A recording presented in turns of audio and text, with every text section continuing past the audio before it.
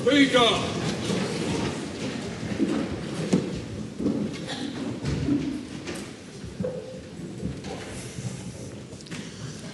E te atua kaharawa, ka tuku whakamome atu mātou mō ngā karakia ko waihotia mai ki runga i a mātou. Ko waihio i o mātou pānga whaioro katoa ki te taha, ka mihi mātou ki te kingi me te inua atu, mo te arahitanga i roto i o mātou whakaaroarohanga. Kia mōhio ai, kia whakaeti ai tā mātou whakahaere i ngā take o te whare nei, mo te oranga, te mangarongo me te aroha o Aotearoa. Āmeni. I'm sure that members will want to join with me in welcoming three senators from the Senate of France.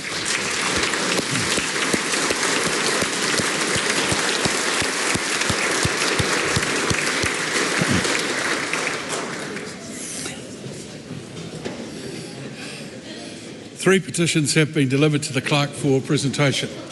Petition of Lisa requesting that the House hold progress on the Gene Technology Bill and instead set up a commission of inquiry into the health and safety of people and the environment. Petition of Robert Glennie requesting the House strip Destiny Church of its status as a charity. Petition of Sophie Liu requesting that the House urge the government to change the parent-resident visa expression of interest process. Those petitions have been preferred to the Petitions Committee. Paper has been delivered for presentation. 2025 to 29 Strategic Intentions for the Ministry of Defence. The paper is published under the authority of the House.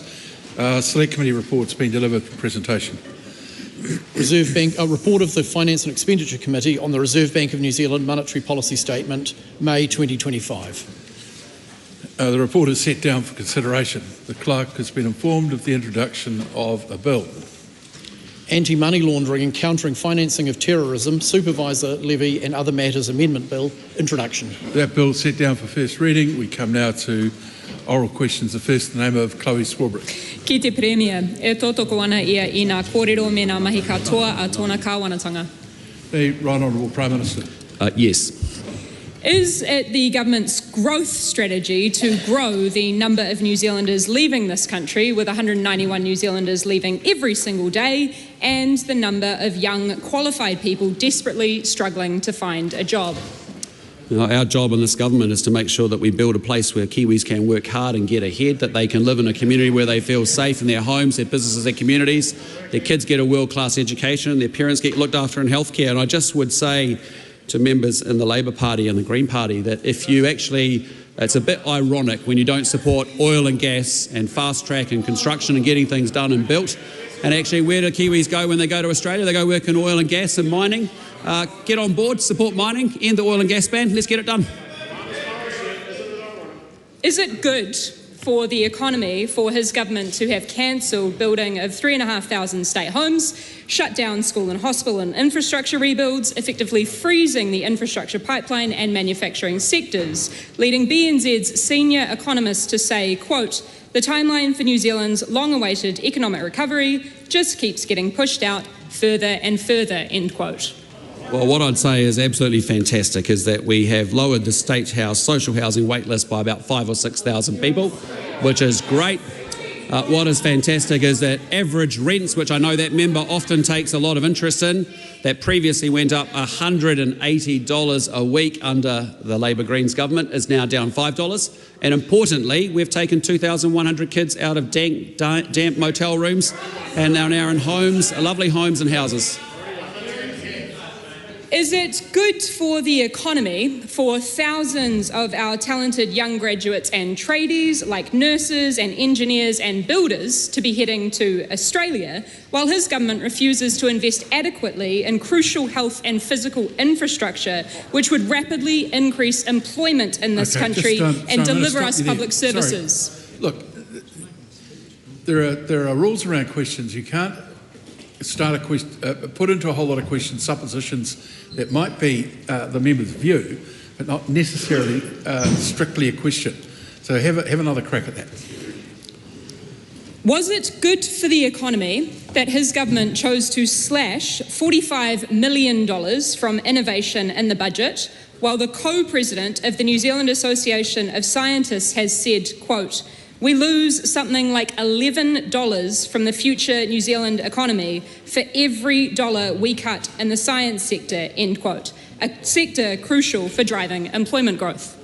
I'm very proud of the reforms that we have going on in the science sector. What we are doing is making sure that our R&D efforts and all our research and development happens at universities and businesses and with our institutes is actually converting and having impact. We want all research and development and activity in the science sector to convert into economic growth. We make no apologies about that. We've looked at good examples around the world where we see R&D being converted into economic growth. That's very important to us. Embrace more science, innovation, technology to grow the economy faster. Supplementary. The Honourable David Seymour. Is it good for the economy that his government is progressing a gene technology bill that will bring New Zealand into the 21st century so young people in that field don't have to go offshore to pursue their passion? And would he encourage all parties to get on board with it?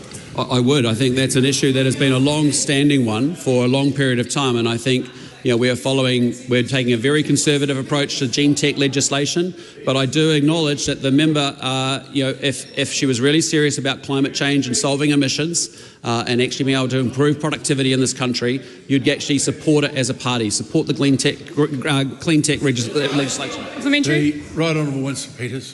Given the inherited debt crisis the government inherited, would trebling the government's debt be of any help? Well, I thank the member for a very insightful question, which is quite true, is that somehow, miraculously, the previous government managed to triple the amount of debt from $60 billion to $180 billion. We as a government now spend almost $9 billion in interest payments on that debt. That is more money than we spend on police, corrections, justice, customs combined. Thank you, Labor. Thank you, Greens. How many jobs has this government created with its tax cuts?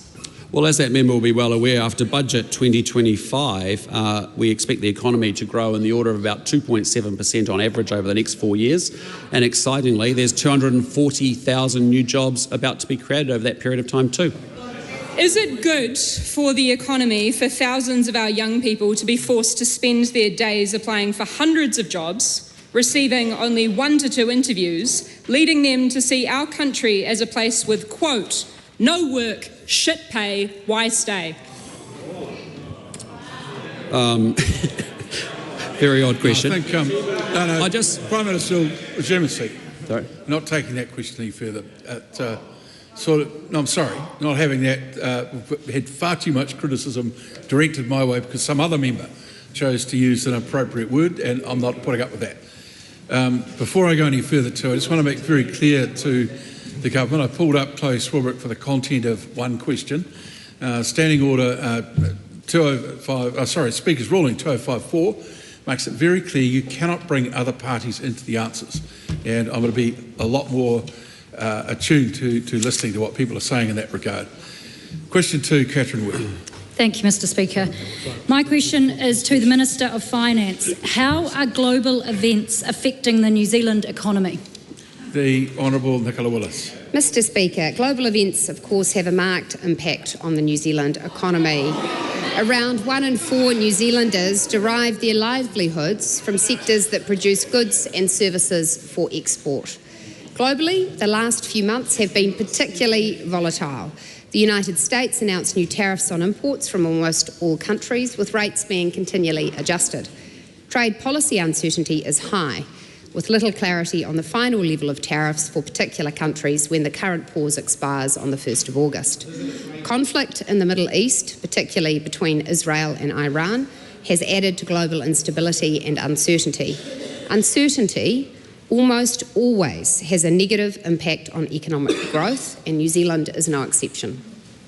Supplementary. How are tariffs expected to impact the New Zealand economy?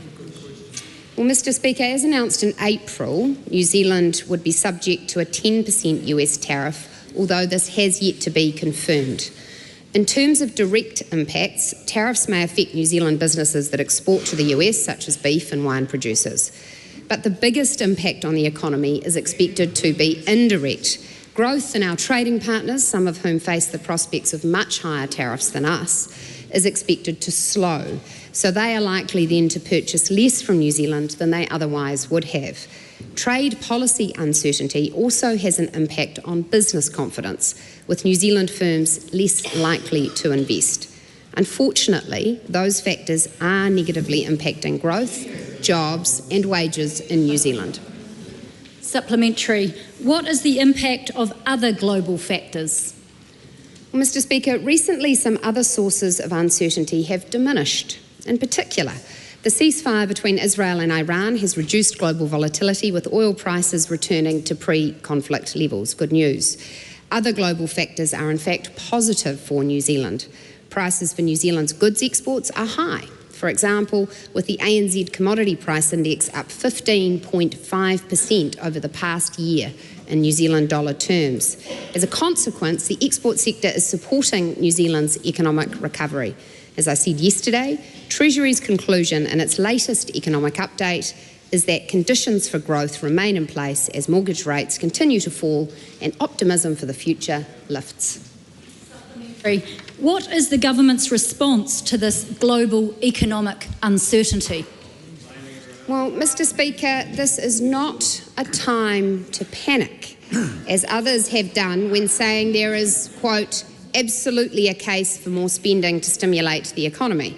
On the contrary, the government is sticking to its fiscal strategy, which aims to get spending and debt under control. And the government can help by giving businesses a reason to keep on investing. That is precisely what we have done with the new investment boost incentive, which makes new investment more attractive for businesses. Question 3, the Right Honourable Chris Hipkins. Thank you, Mr. Speaker. To the Prime Minister, does he stand by all of his government statements and actions? The Right Honourable Prime Minister. Yes. Does he still stand by Nicola Willis's promise of fewer lanyards and more hard hats on Lambton Quay? If so, why does the Builders' Sentiment Report show a consistent decline in demand under his leadership, resulting in 15,000 fewer construction jobs? Well, I thank the member for his question, and I acknowledge that he also has a responsibility there, given he saw interest rates go to high levels that had a huge impact on the construction and building industry. But what I'm pleased to report is that there is $125 billion of projects under construction, and there's a pipeline with $207 billion. And right today, the good news is that if you're from Christchurch, State Highway 76 and Brougham Road, we just kicked that off this afternoon. Supplementary question. If the building and construction sector is doing so well under his government, why did the government spend less on the things that he just mentioned in the last year than it did the year before? Well, I'll just say to that member, if he really cares about construction jobs, he would actually support fast-track legislation, wouldn't he? Because that's actually what you do. If you care about working people, you don't just say it, you actually get rid of the regulations that's stopping them from getting into a house, stopping them from getting a road built, stopping a hospital or a school getting built. So I'd just say to that member, I am looking forward to seeing if he wants to U-turn his repeal of the fast-track legislation or not.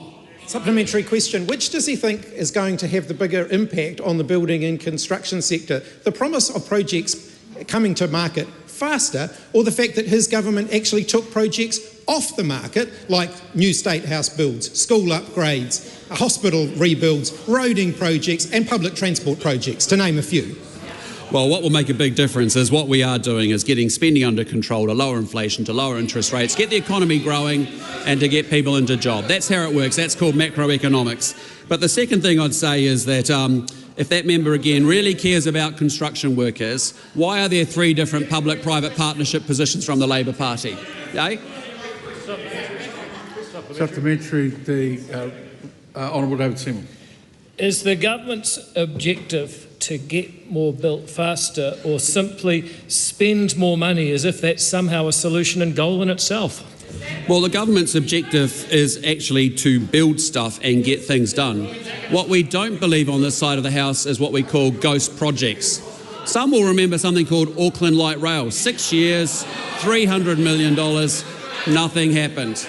But we're up with Brougham Street, we've got the Hawke's Bay Expressway up and running, we've got Otaiki to north of Levin. Those are real projects that are really happening, not ghost projects that are just pictures on one A3 sheets of paper.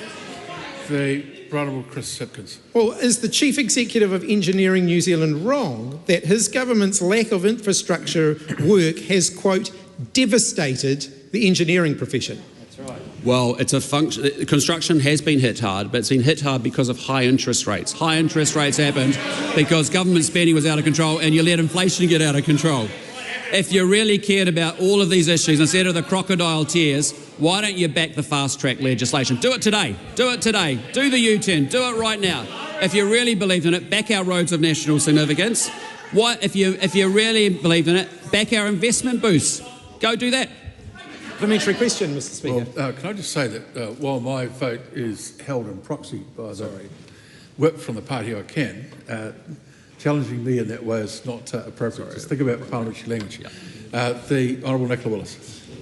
Can the Prime Minister confirm that since November 2023, Aotearoa and community housing providers have delivered 7,056 newly built houses, and that of the fast-track projects that have been applied for, they stand to deliver 12,000 homes, including one project that, if approved this year, would have...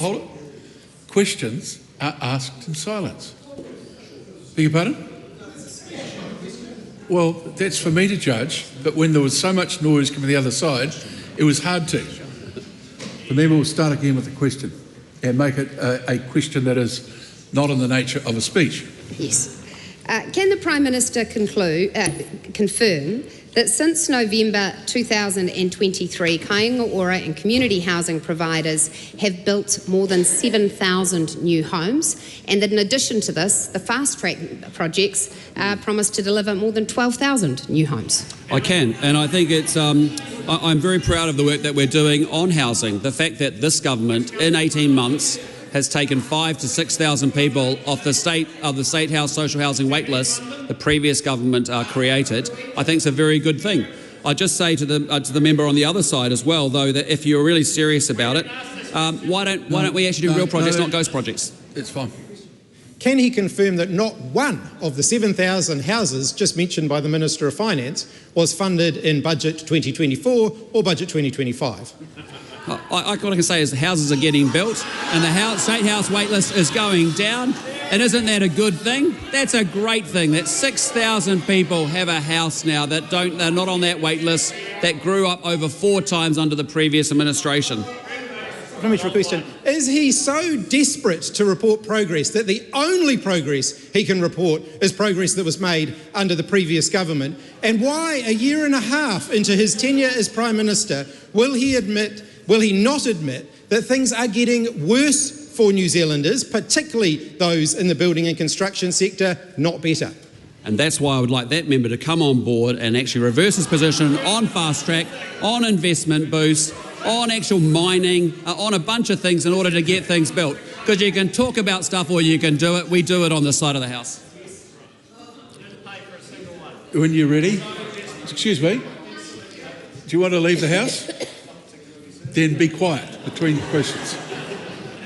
Question number 4, Rawari Waititi. Tēnā koe te piko o tira, tēnā tātou i te whare. My question is to the Prime Minister. Does he stand by all his government statements and actions?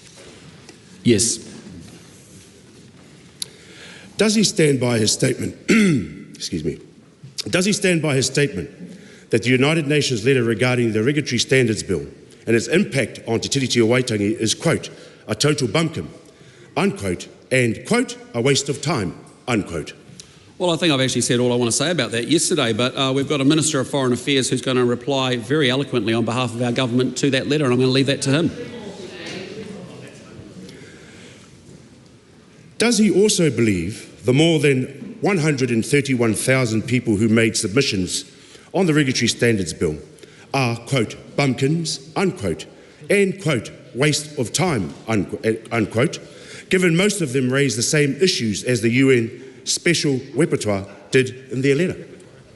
Well, I just reject the characterisation of that question outright. I mean, the Regulatory Standards Bill is designed to improve the quality of regulation that is passed in this Parliament and by politicians, to make it transparent, to make sure that we have the rule of law upheld, that we have property rights upheld. That has benefit, obviously, to Māori and to non-Māori. How does he intend to repair the international reputational damage caused by Deputy Prime Minister on behalf of his government, who described the UN Special Rapporteur, quote, insane, unquote, for raising concerns about Indigenous rights? Well, I think New Zealand should be very grateful that we have an outstanding Minister for Foreign Affairs. someone that is hugely respected around the world, someone that actually has left New Zealand and built and deepened relationships up and down around the world. And I just say, as knows the UN incredibly well, and I trust him to respond on all of our behalf. Point of order. Point of order, the Honourable David Seymour. Mr. Speaker, normally I'd let it go, but seeing as we have guests from the French Senate, can we please have it said rapporteur, not repertoire? I'm sure that, very sure a good number of the House are deeply appreciative of your correction, and we'll put that in their vocab for future reference. Point of order, the Honourable, Rawiri Waitangi. Thank you, Mr. Speaker. Point of order. Yeah, and we'll hear it in silence. The question was around the comments made by, well, the reputable damage made by the Deputy Prime Minister, not what the Minister for Foreign Affairs is going to do. No, I think the problem with the question is that it infers that there has been reputational damage without any particular, it might be the member's view, but it's not something we can work with, and the answer simply said this is a matter in the hands of the Right Honourable Foreign Minister. Does he stand by his answer to the question on 31st July 2024, in which he agrees that, quote, Article 2 of Te Tiriti o Waitangi agrees Māori full and exclusive and undisturbed possessions of their land, estates, forests and other property so long as they wish to retain them, unquote? Well, I fully respect Article 2. How does he reconcile his agreement with Article 2 of the treaty while also stating that he fully agrees with the content of the Deputy Prime Minister's letter to the UN? Well, I think we get letters from the UN. They will raise in this case, it raised a number of issues on 4 or 5 points. We're going to respond to those. We don't believe those positions. We don't agree with that position. But I trust the Minister of Foreign Affairs to actually draft a reply to the UN to actually articulate our position and our counterpoints as to why we don't believe with the content of that letter or the substance of that letter. And I trust him completely to do that job for us. How are Indigenous peoples in Aotearoa supposed to hold this government to account for violations to our rights under Te Tiriti o Waitangi, with a Prime Minister who completely disregards the treaty, the Waitangi Tribunal, Select Committee submissions, and now the United Nations Special Repertoire on the rights of Indigenous people? Because this is a government that's about outcomes and results for Māori or non-Māori. So we're working incredibly hard to improve the education of Māori, whether it's in maths or reading, by providing materials in te reo.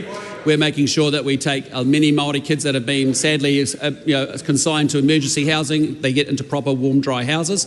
We're focused on outcomes for Māori and non-Māori. Question 5, Tim. Hang on a minute.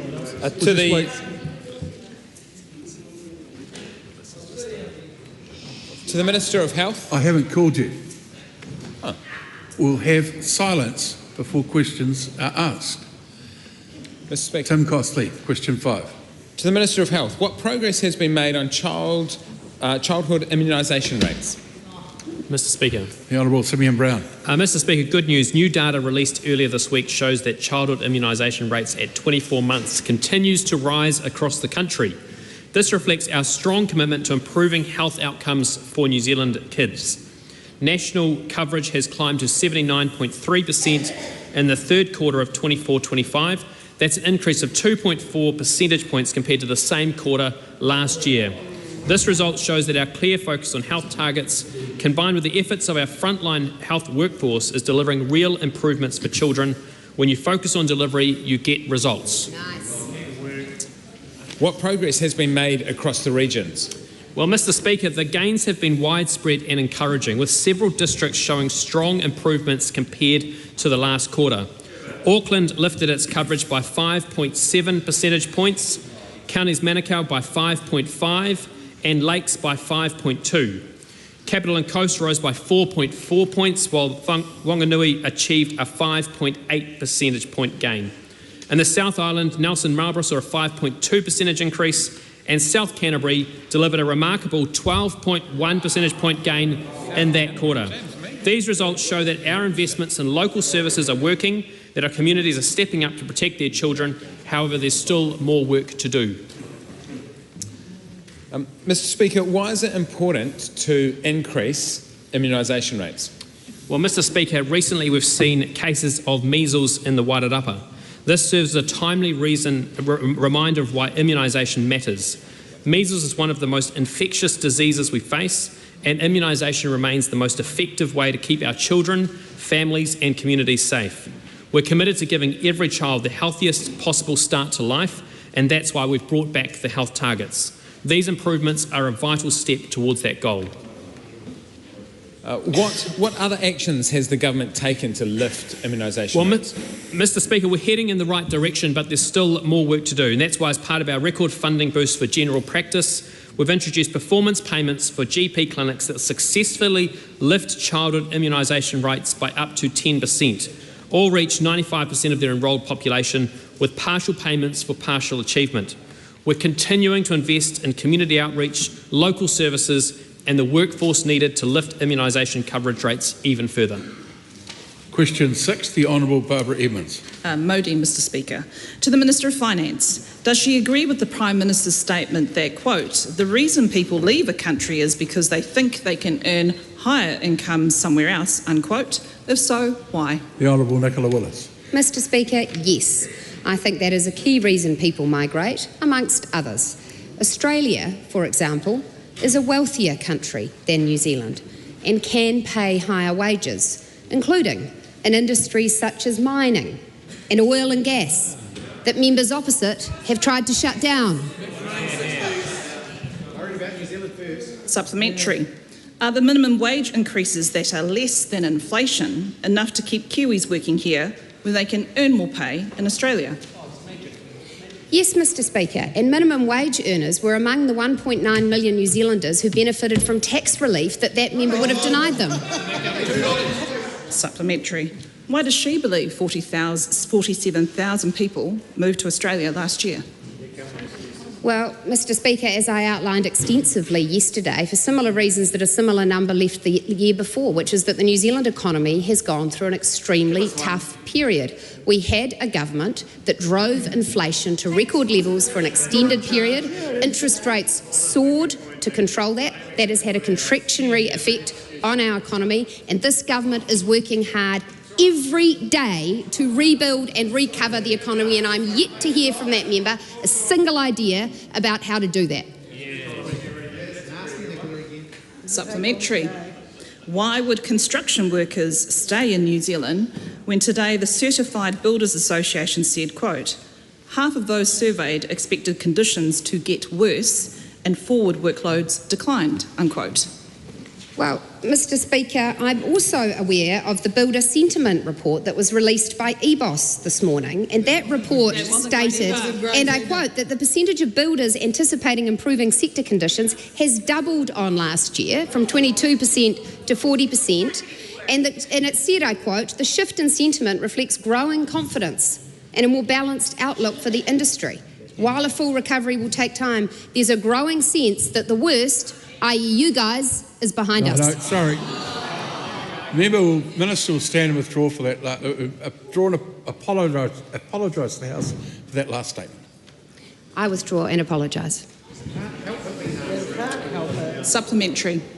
Does she agree with Nicola Willis's statement in 2023 that Kiwis are, quote, voting with their feet, unquote? If so, does that apply now when migration outflows are even higher? Yes, Mr. Speaker, and as I said yesterday, one of my driving missions and reasons for being in Parliament is I want this to be a country where more young people feel they can pursue their ambitions and aspirations. And the reality of how that is done is that we have to strengthen this economy so that businesses have the confidence to not only create more jobs, but better paying jobs. And that is why we have a Going for Growth agenda that is all about removing the barriers that have held New Zealand back from its growth potential for many, many years. And we are making progress. There is much more work to do. We will keep doing it. And as history has shown, as this economy recovers, more New Zealanders will choose to live their lives here. Supplementary. When she said in 2023 that New Zealanders were fleeing, quote, a weak economy and decaying public services, unquote, why have 47,000 New Zealanders left for Australia under her watch? Well, Mr. Speaker, as I have outlined, the New Zealand economy has been through a very difficult period. Now, there are some positive things. For example, the level of unemployment that was being forecast at the pre-election update in 2023 has not transpired under this government. In fact, unemployment has come in lower than was being forecast under the plans of the last government. So there are positive things happening. Momentum will continue. And the question for the member is this: do we think that more New Zealanders will want to live here if job creators, wealth creators and savers are slammed with more taxes and asked to flee the place? Question 7, Benjamin Doyle. Tēnā koe te māngai o tira tēnā tātou e te whare.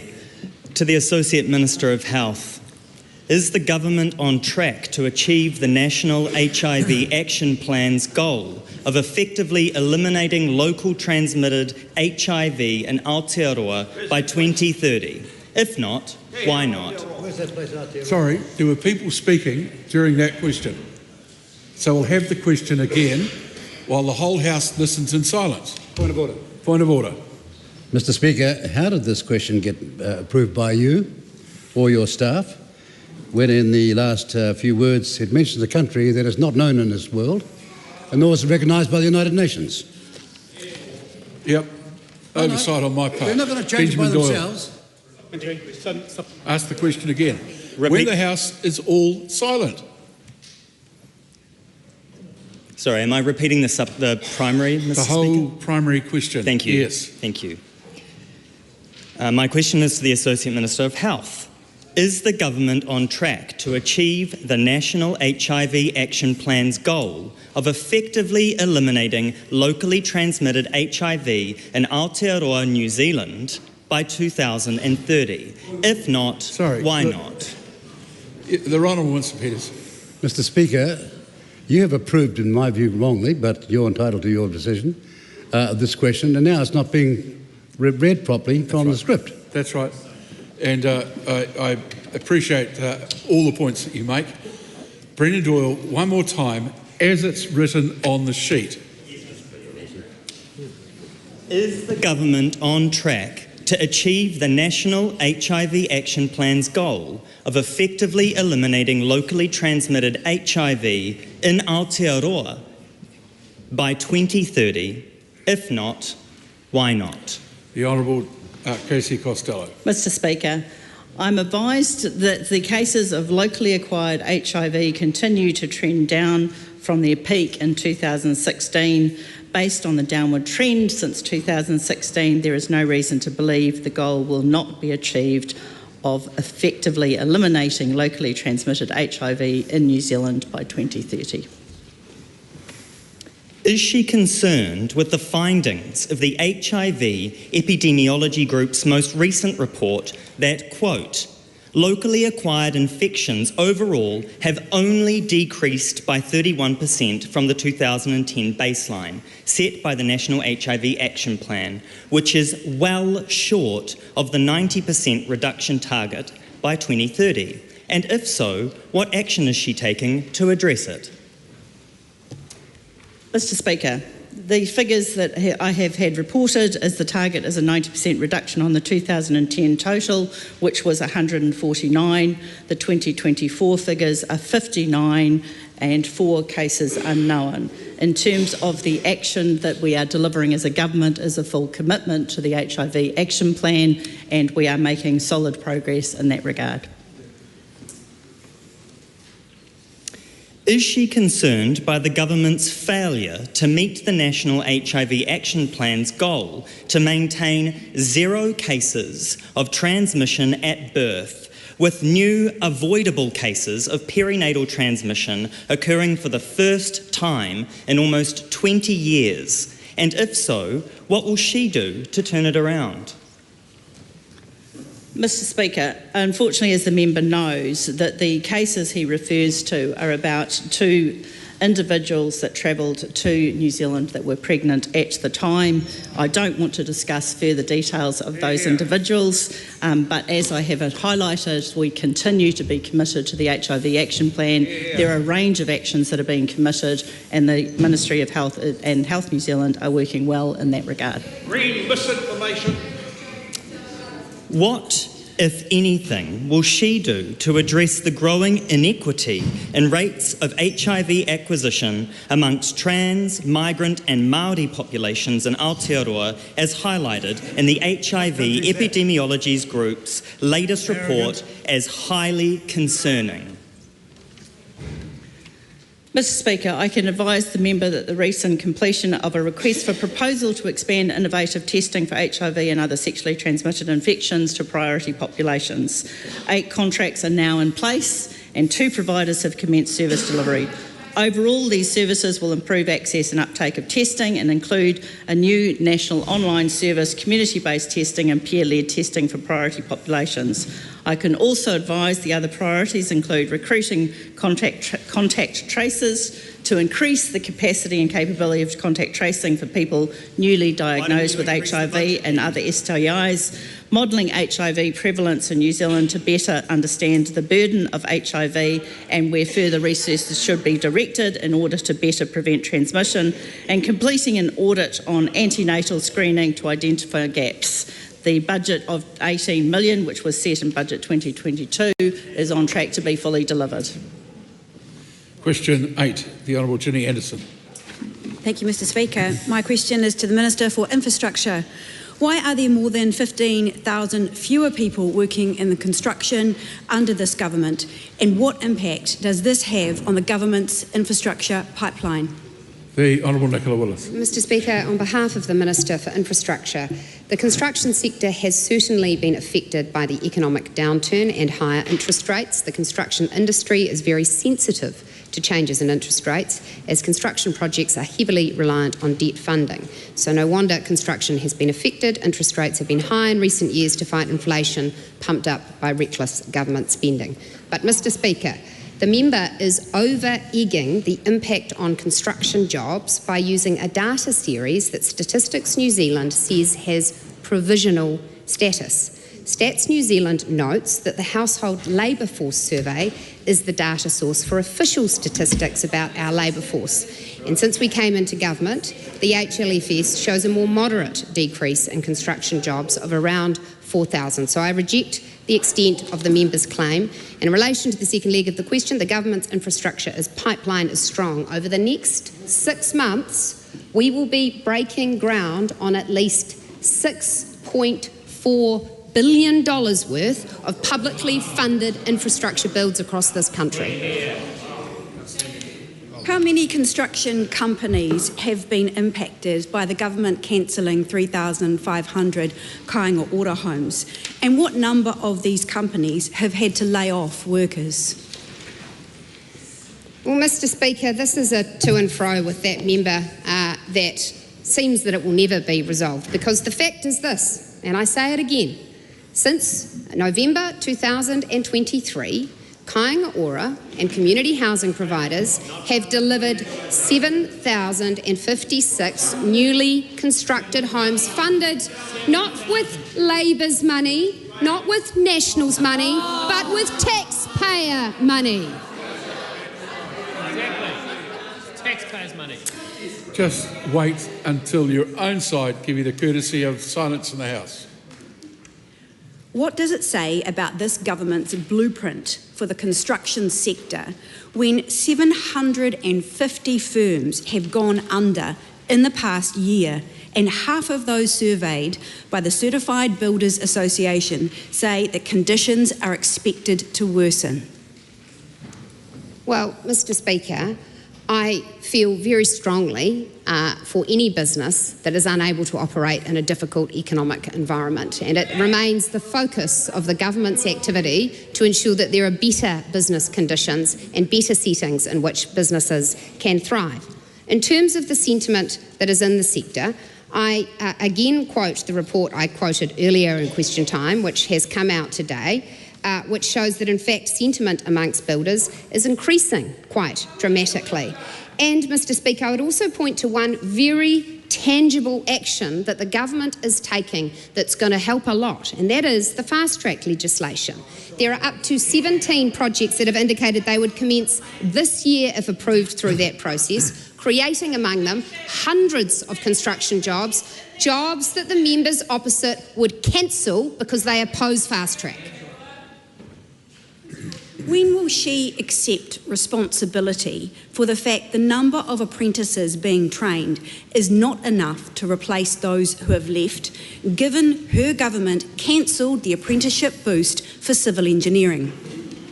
Well, Mr Speaker, I just reject that. What actually happened with Apprenticeship Boost was another of the fiscal cliffs left to us by the last government, which is that they did the dirty. They said, oh, we're funding this apprenticeship scheme, but oops, by the way, only for 1 year, not for the future. Well, our government came in, we rescued Apprenticeship Boost, we found the funding for it, we continued that scheme, and of course, we are now also bringing regional leadership back to training in our areas, and rather than a nationalised pūkenga that removed the ability of employers to have the influence that they want on things like apprentices. Supplementary question, the Honourable Chris Pink. Thank you, Mr Speaker. Is the Minister aware of the report, the EBOS survey released today, that included a reported nearly doubling of the increase in demand for builders doing building work, in addition to the statistic that she cited earlier in terms of the near doubling of those within the building sector who expect improved conditions next year? Yes, well, Mr Speaker, on behalf of the Minister for Infrastructure, yes, the Builder Sentiment Report released this morning by EBOS confirms that while times are tough, sentiment is improving, recovery is underway. The report found the percentage of builders anticipating improving sector conditions has doubled on last year to 40%, and there was also a drop in the percentage of builders concerned about the current economic climate, the cost of lending and material costs. And I would like to acknowledge the Minister for his very hard work to ensure that we remove regulatory barriers that have driven up construction cost in New Zealand. With the principal economist of Infometrics, who said, if you're a builder and want to keep being a builder, it may be Australia is the best option for you to continue being a builder for now. If not, why not? Well, Mr Speaker, I agree that when New Zealand's interest rates soared to extremely high levels, it made it very hard to be in our construction sector, because it is very difficult to get finance for a project for which the interest costs are extraordinarily high. That is exactly why our government has focused on doing everything we can to support inflation to come down and interest rates to come down, and the record speaks for itself. There have been more than 2 basis points of interest rate reduction since we came to office. Inflation is back in target. Those are the conditions that will allow for a healthy, sustainable construction industry. Will the Minister admit that canning the apprenticeship boost for civil engineering was a bad idea? Her government has no workforce plan, and her pipeline is a pipe dream. Mr Speaker, no. Question number 9, Greg Fleming. E te manga o te whare. My question is to the Minister of Education. What recent results has she seen about literacy and numeracy achievement for the NCEA co-requisite?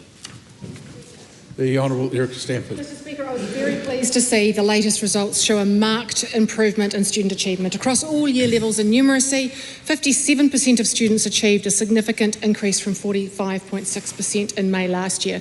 In reading, this year 61.2%, up from 58.7% last year. And in writing, 55.3% of students achieved holding steady from May last year.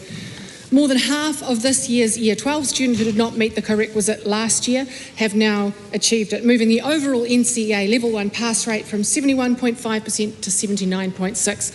Mr Speaker, more students are achieving in numeracy and literacy, meaning more young people are set up for success in the future.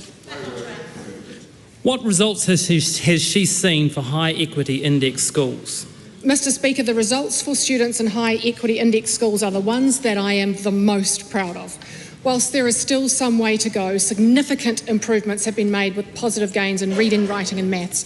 There was an almost 15% jump in numeracy achievement from under 20% last year in our low decile schools to 34.1% in May this year. For reading, it was 41.2 compared to 34.7, and again, writing held steady.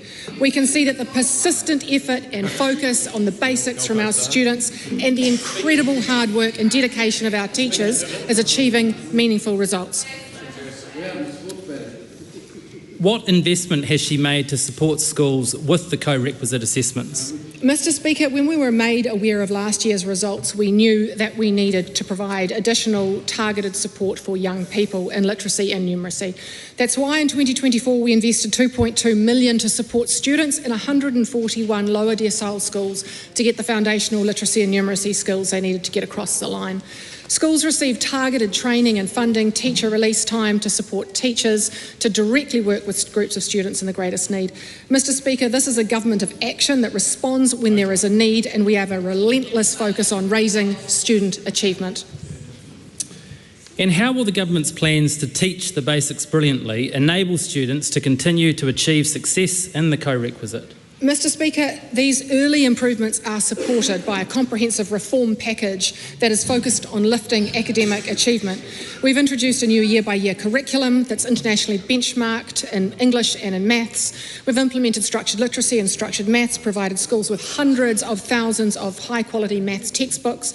We've trained tens of thousands of teachers in structured literacy, structured maths. We've implemented an hour a day of reading, writing and maths, and today we called time on open plan classrooms. While these results are positive, there's still a lot of work to be done, and that's why this government is unapologetically reforming an education system with a focus on academic achievement. Question 10, Todd Stevenson. Thank you, Mr. Speaker. My question is to the Associate Minister of Justice and asks, what recent announcements has she made regarding New Zealand's anti-money laundering and countering finance of terrorism regime? Mr. Speaker. Nicole McKee. Thank you, Mr. Speaker. I recently announced a series of practical changes to the AML CFT regime to reduce red tape and costs for everyday New Zealanders. The current system is overly risk-averse, making it unnecessarily difficult and expensive for people to access basic financial services. It shouldn't take a mountain of paperwork to open a child's bank account or to buy a home. That's why we're reforming the system, introducing simpler customer due diligence for low-risk situations, supporting common sense compliance for families and small businesses, and minimising costs wherever possible. Supplementary. What changes is she making to reduce unnecessary red tape for Kiwis using family trusts? Thank you, Mr. Speaker. The current rules make selling property held in a trust a bureaucratic nightmare. Sellers are required to provide extensive documentation about trustees, beneficiaries and sources of wealth. I've announced changes to give businesses the discretion to apply simplified checks for low-risk trusts, such as family trusts. This will significantly reduce paperwork, lower service costs and make it easier for Kiwis to buy and sell homes. Supplementary. Will the changes the Minister make allow more Kiwis to access banking services? Yes. Current rules have made it too hard for New Zealanders, especially children, to open basic bank accounts. As a mother, I know how important it is to teach kids early how to save. That's why I'm changing the law to reduce the documentation needed to open low-risk accounts. In many cases, only a birth certificate and proof of a parental relationship could be required to open a bank account for a child. This will make it easier for families to start saving and help set their child up for a stronger financial future. Supplementary. What changes is she making to provide relief to New Zealand businesses? Mr. Speaker, many small businesses are weighed down by rigid anti-money laundering regulations that slow their operations and increase their costs. For businesses that use accountants, the changes I'm introducing will simplify the compliance process. Accountants will only need to confirm that payments are consistent with the business's usual activity, removing the requirement to apply the enhanced customer due diligence checks to every transaction. This reform will save time, reduce costs and ease the compliance burden on small businesses and their clients. Supplementary, the Honourable Dr Duncan Webb. Thank you, Mr Speaker. Why is she considering using taxpayers' money to give compensation to crypto traders for the loss of their crypto ATMs, which support organised crime, when ordinary New Zealanders can barely afford their groceries? I am a little surprised that the member across the way there doesn't understand the process that we go through as a government to determine whether or not compensation should be paid. This is some advice that I'm waiting on, and of course, whenever property is looking to be confiscated, there should always be advice on whether or not there is compensation that goes with the confiscation. I'm still awaiting that advice. Question 11, Shannon Halbert. Thank you, Mr Speaker. Question to the Minister for Vocational Education. How many jobs at polytechnics have been cut or are proposed to be cut since she took office? The Honourable Penny Simmons. Thank you, Mr Speaker. While I am not responsible for staffing numbers for the business division of Te Pukenga or polytechnics, as they will soon be referred to, I can confirm that since I took office, staffing numbers have reduced by 620 FTEs, including approximately 150 less in Te Pukenga head office. This has occurred as independent financial advisors have worked with individual polytechnics to develop their pathway to financial sustainability. And I acknowledge how difficult that will be for those individuals. But, Mr Speaker, this work should have been done more than 5 years ago. I will note for context, Mr Speaker, in contrast, Te Pukenga took almost 2.5 years from when it was set up to produce their first long-term finance strategy and a short-term financial plan, and even then the Tertiary Education Commission noted that further work was needed before there was a credible plan to achieve financial sustainability. Point of order, Mr Speaker. Point of order, Shannon Halbert. Well, I acknowledge that the Minister answered the first part of the question. She didn't bother to ask the second part, which was about the forecasted or the proposed cuts moving forward. Well, she did, because she said she wasn't responsible for those organisations once they become quite separate. So I think that's a reasonable answer. Thank you. Supplementary. Why won't she assure the sector that all polytechnics will still be open in 2 years' time under her watch? Mr Speaker, because unlike that member when his party was in government, I don't intend to run polytechs from Wellington. They will be run by communities. They will have councils that are appointed by communities that understand what is needed in their community. And so they will have accountability for ensuring they stay on the pathway to sustainability, which I'm very grateful for, Mr Speaker, because under the previous Te Pukenga, they ran a deficit of 80 million in 2022, a deficit of 38 million in 2023, and budgeted a further deficit had that previous government still been in power for 24. You can talk about the facts, but don't have a lash at the previous government or the opposition. It's pretty clear, and I warned people earlier today. A budget budgeted for a deficit of 93 million for 2024, but instead turned to surface. Supplementary. How many jobs are proposed to be on the chopping block at Otago Polytechnic? Mr Speaker, as I said, I don't have responsibility for determining the staffing level. What I will say, though, Mr Speaker, is that it's... Sorry, member will stop. Look, that sort of just screaming out is unacceptable. Please carry on. Thank you, Mr Speaker. It's absolutely imperative that this country has a vocational education and training sector that is viable, not running multi-million dollar deficits each year.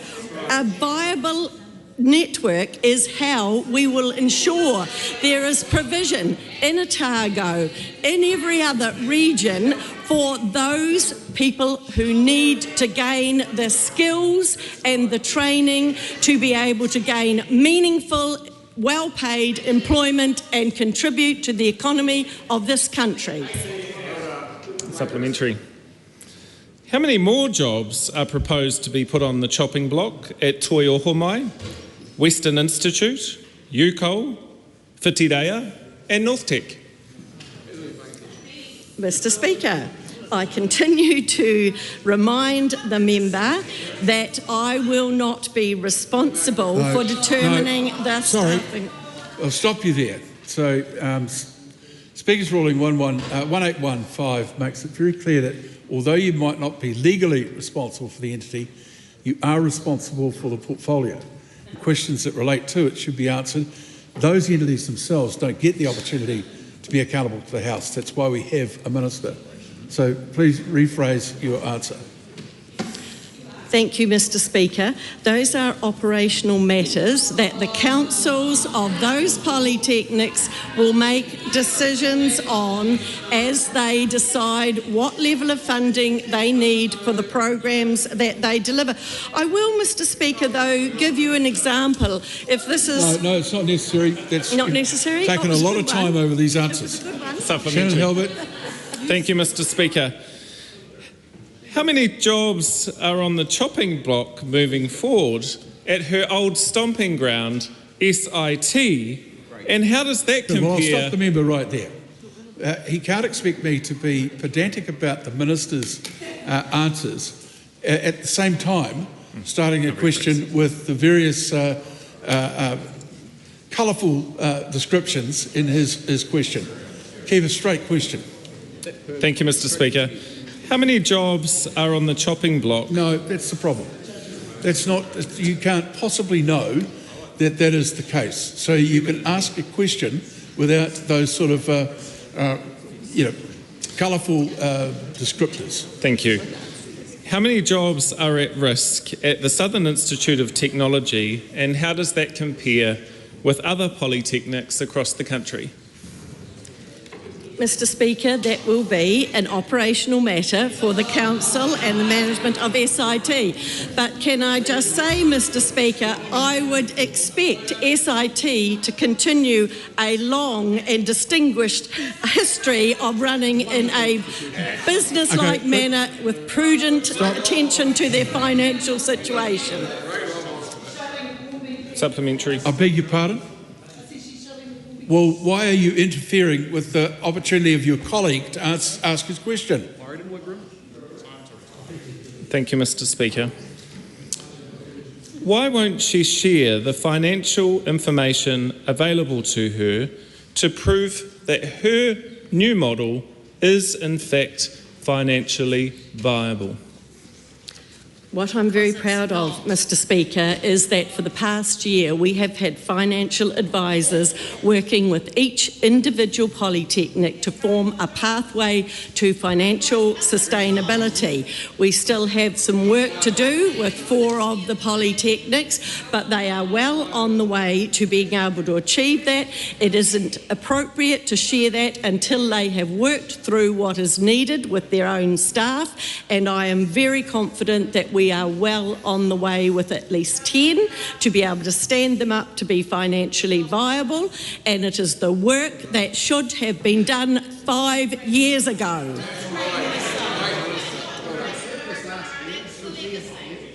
One of the quirks of our standing orders and Speaker's rulings, consequent Speaker's rulings, is that while ministers will occasionally refer to a matter being operational that they don't have any responsibility for, there needs to be a qualification around it. Ministers are responsible for the operational detail of the entities for which they have portfolio responsibility.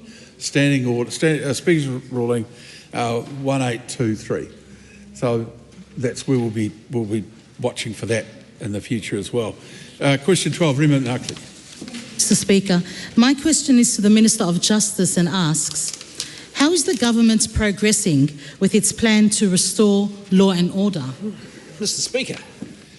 I just want to make it clear too that while this question was accepted, there is a supposition in this that should not be there, and the question should not stand. I'm inclined almost to knock it out on that basis. But we will allow a very short answer. Well, Mr Speaker, very well.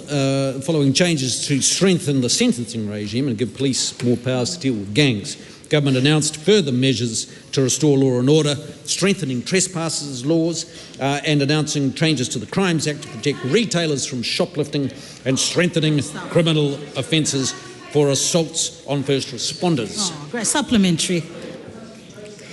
Why is the government proposing changes to strengthen trespass laws and protect retailers from shoplifting? Well, Mr Speaker, because retailers, their staff and their customers should feel safe in our shops and public places. Public confidence in our justice system in recent years has been eroded by rampant shoplifting, and this government says enough is enough by introducing infringement regime for shoplifting to deliver swift justice, Mr Speaker. Additionally, we're giving business extra tools, to deliver better, protect their properties, keep offenders away and stop them from coming back. Our retailers and their customers deserve to be respected and to keep kept safe, Mr Speaker. That's right. Supplementary. Why is the government proposing to introduce new measures to protect first responders? Well, Mr Speaker, because first responders and prison officers are often the first to run towards danger on behalf of all New Zealanders, and they deserve the extra cloak of legislative protection, Mr Speaker. And the government, as part of the coalition agreement with National New Zealand First, is introducing new offences to ensure that those who assault our first responders and prison officers spend longer in prison. Supplementary. What other new criminal offences has the government announced? Well, we're introducing new specific coward punch offences to ensure perpetrators receive tougher sentences. Those cowardly attacks can cause lifelong brain injuries and death. Committing one punch attack and causing grievous bodily harm will carry a maximum penalty of 15 years imprisonment. And I want to thank New Zealand First for their strong advocacy on this issue. Oh, what a great minister. Each day after question time, I ask members who have to leave the House to do so quietly and without conversation on the way. That's out of respect for whoever has to speak following their departure. So today, when you leave quietly, don't engage in conversation, otherwise you may not be coming back.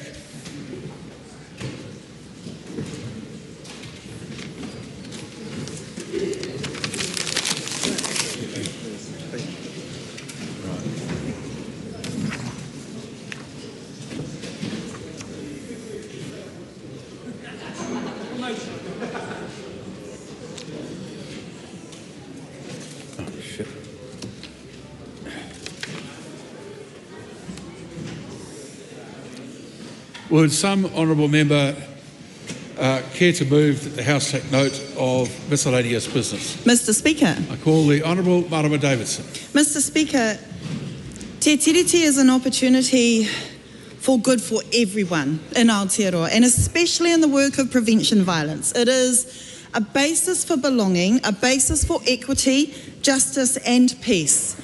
And Te Tiriti is an opportunity for both tangata whenua, tangata tiriti and all people to achieve wellbeing. So that was actually a quote from the Family Violence Death Review Committee, not from a Māori organisation, not from a Māori group, not from a Māori person, but from an organisation who understand that at the heart of eliminating violence has to be te tiriti and upholding the relationship between Māori, tangata whenua and the Crown. So, Mr Speaker, it is therefore quite disappointing that I stand to speak today in support of the Ministerial Advisory Group, Te Pukotahitanga, to the Minister of Prevention, a group which I stood up in my time as Prevention Violence Minister. This current Minister has decided to discontinue that Tangata Whenua Advisory Group. That is an absolute and another repeat example of this government's undermining of te tiriti and undermining of tangata whenua, but most disappointingly, undermining the work of Te Aorere Kura, one of the most iconic prevention violence strategies, joined up with government, community, tangata whenua, all groups of people, working together over generations to eliminate violence properly with system change and community-led work.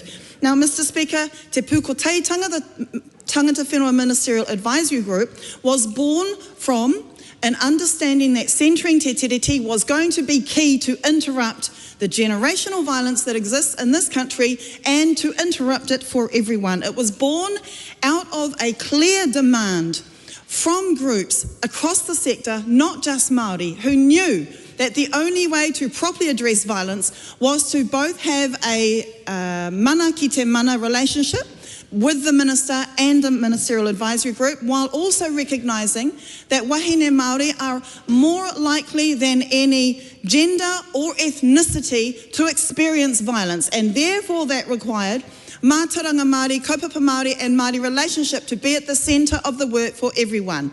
It also understood, as did the Family Violence Death Review Committee, that kaupapa Māori practice in their research had very clearly been upraised as a effective and best practice for all people, because it was strength-based, because it is led with whole of whānau and community healing, and because it recognises that the Crown needs to take responsibility for its harm in violence, and that has been long and well established across decades.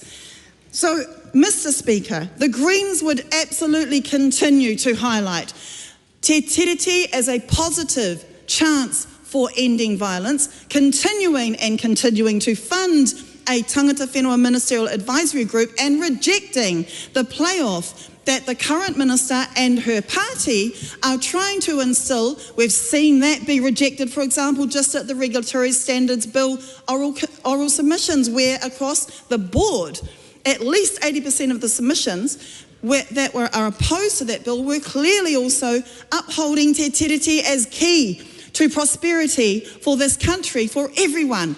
So I am standing here to honour the experts and the leadership of the members of that Ministerial Tangata Whenua Ministerial Advisory Group, to give them voice and add my solidarity to the disappointment that they, so much so, that they have reclaimed back the reo Māori names of both the department, formerly called Te Puna Aonui, and the group name Te Pūkoteitanga, as recognition of the breach of this minister and her government to their leadership, to their expertise, and to continuing the proper pathway and progression of eliminating violence, not just from Māori, from all of our country and from all of our generations. So, Mr. Speaker, continuing to highlight and use te tiriti as a weapon against communities and groups in this country is completely against the spirit of what te tiriti has always meant, which has always been the promise of peoples to take the best possible care of each other. Disappointing to see the end of the Tangata Whenua Ministerial Advisory Group. Understandable that they have claimed back the real use of their Māori names of the departments. Mr. Speaker, the Greens would continue to support tiriti-centred leadership, including in prevention violence work, because that will be good for everyone. Thank you. The Honourable Paul Goldsmith. Mr. Speaker, on this side of the House we were busy during the most recent recess restoring law and order and restoring real consequences for crime. We've been concerned that New Zealanders should feel safe in their communities, and so we've built on the work that we've done, ending the culture of excuses that we inherited from the previous administration by restoring 3 strikes, tougher sentencing laws, tightening up the sentencing laws to restrict the ability of judges to massively reduce sentences, and to give the police the extra powers that they need to take on the gangs. And as well as that, we've ended permanent name suppression for convicted adult sex offenders. People need to be able to warn others, and we've also brought in legislation around stalking so that New Zealanders can feel safe from that. On top of all those things, we'll turn to the retail space. And we've done a whole lot of things to help our retailers and their customers feel safe in the retail environment by introducing changes to the citizens' arrest provisions to stop the ridiculous situation of people walking out of shops with a trolley full of food, being escorted to the car by the security guards with nobody being able to do anything. We're bringing in an infringement regime for shoplifting so that there is swift justice for those to deal with the rampant shoplifting that we've seen in our community so that people have confidence in the justice system. And we're also bringing changes to the trespass laws, which hasn't been workable, and many people in the sector have been encouraging us to make changes there. On top of that, we're bringing tougher consequences for those who attack our first responders, the ambulance drivers, the firefighters and the police. They deserve an extra cloak of legislative protection because they go into the scene of danger on behalf of the rest of society, and they should be preserved. We're also going to bring in some changes around the coward punch. And so what has been the response to all of that? I look over to the other side and obviously it got a little bit under the collar of our friend Mr Hipkins, because he started ranting and raving about the Tories in the press as if there was something going on there and things were unfair. Terribly sad about that. And then we had our friend Tamitha Paul on the Greens, who thought it was a good idea to bring up shoplifting in the context of the Greens and said that if people don't have enough money to buy food, they're going to go and look towards shoplifting things, as if there was almost a green light from the Green Party that you should go out and shoplift if you haven't got enough food. Well, there's plenty of New Zealanders who have to work very hard and struggle to get through the week. Yes, it's a difficult situation, but the vast majority of New Zealanders do not steal, and society needs to send a strong and clear message, and we certainly won't be getting a strong and clear message from a Labour Greens government if there, heaven forbid, there was one in the future. And so when we look across the House to the justice sector, it does puzzle me, I suppose. I mean, the last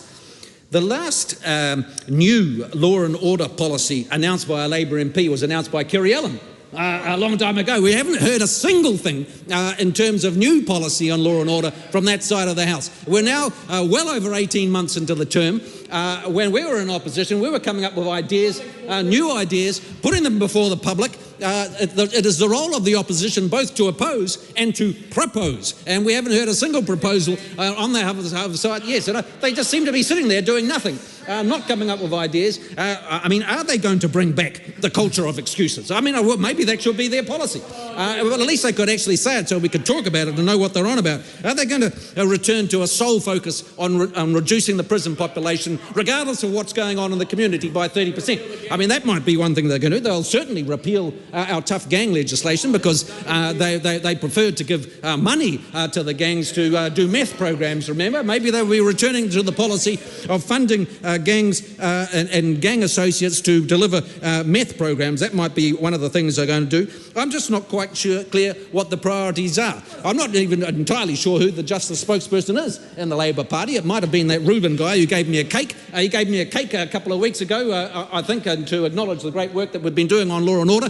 and I thank him for that. My office enjoyed it immensely. But Mr Speaker, ultimately when we look at what the government's trying to achieve, first and foremost it's about getting the economy moving so people have more money in their pockets and they can deal effectively to look after themselves and their families and live in a prosperous society. So everything's focused on growing the economy. Number two has been about restoring law and order. And when we came into government, it was a serious concern for many New Zealanders. The good news is that we've made great progress in the last 18 months. We had a target to reduce the number of victims of crime from 185,000 to 165 by 2029, and we're already at 158. That's still 158,000 too many. There's much work that's been done, but much more yet to be done. The Right Honourable Chris Hipkins. Mr Speaker, at the beginning of this year, the government launched a new tourism slogan: everyone must go. The problem for the government is that New Zealanders are taking that literally, and everyone is going. Mr Speaker, 184,000 New Zealanders have simply given up on this government. They have voted with their feet and they have left the country. Because under this government, despite all the promises, despite all the bold projections, despite the constant reassurance that things are turning the corner and everything's starting to get better, for most New Zealand families, things continue to get worse. On a day-to-day basis, New Zealanders struggling to pay their bills are being told by the government, oh, but it's all better now. And yet they know that it isn't. When they open the mail and they see their rates bill, they know their rates are going up, and they know their rates are going up because of the decisions this government has taken. When they see their power bill going up, they see once again the government with a whole lot of steam about the electricity sector, but doing nothing to fix it. In fact, a government that's doubling down on the most expensive source of electricity, which is fossil fuels. When they could be focused on lowering people's power bills, they seem committed to pushing the price of power further and further up. We see it in insurance bills. What's the government's contribution to insurance bills been? Well, first of all, they are saying they're going to abandon regions that have been affected by severe weather events caused by climate change. First of all, by denying that climate change is happening, and second of all, by simply ignoring the consequences of it, which is what the people in Nelson and Tasman seem to be seeing at the moment, a government that's pretending that they're just not there at the moment. But the reality is their one contribution to the insurance sector has been to hike up the government part of insurance levies. Across the board, New Zealand families are seeing that at every opportunity the government has to cut costs for households, the government is doing the opposite. Every levy, every potential tax, aside from income tax, that the government could increase, they are increasing. Even the cost of registering your car has pretty much doubled under this government. A new driver's tax introduced effectively by this government, because it's not that the cost of registering your car has gone up, it's just that the government wanted more money, so they're going to charge you more money in order to be able to register your car.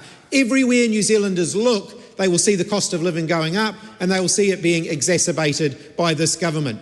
Take those who use public transport every day. Hundreds of thousands of New Zealanders use public transport every day, and they see the government actively saying to those operating public transport, charge people more.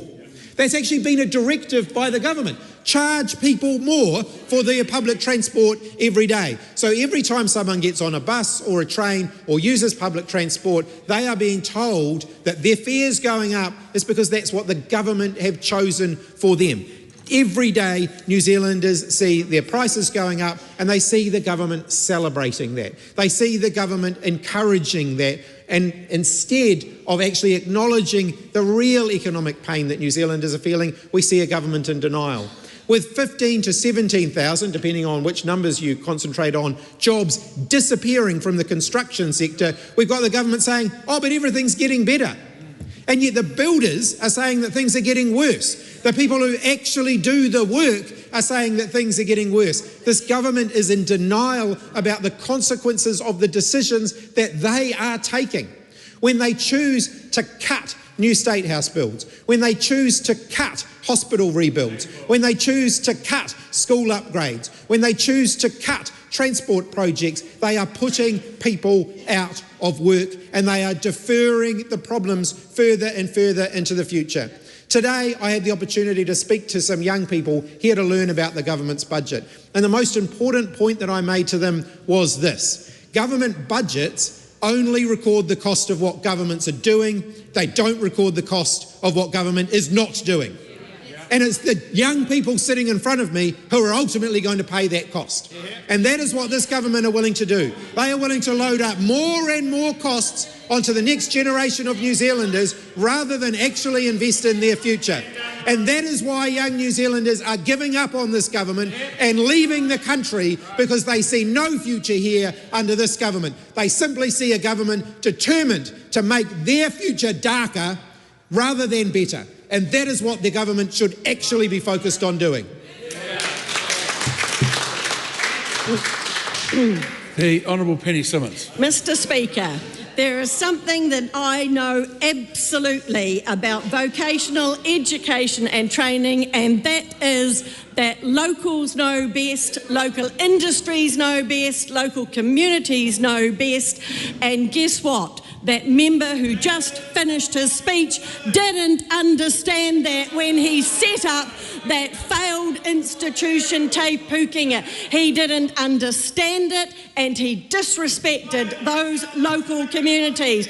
And let's have a look how that went for him. Well, 2.5 years after he set it up, that institution did not have a long-term financial strategy to get to sustainability. It didn't have a short-term financial plan to get to financial sustainability.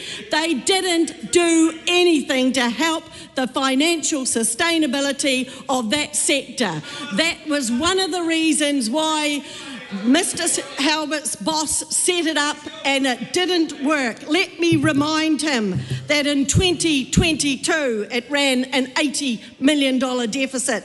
In 2023 it ran a $38 million deficit, and in 2024 it forecasted a $93 million deficit. Thank goodness there was a change of government. People who knew how to run a polytechnic came into power, and it was turned round to a $17 million surplus. Thank goodness. I think I might have said at the time that it was being set up by his boss that it wouldn't work because he didn't know how to run anything. I doubted if he knew how to run his own bath. And it came to be true. It came to be true. So what are we doing? National is going to restore regional decision making. Communities are going to influence polytechnic operations, and the changes are being welcomed across New Zealand. I remember when Mr. Halbert's boss was setting up Te Pukenga, and I said to him, with this centralisation, how are you going to ensure that well-performing institutions continue to perform well if they're cross-subsidising others? And his answer was, oh, well, I suppose it depends how good a manager you are. I knew at that moment we were in trouble. He didn't understand how to run it. But you know, that wasn't the worst it got. It got even more divisive. There was a polytechnic that had this wonderful state-of-the-art virtual reality for nursing. It was great. They could see in front of them, the trainee nurses, how to cope with a COVID patient who was deteriorating. What did Te Pukenga decide about that? This is state-of-the-art stuff. It's absolutely cutting edge. What did Te Pukenga decide? Not, oh gosh, we should try and get this in all nursing schools. No, they decided that was far too competitive with the rest of the nursing schools, and oh, you can't upgrade that, we can't have that happening. So it was taking everyone down to the lowest common denominator. What are we doing to ensure that there is going to be access to vocational education and training across the whole country? Putting in place a federation. A federation, what a novel idea. It was put in the submissions to the Right Honourable Chris Hipkins when he set Te Pukenga up that a federation would be a good idea. Did he listen?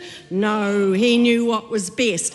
So a federation will allow those smaller polytechnics, those ones with remote populations, to be able to have online learning, to be able to have access to blended delivery, to be able to deliver a wider range of portfolio of programs, and to be able to ensure that those areas that have got high numbers of unemployed youth have got a pathway to employment, a pathway to a meaningful job, a pathway to a good pay. They have got a pathway to get them out of being on the job seeker benefit, and that is because we are putting in place a model that will enable access right across the country. Locals know best. Local people, local community, local industries know best, and we need builders, and we need plumbers, and we need nurses, and we need mechanics, and we need chefs across the whole country, and that's what they'll get from National. Mr. Speaker. Mark Cameron. Thank you, Mr. Speaker. Well, Mr. Speaker, I am a farmer, And my colleague beside me is also a farmer, and there are a few farmers in the building. Thank you very much. And I want to share an expression that is shared in rural New Zealand, Mr. Speaker, if I may. Can't fix stupid, but I can feed one. That's commonplace in rural New Zealand, Mr. Speaker. 56 to 60 odd billion bucks is made by rural people. Now, I am amazed when I come into this building that the advocacy on the left, when it comes to the representation of rural New Zealand, is missing in action. Routinely not mentioning what we do so marvellously well that I advocate for, that Andrew Hoggard advocates for, and others advocate for on this side of the House. Mr. Speaker, in the world of equanimity, equal and opposites, how is it so many are fed by so few, my colleagues and I? And I cannot for the life of me reconcile why it's never mentioned or so seldom mentioned by the other side of the House. What did they forget? Their meals, their breakfast, their lunch, the clothing that they wear? I see routinely people wearing leather goods, shoes, handbags. Reconcile where that is made and by whom. And yet routinely, no comment, nothing shared. How is that so? 365 days of the year, my colleague and I, we go out, we milk a cow, we shear a sheep. We are cognizant of not doing so would be our fiscal end.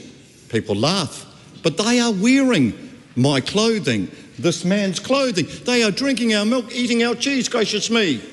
But it's comedic on the other side of the House. I don't understand how quickly the left forgets where its breakfast was or the dinner the night before. Mr. Speaker, I grew up in the country, a fair amount of it, and things that we took as commonplace, I want to share with this House to try and bring some rural New Zealand to my townie kin.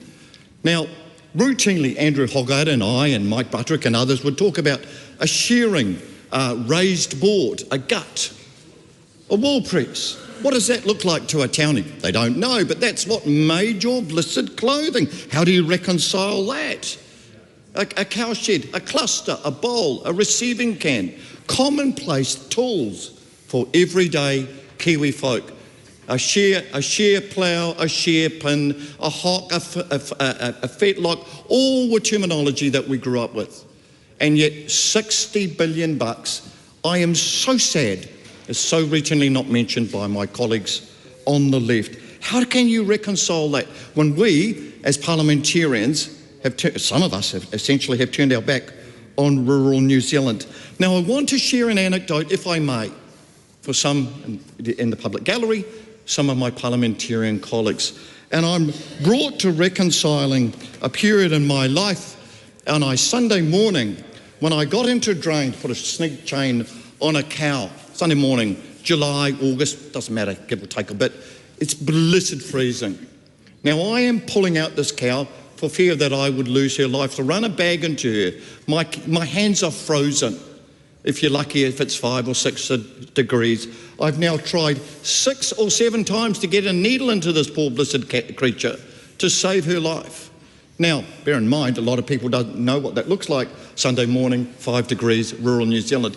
That is commonplace to us. We understand this. This is not unusual. And it is growing your food.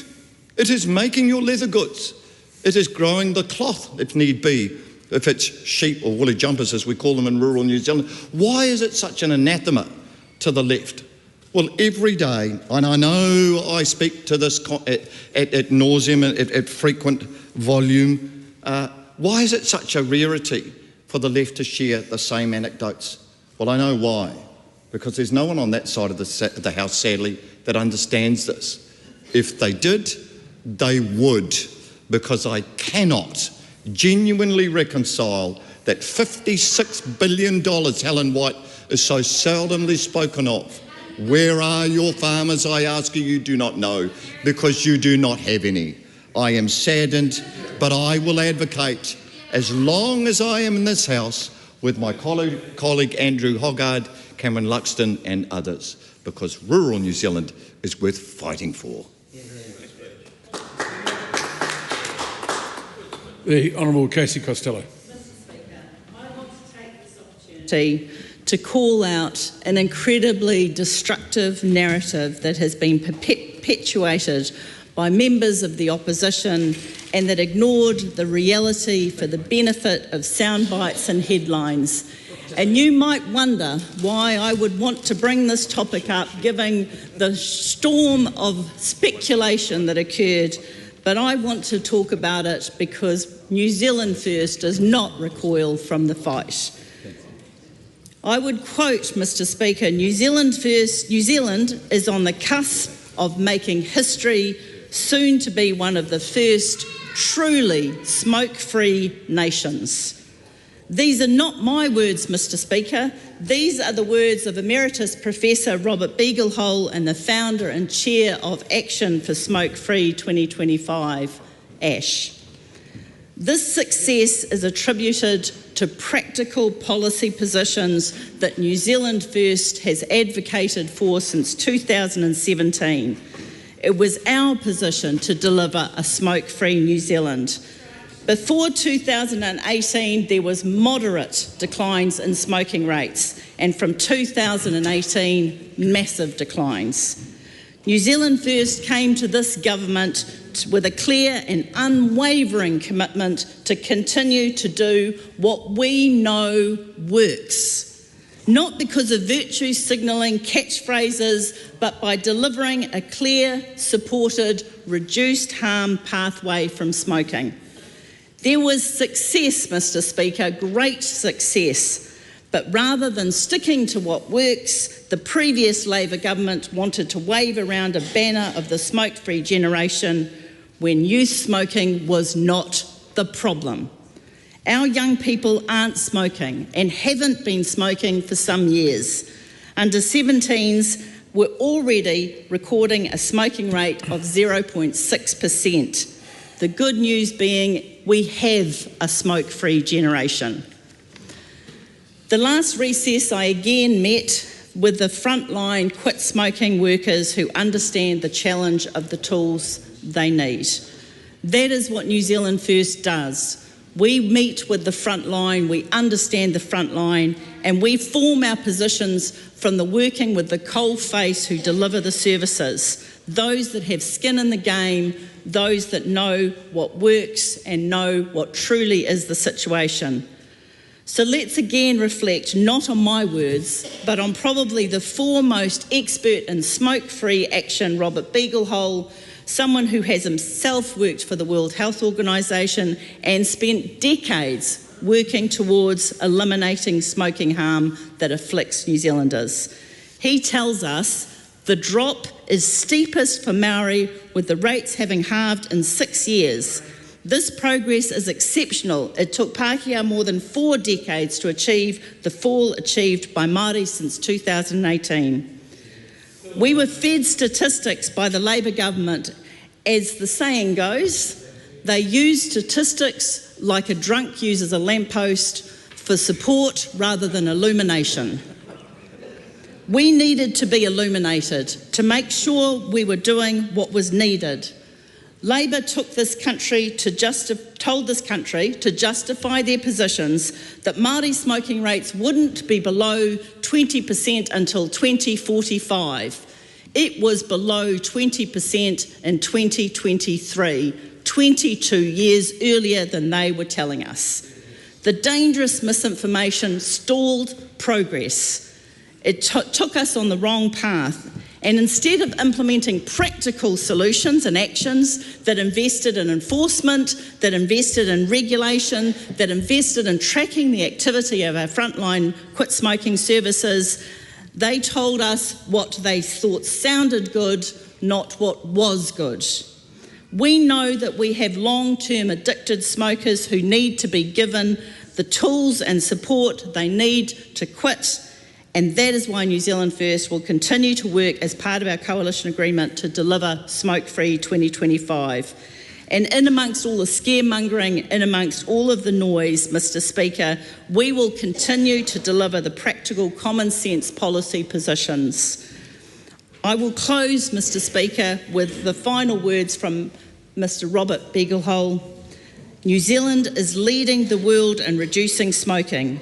It's time to recognise our success, not only to celebrate it, but to protect our gains, strengthen our commitment and inspire others around the world to follow. Mr Speaker. Stuart Smith. Oh, thank you, Mr Speaker. Mr Speaker, today I want to really congratulate Penny Simmons, the Honourable Penny Simmons. She is a fantastic MP for Invercargill, but also a fantastic minister. And what she has done with the politics is truly amazing. And I want to thank, and I know Nick Smith, my cousin Nick, he would join me in congratulating you on bringing back NMIT into local control. And what you said about local control is absolutely right. And I think the people of the top of the South really invigorated by this change. And I know what great work NMIT are capable of doing across the South, top of the South.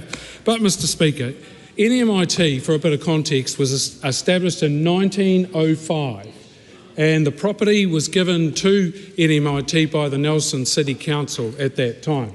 So these are how these polytechs grew up around the country, with local money, so given to those entities to get them going, and then that was all subsumed into one giant mess. And really, it was a slap in the face for the locals. And I think this has gone a long way to bring it back to where we are today. It's been well governed in the past, and it will be well governed in the future. It had built up a $12 million surplus that it had tucked away. Where that is now, I don't know. I hope it comes back to where it rightfully belongs. But, Mr Speaker, they've also got enrolments which are up 12%. And internationals and NMIT now are up 36%. That's phenomenal performance for a small polytech at the top of the South. And why would you have a polytech in the top of the South? Well, over 85% of the wine production from New Zealand comes from the top of the South. Over 60% of the seafood production comes from the top of the South, and they run courses in both of those areas, and they're run and delivered in the local area and delivered for what the industry actually wants. There's also a strong aviation industry in the top of the South, and NMIT has an agreement with Air New Zealand who will take on some of the aviation engineers that they train. That is a hugely skillful job and with a lot of responsibility, and it's a well sought after course. But I think what I'd like to point out, Mr Speaker, in the words of Olivia Hall, who is the Chief Executive, if you'll bear with me, she said, "Thanks to our efforts to grow income and achieve savings, we're now forecasting a shift from an expected $2 million deficit to a surplus of $1 million by the end of 2025. That is a phenomenal turnaround. She goes on further to say that this follows over 5 years of annual deficits of up to $5 million. So local control will bring the success of NMIT back into focus again, and it'll be a great thing for the top of the South. In my limited time I've got left, Mr Speaker, I want to shout out to the people that have been very badly affected by the floods in the top of the South. I know there's a lot of farmers and foresters out there at the moment trying to repair damage and a lot of damage to roads as well. The community in the Onamalutu Valley and the North Bank of the Waitangi River, they are cut off with the road only being open for a short time in the morning and in the afternoon.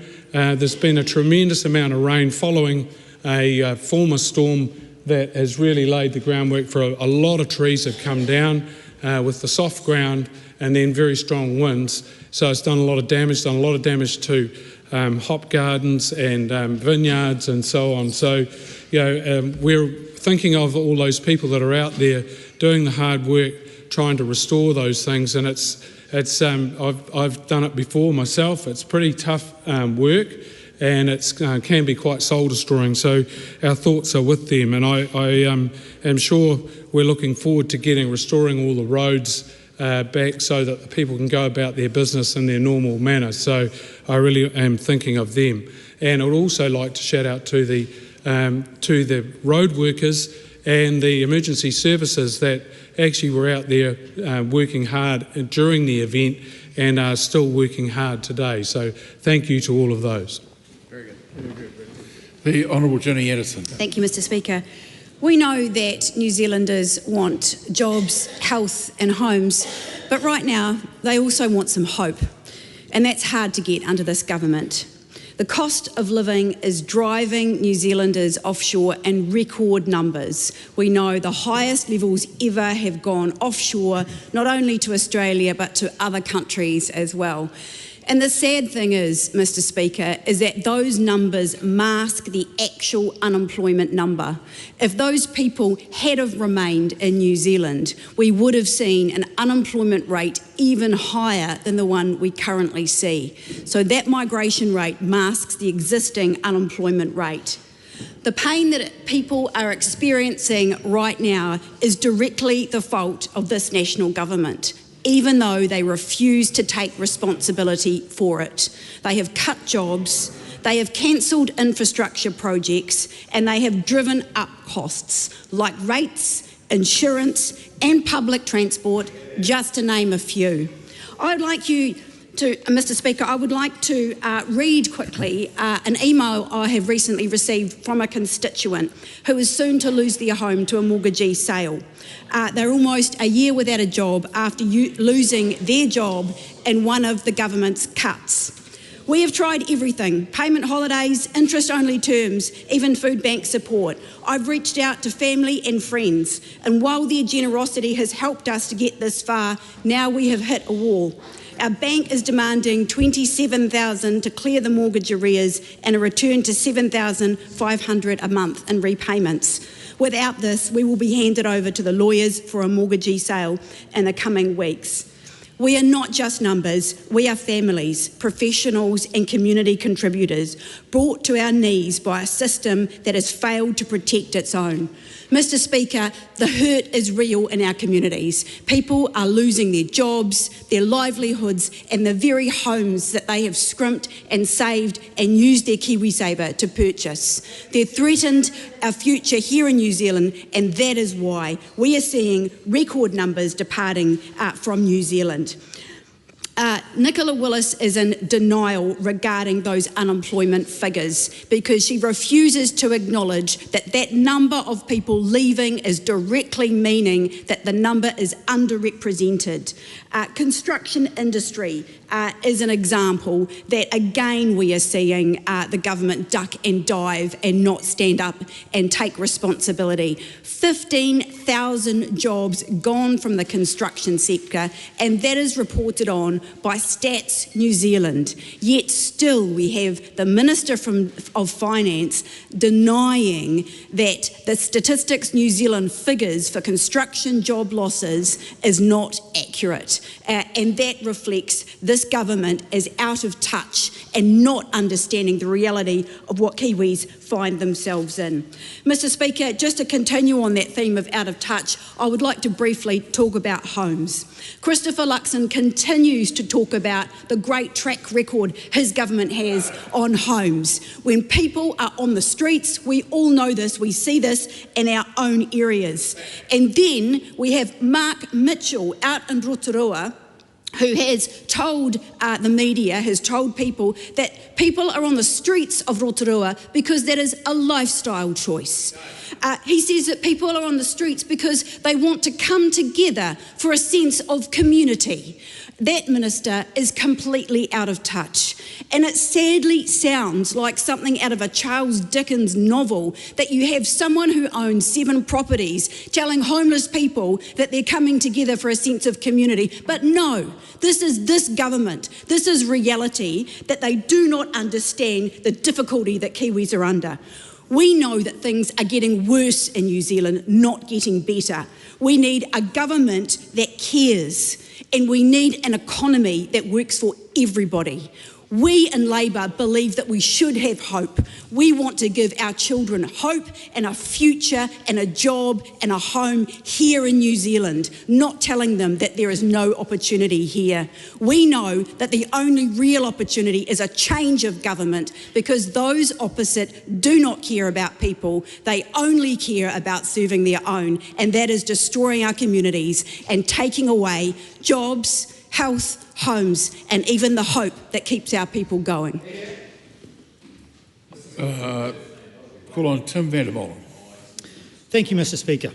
The former member talked about Charles Dickens novels. Well, I think she just needs to go back to Sesame Street to learn that 1 and 1 equals 2, because what we saw under that government was outrageous expenditure going through the roof, a total lack of delivery, a lack of a clear plan for New Zealand. And what happened? We saw inflation go through the roof. We saw interest rates rise to try and counter that. That led to a recession across the country, Mr. Speaker. We then saw people, homeowners, like the example the member just gave, and it is terrible for anyone in that situation.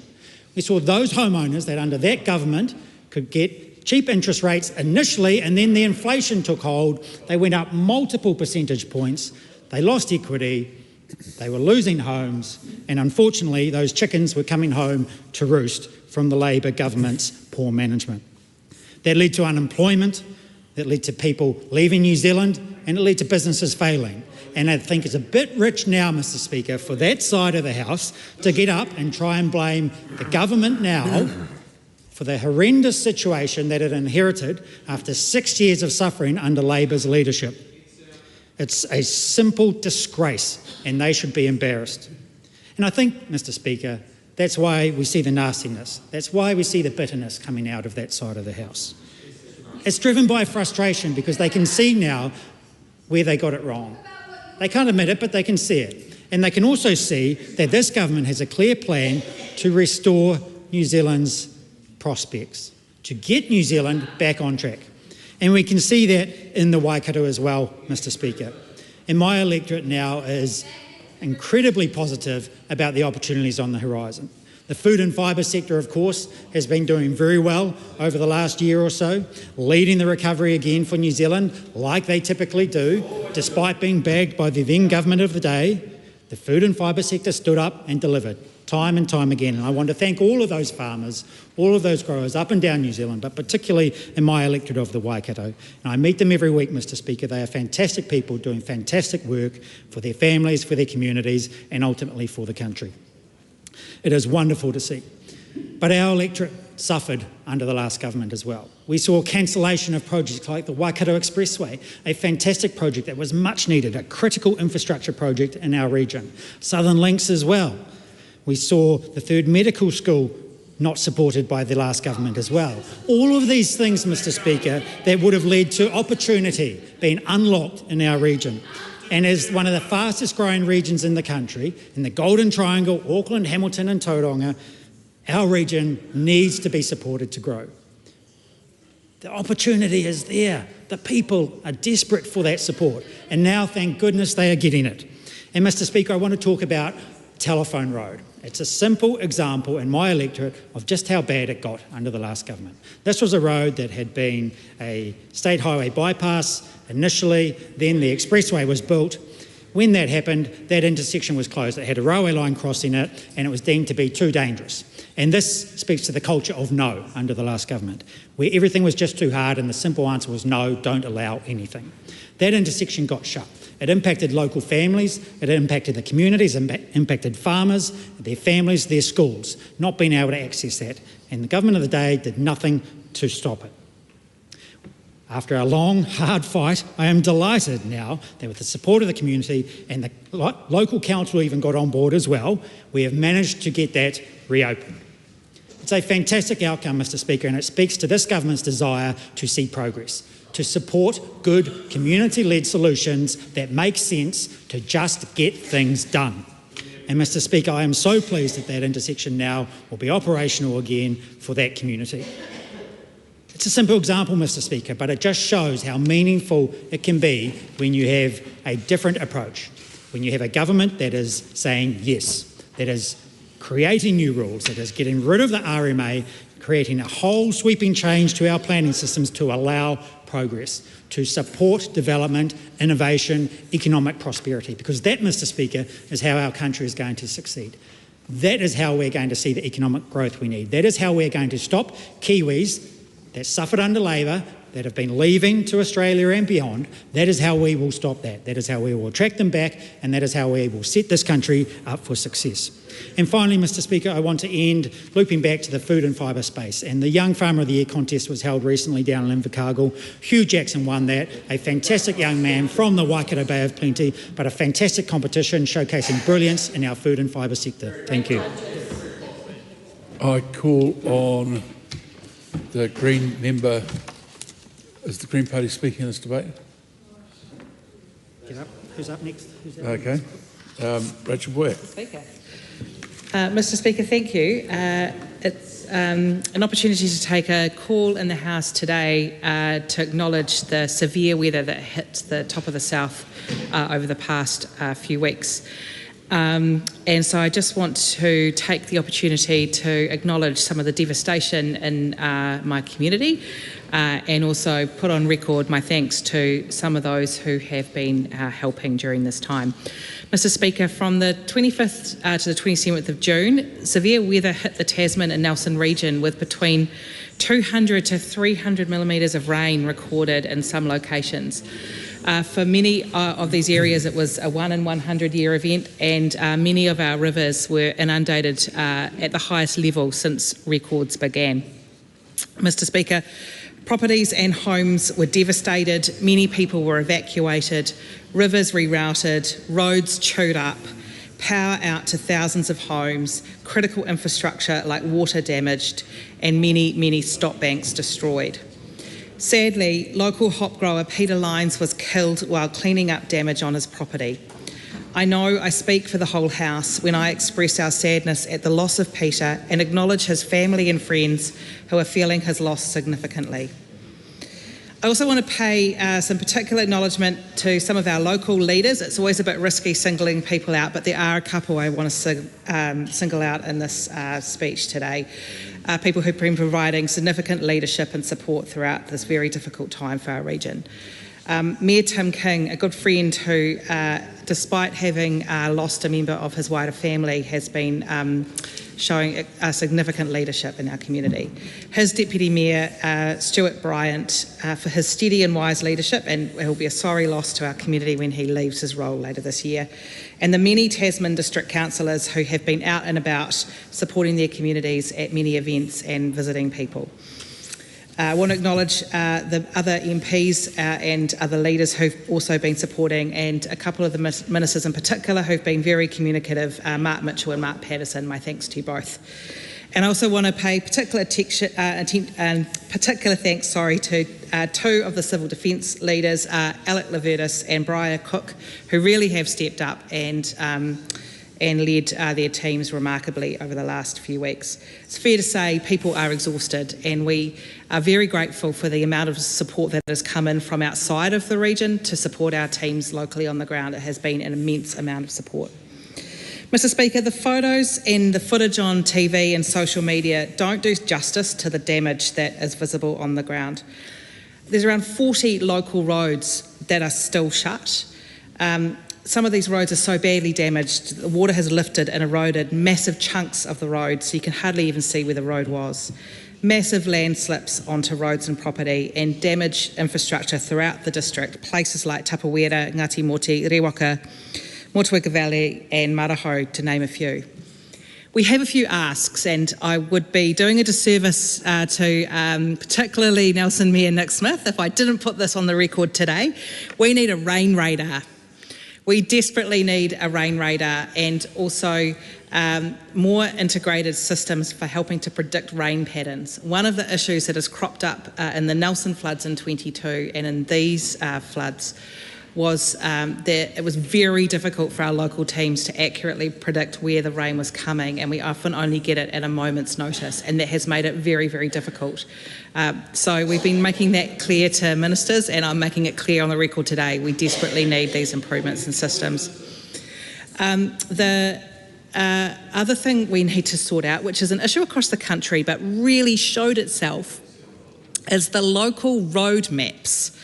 We have two websites that don't talk to each other, one showing NZTA road closures, the other showing local road closures. And if you're stuck in somewhere like St Arnaud trying to figure out how to get to Nelson off your phone, looking at two websites, it's an absolute pain in the butt. Unparliamentary language, insert here. So that needs to be fixed. And the other issue that has really cropped up is the issue of support for our phone lines, our fibre, our communications networks. And I would not be being accurate if I said we were completely happy with how that has been sorted locally, and there is more to do in terms of legislation to require our lifelines to provide their plans to our local civil defence teams so that we have better backups for things like the 111 system. It is something that needs to be addressed. So, Mr Speaker, I could speak for a lot longer on this, but I just want to thank everyone who has helped to support our region, people, the first responders, everybody in the region, everyone from outside of the region. Your support is greatly appreciated. Thank you. I call Hohana London. Excuse me. Mr Speaker, I rise on behalf of Te Iwi Māori as I consider the backtrack that we're making in terms of Hauora Māori and the current amendment that we have to Paiora Healthy Futures legislation, which was to pave the way for both healthy, thriving individuals, healthy, thriving communities and whānau.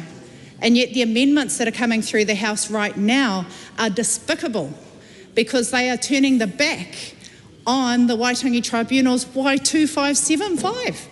The recommendations that paved the way for Paiora Healthy Futures legislation to create a new way of building a robust, healthy, community-focused health system. And yet now we have what? The disestablishment of Te Aka Whaiora. We have relegated iwi Māori partnership boards to solely whānau voice. We are going to see the health sector principles put in the rubbish bin, and we're expecting a stressed workforce to try and work through serious concerns in terms of workplace safety. So what is the sector to think? What is Te Iwi Māori to think in terms of the way that the Minister is literally pulling the rug out from beneath the community, beneath Te Iwi Māori, and relegating our voice to merely whānau voice? And let's not forget that the Minister is elevating his ministerial advisory group, the Hauora Advisory Committee, to be the sole voice of Te Iwi Māori to both the Minister and the new board of Te Whatuora Health NZ. It is really frustrating as somebody who is deeply connected to community to see the way that we are seeing the stripping back of Paiora Healthy Futures legislation that was a guiding star and the vision of Tā Meihana Jury to be nothing. Pai mate, I would call, pai mate. Because what is the good of focusing on patient only when you're not considering community and whānau well-being, which is of course something that contributes to all of us as all New Zealanders. And that's the issue that we have. Paiora Healthy Futures legislation is awesome. The intent was great. Our communities were on board and so was the sector. But as we saw, the changes, the repeals, the way that the government has continued to claw back and undermine the very building blocks of what Paiora Healthy Futures was intended to be, what are we to think? What are we to think? And the iwi Māori partnership boards who are saying, no, it's not okay. You disestablished our localities, you swiped us out of having any local community voice, the intersectoral community voice that was bringing together councils, other government departments, community, hapu iwi, and then elevating up their recommendations to the iwi Māori partnership boards to take away strategic commissioning, take away monitoring and relegating them just to whānau voice. Where is the fairness? Where is the lens on equity? Because that's what's happening in Paiora. It's not just Māori going to be impacted, it's our Takatapui rainbow community. It's going to be our migrant community. It's going to be anybody of difference, even like our whaikaha. Because when you take away the equity lens out of legislation, you're turning your back on those most vulnerable in Aotearoa, New Zealand. And where can we, as kaimahi in the sector, look? Because if it's not in the legislation, it's not a given that it's going to happen. It's not a given that it will happen.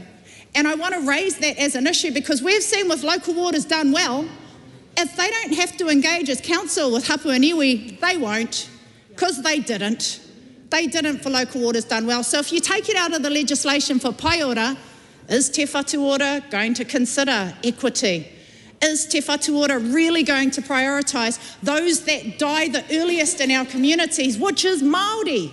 7 to 8 years generally in community, but in listening to our kai kōrero from Aotearoa Whakatāne on the weekend, when I addressed the Te Oranga Māori Medical Students Association, he shared that actually it's 14 years the age gap between Māori and non-Māori in Aotearoa Whakatāne. That's horrific, that we are losing Māori 14 years ahead of non-Māori in the Bay of Plenty district. So, what is the pathway forward for us? We're going to fight as tangata whenua. We will fight alongside our health sector colleagues for better pay, for better work conditions, and for our focus on fairness and equity for all New Zealanders. Kia ora. Thank you, Mr. Speaker. Mr. Speaker, while I am the happy last in this general debate, I start by speaking to the House about the tragic burning down of the St. Mary's Catholic Church in Avondale last Monday, early Monday morning. Mr. Speaker, St. Mary's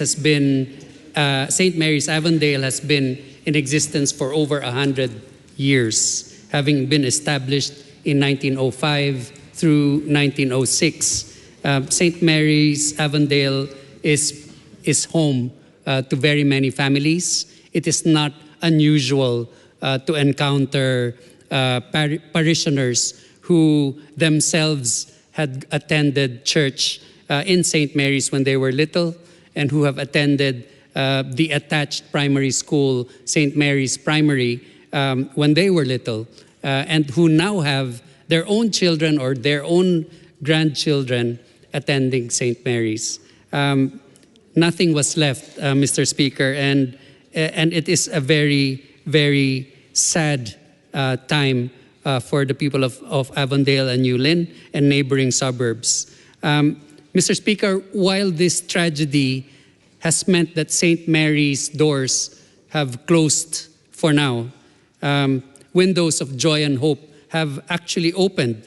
St. Mary's parishioners have had a renewal of their faith, united by this tragedy, and have been welcomed at the Christ the King parish in Owairaka with open arms. We all look with hope to the future where St. Mary's doors will open again. Mr. Speaker, I also want to bring now into this general debate the thousands of parents throughout New Zealand who are working hard in their jobs and working very hard to raising their young children.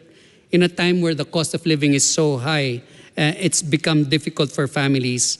The government has taken decisive steps to lighten as best as possible their financial burdens. Key policies stand out, particularly the Family Boost, which started last year in July. At that time, it was a targeted and designed policy to give ease and to the cost of living for families. 25% of the cost of early childhood education could be refunded up to $75 per week. But at the beginning of this month, our government has updated this program to do much more. And families can now be refunded 40% of their early childhood education costs up to $150 per week. This means that parents have a little more left over in their pockets. They can choose to save this money or to spend this money for their families. It equates to from a few hundred to a few $1,000s per year in their pockets. Mr. Speaker, in Newlyn alone, 9,000 couples with children are going to benefit from this. There are 3,000 single-parent homes in Newlyn who will also benefit from this updated Family Boost policy. Mr. Speaker, I also want to bring in the very many seniors throughout New Zealand, particularly in Newlyn, who are doing it tough, especially the ones on fixed income, and how hard it has been to keep up with increasing rates. The rates rebate scheme of this government, which started on July the 1st, has updated the rebates scheme, which supports up to 66,000 super gold card holders. Mr. Speaker, it's a privilege to work for a government that looks out for its seniors and looks out for parents who are hardworking and helps them out, tries their best to help them out with the raising of their children. Mr. Speaker, I am privileged to be able to speak at this general debate today. Thank you. The time for this debate has expired, and I call on members' order of the day number 1. Mr. Speaker. Interrupted debate on the first reading of the Resource Management Prohibition on Extraction of Freshwater for On-Selling Amendment Bill. This is, and the next call is call number 5 to enact the Act Party. Mr. Speaker, apologies, Mr. Speaker, for my oversight. Mr. Speaker, I want to congratulate the member Debbie Ngārewa-Paka for her members' bill. Sadly, on behalf of the Act Party, we won't be supporting the bill.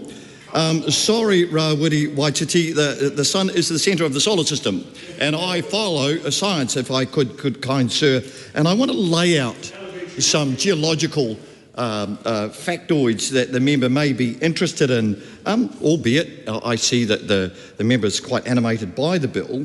There's a couple of things I think we really need to lay out. We have 70 major river systems in New Zealand, the members may or may not be aware of. Mr. Speaker, 180,000 kilometres of mapped rivers or streams.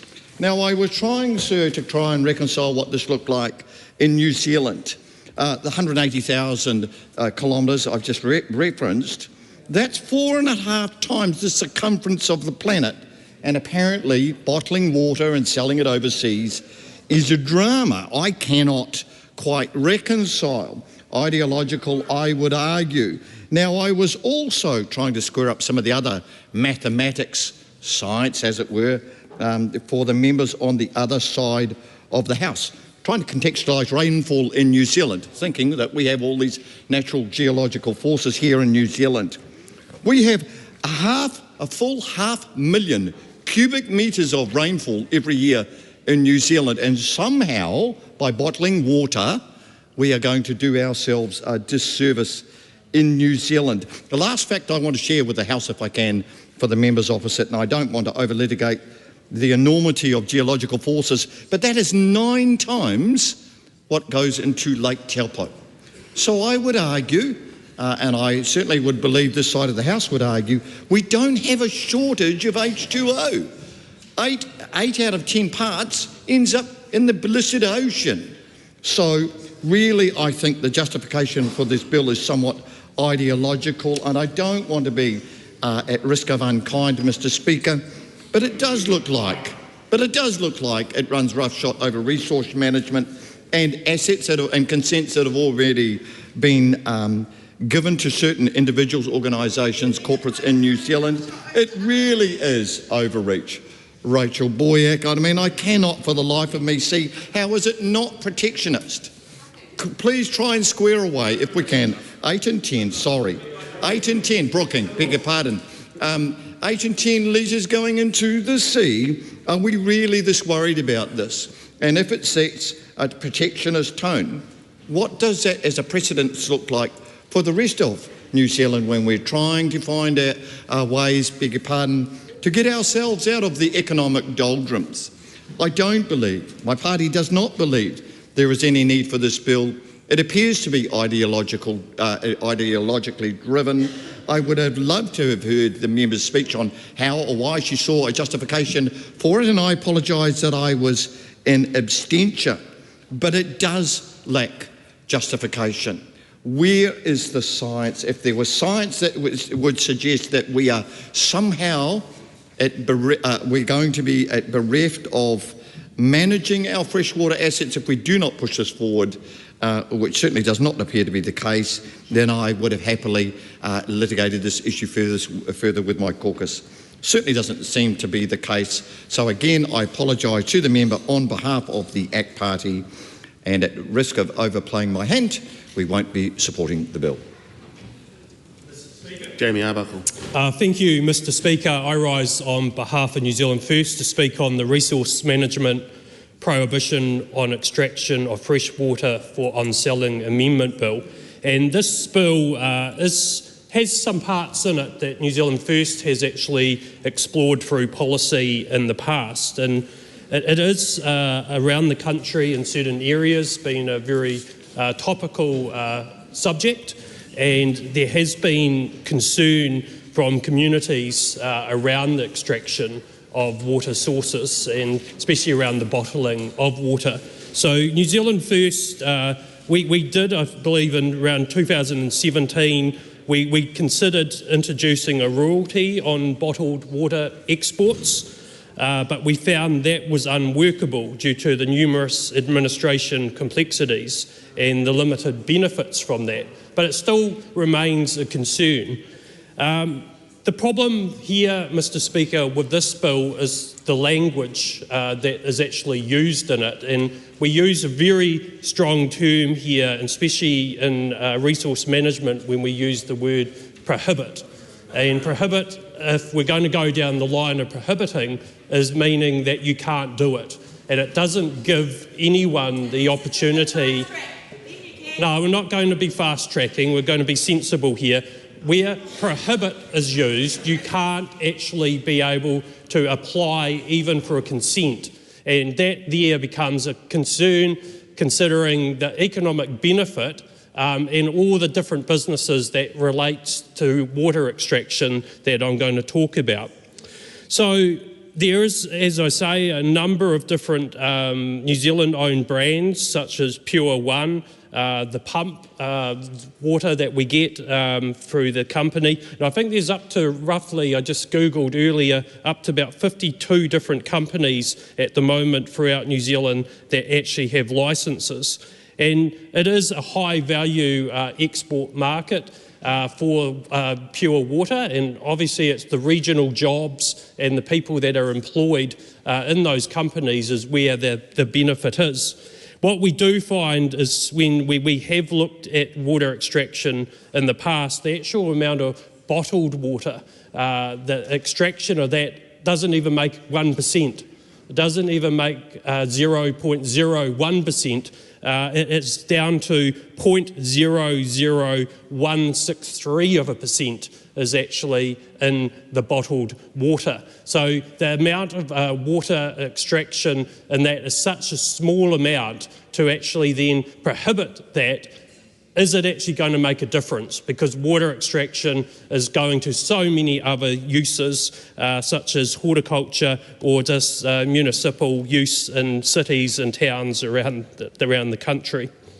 So this blunt approach risks undermining also innovation and growth. And as a government, we are trying to increase economic growth. We want to see regional growth. So all of a sudden, if we say no to this, if we're going to prohibit any new water extraction, there will be no chance for growth. And we've got things like the iconic Kiwi brands like Charlie's, Foxton Fizz, Powell's and Almighty. All of this would be unintentionally caught by prohibiting water extraction. And the worst thing, Mr Speaker, is as we're trying to grow the economy, there would be no chance of extracting more. We're prohibiting even the opportunity to ask for a consent, and New Zealand First believes that that is the wrong way to go. So we also know, Mr Speaker, bottled water provides a critical role in emergency situations. So we could have the very real situation like the previous government with other things around using our natural resources, where we'll be importing water into the country. And that would be just absolutely absurd. But we do have that situation where we're doing that with coal, so the opposition probably would actually agree with that. But we can't get into a situation where we're not using our own natural resources. So on that, Mr Speaker, as much as there's some good intentions in this bill, New Zealand First can't support it. We can't see a way of actually fixing the wording by using the word prohibit. It actually limits that possibility, so I don't commend the bill to the House. Shannon Halbert. Tēnā koe te māngai o te whare. Me ngā mihi kia koe te tuahine mo te kaupapa ki runga i tēnei whare o te rā nei. He kaupapa ki te manaakitanga o te taiao. Nā reira mihi ana kia koe te tuahine Deb. Mr Speaker, this bill, the Resource Management Prohibition on Extraction of Freshwater for On-Selling Amendment Bill, Mr Speaker, amends the Resource Management Act 1991 to make the extraction of freshwater for the purpose of on-selling and packaged from a prohibited activity. Mr Speaker, I was listening to the contributions in the House from across the way, and a couple of comments, made me smile. Jamie Arbuckle, talked about sensibility when it comes to the environment, and Mark Cameron said that Mark Cameron says this is a rough shot over the RMA. Mr Speaker, that's incredible when we think about, that's what you said, it's incredible when we think about what this government has done in such a short time. They've designed their whole environmental policies and repeals to create rough shots over our taiao, our environment in Aotearoa, New Zealand. Mr Speaker, and Fast Track is a great example of how they have exactly run roughshod over the RMA.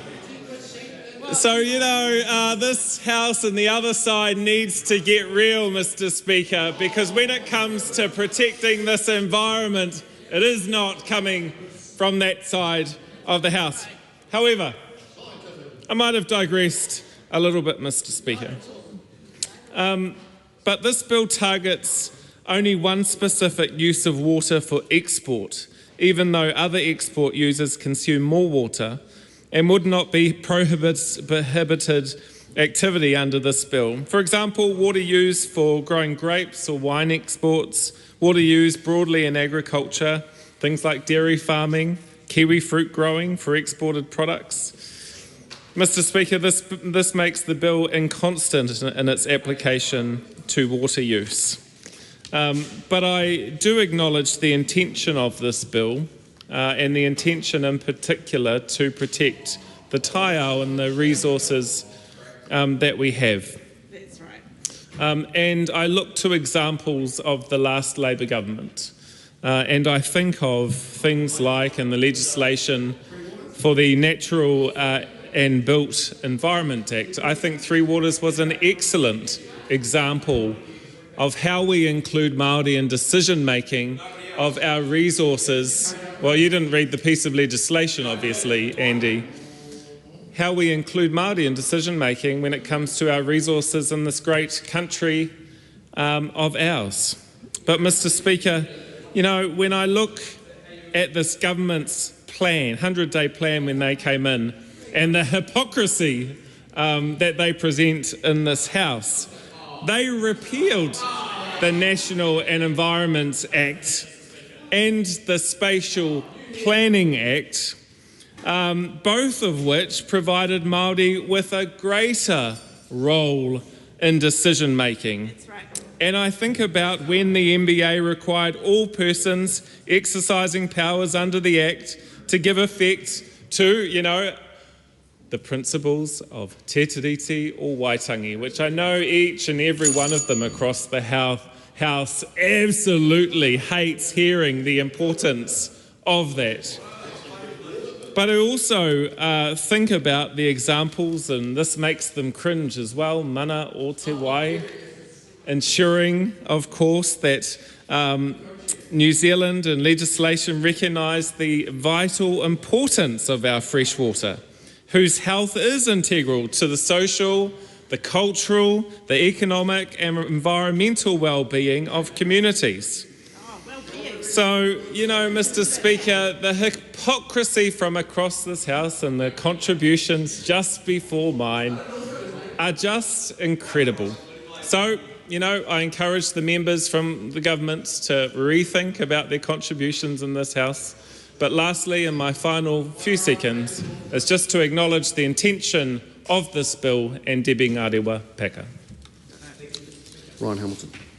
A privilege to speak on the resource management, prohibition on extraction of freshwater for on-selling amendment bill on this first reading by the lucky draw, I guess, of Debbie Ngarewa Paka. And before I go any further, can I just acknowledge the loss of your colleague, Takutai Tash Kemp, and we look forward to acknowledging that more formally in due course as well. It looks like the members, this is a second successful drawing of the bill, and I look forward to one day being a successful drawer as well. So what does this bill seek to do, Mr. Speaker? Well, essentially, no, this isn't the Move On Orders bill, but hopefully that's coming. Thank you, Mr. Mega. This bill seeks freshwater management allocation and I guess to try and protect Māori rights and interests in freshwater. These are something we'd acknowledge are all key parts of the RMA reform, which we've got coming up over the next 12 months. We are already working with iwi and farmers and other key stakeholders in developing these proposals, especially as they relate to freshwater. And so we actually acknowledge the intent of this bill, and there is a need to protect to some degree our freshwater.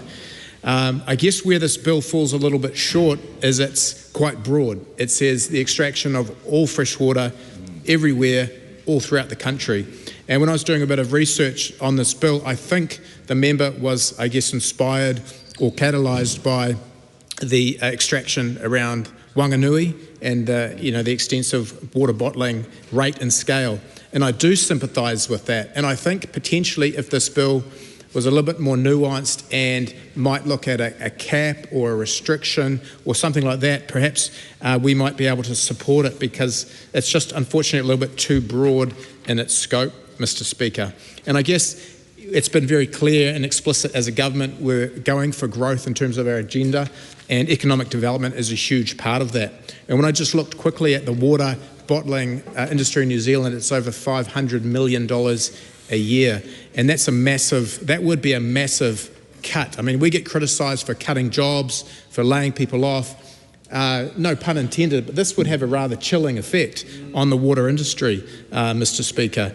The ecosystem involved with water, you think of the plastic bottling, the glass industry, the couriers, the transport industry, you're going on a road trip to the Auckland, to the All Blacks in Auckland at Mount Eden, or potentially going to Christchurch in a taxi to see the Crusaders unfortunately beat the Chiefs, and you want to go into a petrol station because you're feeling a bit parched and you need a water bottle, you need some fluid. And I would definitely rather support buying New Zealand water rather than importing water from other countries and things like that. So this does have a lot of implication for the wider ecosystem of industry, and that would affect a lot of people. And as Jamie Arbuckle alluded to earlier, what about emergency services? It's a very real situation in New Zealand. We've got emergency, we just declared a state of emergency just last week in the top of the South Island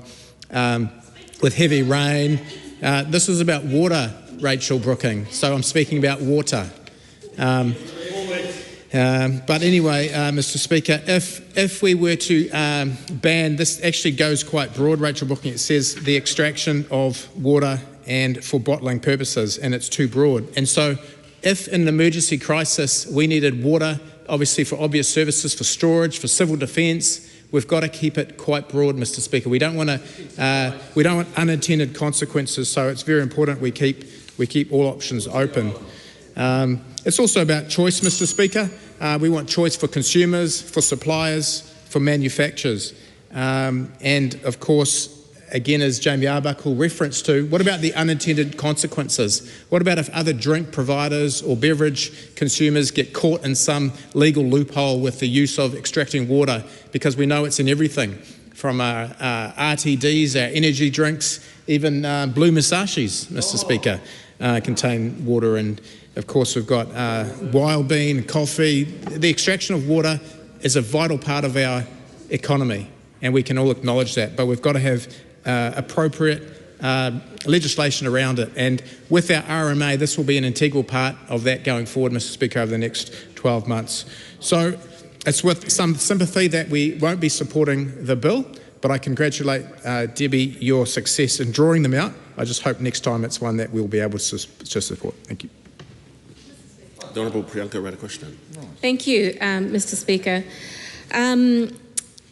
I want to just touch on what lies at the heart of this bill, which to my reading is two aspirations, and that's the rangatiratanga of tangata whenua and the need to protect fresh water and to keep it safe from pollutants, contamination and over-extraction. And at the heart of this bill lies these two things, Mr. Speaker, and those are aspirations that we do support the aim of.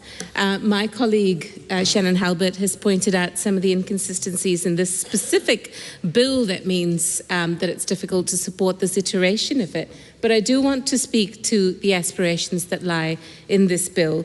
And it was interesting to note that the Speaker who just resumed his seat talked about the fact that the government acknowledges the need to protect fresh water to some degree, he said. And I find that particularly interesting in light of the changes that the government has made, which don't protect fresh water to any degree. And I wanted to speak specifically about the repeal of the Natural and Built Environment Act. I know that my colleague Rachel Brooking has pointed out that that was undertaken within the first 100 days of this government's plan. But that particular legislation, Mr. Speaker, would have required those who were exercising powers under that act to give effect to the principles of te tiriti o Waitangi. It would have introduced mechanisms specifically to enable iwi and hapu to be directly involved in regional planning committees. It would have also, in fact, one of the main purposes of that legislation was to uphold the concept of te oranga o te taio, or the heart and the well-being of the environment. It integrated te ao Māori worldviews into legislation, and it was a good example of giving effect to rangatiratanga of tangata whenua and involving decision-making, Māori in decision-making in that way, and it's a shame that this government felt the need to repeal that act. It was similarly, they then weakened the freshwater protections in that section 107 of the RMA, which was really a long-standing legal safeguard that sets that bottom line for fresh water quality. So we've seen the weakening of that. We've seen the blocking of the Otago Regional Council's land and water plan. That was done through a last-minute introduction by this government to the RMA, to the Resource Management, Freshwater and Other Matters Amendment Bill that retrospectively prevented Otago's vote and didn't allow them the ability to protect their own freshwater in that sense. And then, of course, their commitment in their coalition with ACT to rebalance, as they say, te mana o te wai. They say to better reflect the interests of water users. We say to weaken Māori involvement when it comes to decision making. So I don't feel the need to belabor the point, Mr. Speaker. I think other speakers on this side of the House have made these points. But what I did want to point out is that it's all well and good to stand in this House and say that your government acknowledges a whole bunch of things, but it's really in the actions of this government that we see that they are taking us backwards as a country when it comes to protecting the environment more broadly, work or the lack thereof on conservation, and definitely when it comes to protecting our fresh water. Remanako. Thank you, Mr. Speaker. I rise to also contribute in the first reading of the Resource Management Prohibition on Extraction of Fresh Water for On-Selling Amendment Bill, Mr. Speaker. And as we've heard, this is a member's bill in the name of our colleague across the House, Ms. Debbie Nawira-Packer. And I'd also like to please just take a moment to acknowledge the passing of our colleague and our friend, Takutai Tash Kemp. May her soul rest in peace. I want to acknowledge you, Debbie, and I know that when you stand for something, you stand for it. It's all or nothing. Sorry, team. I'm trying to say speech here. Stand for it. You stand for it 100%. And I want to acknowledge your advocacy in this situation when it comes to freshwater issues. And also the fierce advocacy, as was Takutai, God bless her soul, with respect to Māori rights and interests. But as you've heard, in this instance, National, while understanding the intentions behind your passion here and this bill, if you could Madam Nawira-Packer, we're not acknowledging it. Direct further comments to the Speaker. Oh, my apologies. Yes, thank you. Sorry, my apologies, Mr. Speaker. In this situation, National will not be supporting this bill. I agree that freshwater needs to be managed carefully, but respectfully, this bill's approach, as we've heard from my colleagues, in this instance is oversimplistic, and we also feel that it undermines the broader and more effective reforms already underway with respect to the Resource Management Act and with respect to this government's kaupapa with growing our economy to benefit all New Zealanders. And I just want to say, I understand from a personal point of view, Mr. Speaker. My village in Lebanon, which I've mentioned a few times in the House, Ainet al-Aris, it's the highest village in Lebanon, and it's got the purest water in Lebanon. And for years, one of my uncles was trying to extract the water to sell it and to say that we want to make money for the rest of our our cousins in our village. Many people were opposed to it for this same reason. But eventually they came round, and many people in that very rural area of Lebanon, where the government back there doesn't care about them, they're making some funds that can help their family. So when we talk about benefiting rural areas, rural communities, that's what I think of as well from a very personal experience. Mr. Speaker, we believe that managed sustainably, fresh water has the potential, as I'm mentioning, to grow our economy and, like I just said, support particularly regional development. And by supporting regional development, what we're doing is lifting living standards for all New Zealanders. In Takanini, I went door knocking, unlike others, the other day, Mr. Speaker, and they were telling me on the doorsteps, please keep going, as they continuously told me on the doorstep. So for the List MP across the House, I don't know if he goes door knocking much because he's a List MP, but I go door knocking very often, and I hear what they're saying on the doorsteps in Takanini. And they're really, really looking forward to the continuous growth of our country to help them improve the lives of them and their children. Now, as mentioned earlier, this member's bill that was drawn out essentially amends the Resource Management Act of 1991. And there's a main provision, if you don't mind, Mr. Speaker, I'm going to bring the attention of the House to. The provision to amend Section 87B, extraction of fresh water for the purpose of on-selling of the water in packaged form, whether the water remains in liquid form or not, must be treated as a prohibited activity.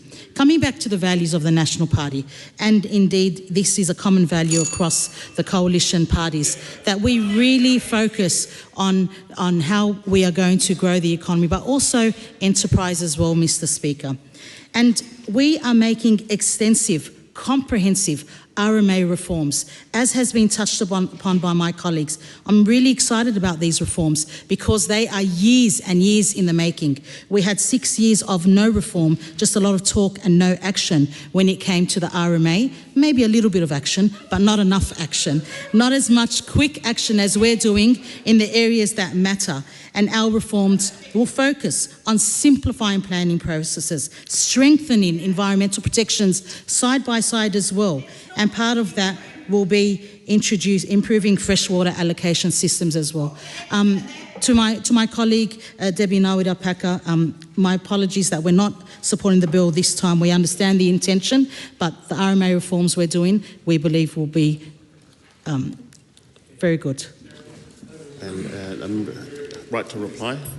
Tēnā koe te pika. Thank you for the respect that has been afforded to this bill, and also a huge mihi to you all for the aroha that you have shown to Te Pāti Māori and the whānau for the loss of takutai. When we come to talk about something like this, it's really difficult because half our heart still hasn't come back to be able to debate in the passion that this kaupapa requires. But what I will say is that incumbent on all of us is to remember what it is that we have the opportunity to do in this space, and I have been absolutely humbled by having the opportunity afforded by Wanganui and those of our whānau who believe wholeheartedly in our rights as tangata whenua, in the rights that our mokopuna have and our communities have to enjoy fresh water, to enjoy the ability to not only drink in it, to swim in it. This is one of the ways in a now moment, using the Members' Bill process, that we were looking to do that, acknowledging that big iwi like Ngāi Tahu are there in the courts, continuing to fight for our rights as interests that we have as tangata whenua and mana whenua in Wai. The thing with this bill, and I appreciate the arguments that were given, and I'd actually like to go straight to that. The fact that it's an ideological approach to Wai is really, I think the ideal of us all is to not allow a multinational profit to profit from the exploitation of our resources. And that is why this bill was contained solely to making sure that those who are trying to bottle and export our Wai don't get the opportunity. There was an argument of science, and hydrological science confirms aquifer depletion. This isn't just about Wai, this is about groundwater, this is about those who many of our maraean communities have to boil water, they have to actually use water and buy it in. So this was a situation in Wanganui trying to preserve that very fact. We have, sadly, a depletion that is continuing to impact our ecosystems. Whether we want to admit that or not, that is the situation we're dealing with. So for us, this was about trying to put through a proposition. We were able to go out to talk to our wider community, Ngāi Tahu, who support the fact that we should hold and prohibit, not just slightly, just prohibit, while we continue to fight for the rights and interests, and while we make sure that consents are contained. Ngā ruihine, Ngāti Rangi, who've had at one stage all water from 22 watercourses, including 4 rivers, be retained and diverted to the Eastern Diversion Power Scheme, have actually come out in staunch support of this bill because they see every day the impact of the redirection and the depletion of their Wai. So these are communities who have been really outspoken about what it is that we're trying to do. Our issue here is, and we appreciate the support of Te Whānau Kakariki, and will continue to give Te Pāti Labour the pūkana, because the reality is that both settler parties, legacy parties, have had the opportunity to preserve our Wai, and none have been successful. If they were, we wouldn't have had to be here. I also urge those who don't want to address the issue of water to at least understand why it's an issue, and to get into those communities and to talk to the people and remove ourselves from the privileged spaces that allows economic growth to take priority. One of the things I do want to land on as a rural wahine, as a descendant of farmers, is that there is this misconception that this would stop economic growth. The reality is the royalties are low, the profits are high. This is not something, the contribution to the GDP does not exceed our environmental obligations and protections to each other. So I think that those are red herrings. He anō. Again, I want to say that it has been an absolute privilege to be able to come here and have our members' bills pulled out. They get to have an opportunity that many in their time don't have, and I am going to say, and try and not say it in a wakahi'i way, Te Pāti Māori, Rawe and I have had 100% success rate on these members' bill. The impact that they make for our communities, the opportunity we get to show why we're here, cannot be understated. And I really hope that those who are in this space take the obligation wisely and continue to do the best that we can for all of our communities, because all of New Zealanders deserve to have fresh water and deserve to live here well. Kia ora rā. The question is that the motion be agreed to. Those of that opinion will say aye.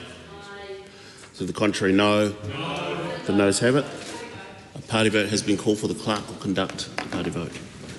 New Zealand National. 49 votes opposed. New Zealand Labour. Toru te kau mā whā e whakahe.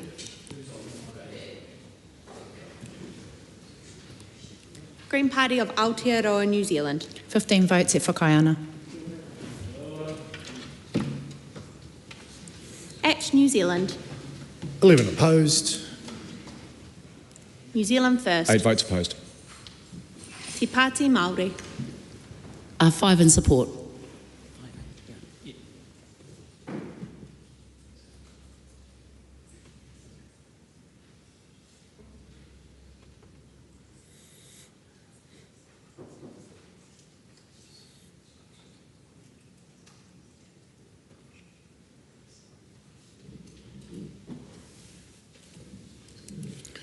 The ayes are 20 and the noes are 102. The question is not agreed to. I call on Members' Order of the Day number 2. Giving evidence of family violence amendment bill, second reading. I move that the giving evidence of family violence amendment bill be now read a second time. Mr. Speaker, it is a privilege to rise in support of the giving family violence evidence in family court proceedings amendment bill as it returns to this House for its second reading.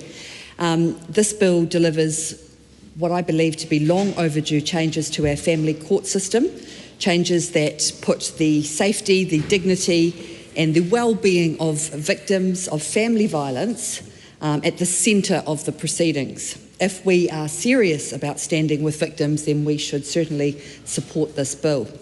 I want to acknowledge Dr. Emily Henderson, whose expertise and whose commitment to justice for victims helped shape this bill, and who continues her work out there in the big wide world to make a real difference in this space. At the heart of this bill, Mr. Speaker, is a simple but powerful shift. Victims of family violence would no longer need to justify their need for protection when giving evidence in family court. Instead, there would be a presumption that they can give their evidence through alternative means, via screen, remotely, or using other protective methods. The responsibility to prevent further harm lies with the court and not on the shoulders of those already harmed. It's not a privilege that they must apply for. Mr. Speaker, the Justice Committee heard powerful and deeply distressing accounts from survivors and from advocacy groups and advocates, including the Backbone Collective, Eclipse, Tautoko Mai, and the New Zealand Women's Law Journal, to name just a few. They spoke about, they recalled stories about how victims had been forced to face their abusers in court, how they were subject to intimidation, coercion and psychological abuse. One survivor described hiding in a bathroom, too afraid actually to enter the courtroom, and another described the calculated gestures, often subtle, that can be used in that environment to control and to undermine their testimony and their safety. So these aren't rare stories. They are a reality for far too many people, and they actually demand action from this House. While the Select Committee had to weigh up these urgent needs against the current operational limits of the Family Court, the adjustments that were made to this bill at Select Committee weren't concessions of principle per se, but practical steps to ensure that the bill can at least be implemented effectively and without any further delay, so that victims can have the opportunity to see some real change now and not simply wait as they have been for some uncertain point in the future. For example, while the initial proposal included pre-recorded video evidence, similar to what is available in criminal courts, there were concerns raised about the lack of infrastructure throughout our family court rooms in the country, and also about compounding what are already quite lengthy existing delays in the court system. So given that evidence in chief is primarily presented via affidavit, we made the pragmatic decision to defer that provision at this stage. And the bill also confirms that, again, affidavit evidence remains the primary mode of giving evidence in a family court, because it is, so it makes that very clear that just because of this bill, that doesn't change, with oral evidence only required if a judge considers it appropriate, preserving that existing protections that already exist for victims.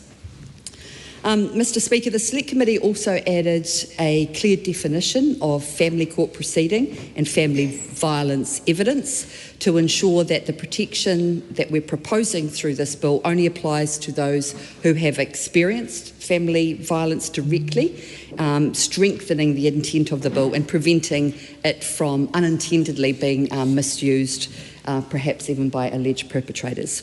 So we've also amended the family court rules to align with the new definitions, ensuring that the protection of this bill are effectively embedded, therefore, into practice. Mr. Speaker, some submitters called for even stronger protections, and I do acknowledge that, such as eliminating any form of visual contact between victim and abuser, and reducing the 28-day notice period. And these absolutely are worthy proposals and should remain on the table for future reform. But what we are delivering here today, hopefully, is a foundational shift, one that will meaningfully improve the safety of victims, and they can do that right from the outset. Mr. Speaker, Labor is proud of its record on family and sexual violence. We introduced Te Aotearoa Kura and New Zealand's first national strategy to eliminate family and sexual violence. We invested in frontline services and strengthened legal protections for victims. We also passed the Sexual Violence Legislation Act, which improved evidence protections in the criminal justice system, many of which were the inspiration for this bill. So this bill is the next step in that journey. It brings the family court closer to the standards that are already in place in the criminal court system, and it reflects what I believe to be a clear, principled stance, and that the justice system essentially must serve victims and not re-traumatise them. I want to thank the Select Committee and all of the members on the Select Committee for their diligence in listening to the evidence and going through all of the points that needed to be raised and to be worked through. I'd also like to acknowledge the ministry officials for their guidance and for providing their expertise and answering all of the necessary questions. And most of all, I would really like to acknowledge all of the submitters, and particularly the people who dedicate their working lives to advocating for people, for victims, and for people who experience family violence in this space, and for all of the people who, on top of that, shared those personal stories. And they did so as for us to be able to make steps to improve what is the reality for a lot of people in this country, far too many people. Mr. Speaker, this bill represents what is real and meaningful progress. It's a step forward that will actually make a difference in the lives of real people in a practical sense. If this House says it stands with those affected by family violence, then this bill is an opportunity before us here today to demonstrate that it's a real opportunity to make a positive difference. And Labor and myself, we commend this bill to the House. Tom Rutherford. Thank you very much, Mr. Speaker, and it gives me great pleasure to stand on behalf of the National Party and state our continued support of the Giving Evidence of Family Violence Amendment Bill. We supported the bill at first reading, Mr Speaker. We engaged proactively with the member in charge of the bill through the Select Committee process, and we feel that we have been able to work on this legislation as a unified, collaborative Justice Select Committee to enable the bill to be into a place that we think it could actually practically work across New Zealand, and that's why we continue to support it. Mr Speaker, one of the changes that we recommended through the Justice Committee was actually initially a change to the name of the bill itself. So as I started the speech, I said it was the Giving Evidence of Family Violence Amendment Bill. But the proposed change that the committee made, along with a number of other proposed amendments, was to change the title of the bill to the Giving Family Violence Evidence in Family Court Proceedings Amendment Bill. And we felt that the change of title would actually give it more, it would clearly describe actually what the bill seeks to do, and that's why the committee recommended it. As the member in charge of the bill, and congratulations to her for her continued advocacy in this space and carrying on the work of her predecessor who initially did the work in the first place as well. After we went through the thorough examination by the Justice Select Committee, including from the 30 submitters who made submissions, the 8 who presented orally to the committee as well, the bill does represent, really in my view, a significant step forward in protecting victims of family violence when they give evidence in family court proceedings, Mr Speaker. Currently, victims in family court don't have the same protections available to victims in criminal proceedings, and that's the intention of this bill. If you drill it down to actually the intent of what we're trying to fix here, that's it. Enable those victims in the family court to have the same protections that victims in criminal proceedings have. And it creates an automatic entitlement, Mr Speaker, for family violence victims to give evidence in alternative ways, rather than having to apply and hope for judicial discretion. So the real issue that we're looking to solve here, Mr Speaker, is family court proceedings can be deeply traumatic for victims who actually have to face their abusers in person. Many victims, and we heard from some through the Select Committee process, are re-traumatised by having to give evidence in the same room as the person who hurt them. And for me, having not been in that position, that's a hard position for me to try and appreciate and understand. But when someone tells me that for them is really difficult to give evidence because the perpetrator is sitting in the same room with them, you take it and you understand it and you view it from their perspective. And you say, we believe you, we understand what you're saying, and we're going to work to try and change it so you never face that scenario ever again if you step into the family court. Mr Speaker, what has happened previously is by not having this available for people, it can lead to poor quality evidence, victims potentially withdrawing from proceedings, or being unable to participate effectively in the justice process. And what the bill does is instead creates an automatic entitlement for family violence victims to give evidence using screens or audio-visual links from another location. And there are 5 particular amendments I want to focus on that were made by the Justice Committee. The first was focused on actual victims. We clarified that only people who experienced family violence can use these protections, which we believed would prevent misuse by the perpetrators. Number 2 was practical implementation. We removed the costly video recording requirements that would have needed around $20 million in court upgrades, and I appreciate the members' support for that change as well. Number 3 was we enhanced judicial discretion. Judges can now act on their own initiative to ensure proceedings remain fair, not just on application by other parties. Number 4 was protected existing processes. We made clear that this doesn't replace affidavit evidence, which is already protective. And finally was the realistic time frame. We managed to work with the member in charge of the bill to get a 12-month implementation period which allows proper preparation for judicial education, staff training, and most importantly, the necessary upgrades to court facilities across New Zealand. Mr. Speaker, one of those changes I talked about was the second point around the practical implementation and the $20 million that would potentially cost across the courts in New Zealand. There was initial concerns about cost and implementation, but they are addressed by removing the expensive video recording requirements. And I believe we've landed in a really good space with that, Mr. Speaker. One of the other queries we received was to ensure that this bill maintained fairness, because we need to acknowledge that in the court of law, there is the presumption of innocence until proven guilty. So what we needed to do was strike the really right balance to ensure that the judge in charge of the trial and in charge of the court maintains their discretion to ensure that there are fair proceedings. And that was really important for us to hammer home in the legislation. Mr. Speaker, this is simply about levelling the playing field, not giving victims an unfair advantage and not giving the perpetrators an unfair advantage as well. We believe this legislation levels that playing field to ensure the victims, when they come to give their evidence, have these options available to them so that they can feel safe during these proceedings and that they can contribute to the case that is before the court, Mr. Speaker.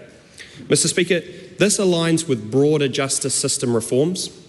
It complements the family violence operating model that's already being trialled in Christchurch. It aligns family court protections with those already available in criminal proceedings, and it recognises that the family court is often where the most vulnerable families seek help. And so, Mr. Speaker, why does this matter for our communities? Well, family court decisions affect children's safety, custody arrangements, and family futures. And Mr. Speaker, we believe that when victims can't participate effectively, everybody suffers. Mr. Speaker, this feedback we received through the committee process talked about from victim advocacy groups. They talked about how they were strongly in support of these changes. Legal practitioners, well, they recognised the need for better protections and supported the committee's amendments.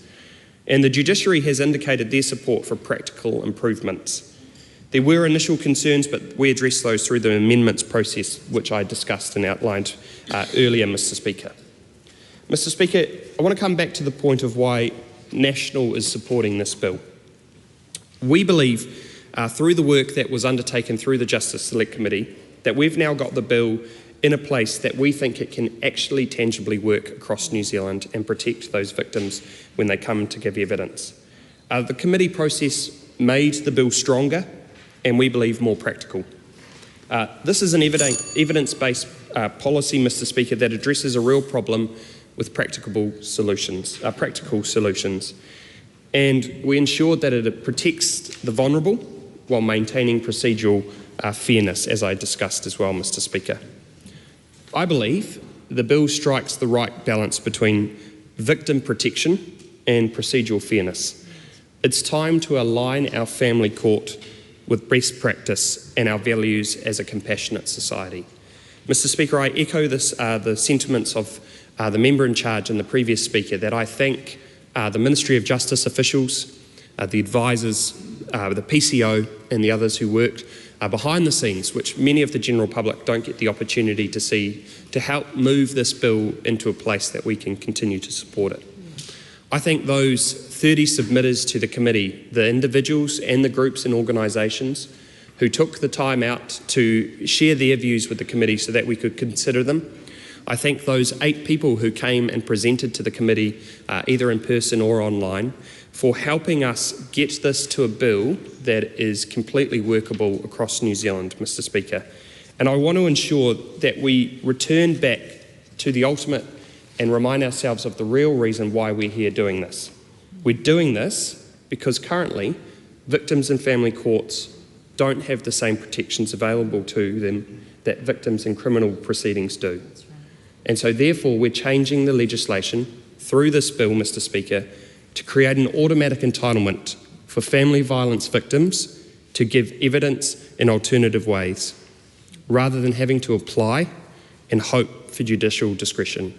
Mr. Speaker, this is a bill I wholeheartedly support. I commend the member in charge and I thank the wider House for their ongoing support of this legislation as well. I commend it to the House. The question is that the motion be agreed to. Thank you, Mr. Speaker. Kahurangi kara. Today I rise on behalf of the Green Party to speak in support of the Evidence Giving Family Violence Evidence in Family Court Proceedings Amendment Bill in its second reading. First, I want to acknowledge and mihi to the member, Dr. Tracy McCullen, for bringing this bill to the House. It is an important piece of mahi, and I am pleased to see us working together on both sides of the House to make this sound piece of legislation. Also, Mr. Speaker, I would like to thank and acknowledge the whānau, advocates and experts who we heard from at the Select Committee stage and who have long called for these very changes. Your persistence and vision are helping shape a more just and compassionate Aotearoa, and for that we thank you. This bill seeks to extend the range of possible protections for parties and witnesses giving evidence of family violence in family court. This would closely follow the protections available to the similarly vulnerable complainants and witnesses in criminal proceedings.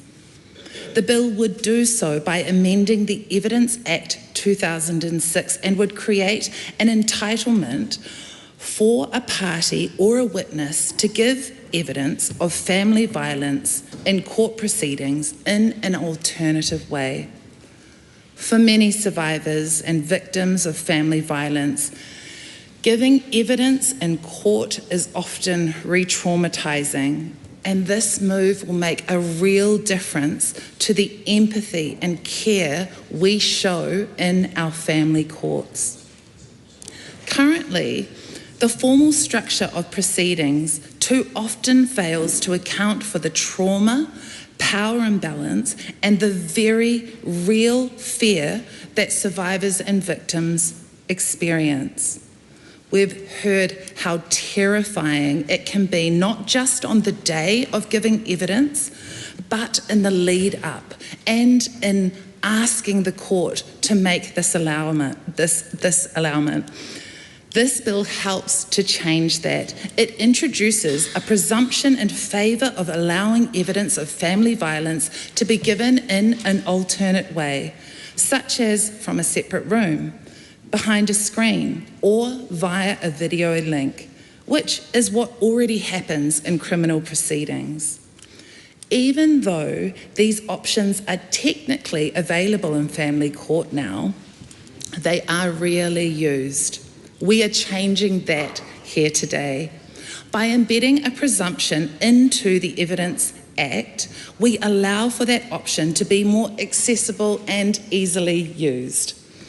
I want to acknowledge the work of the Justice Committee in scrutinising this bill and strengthening its clarity and impact.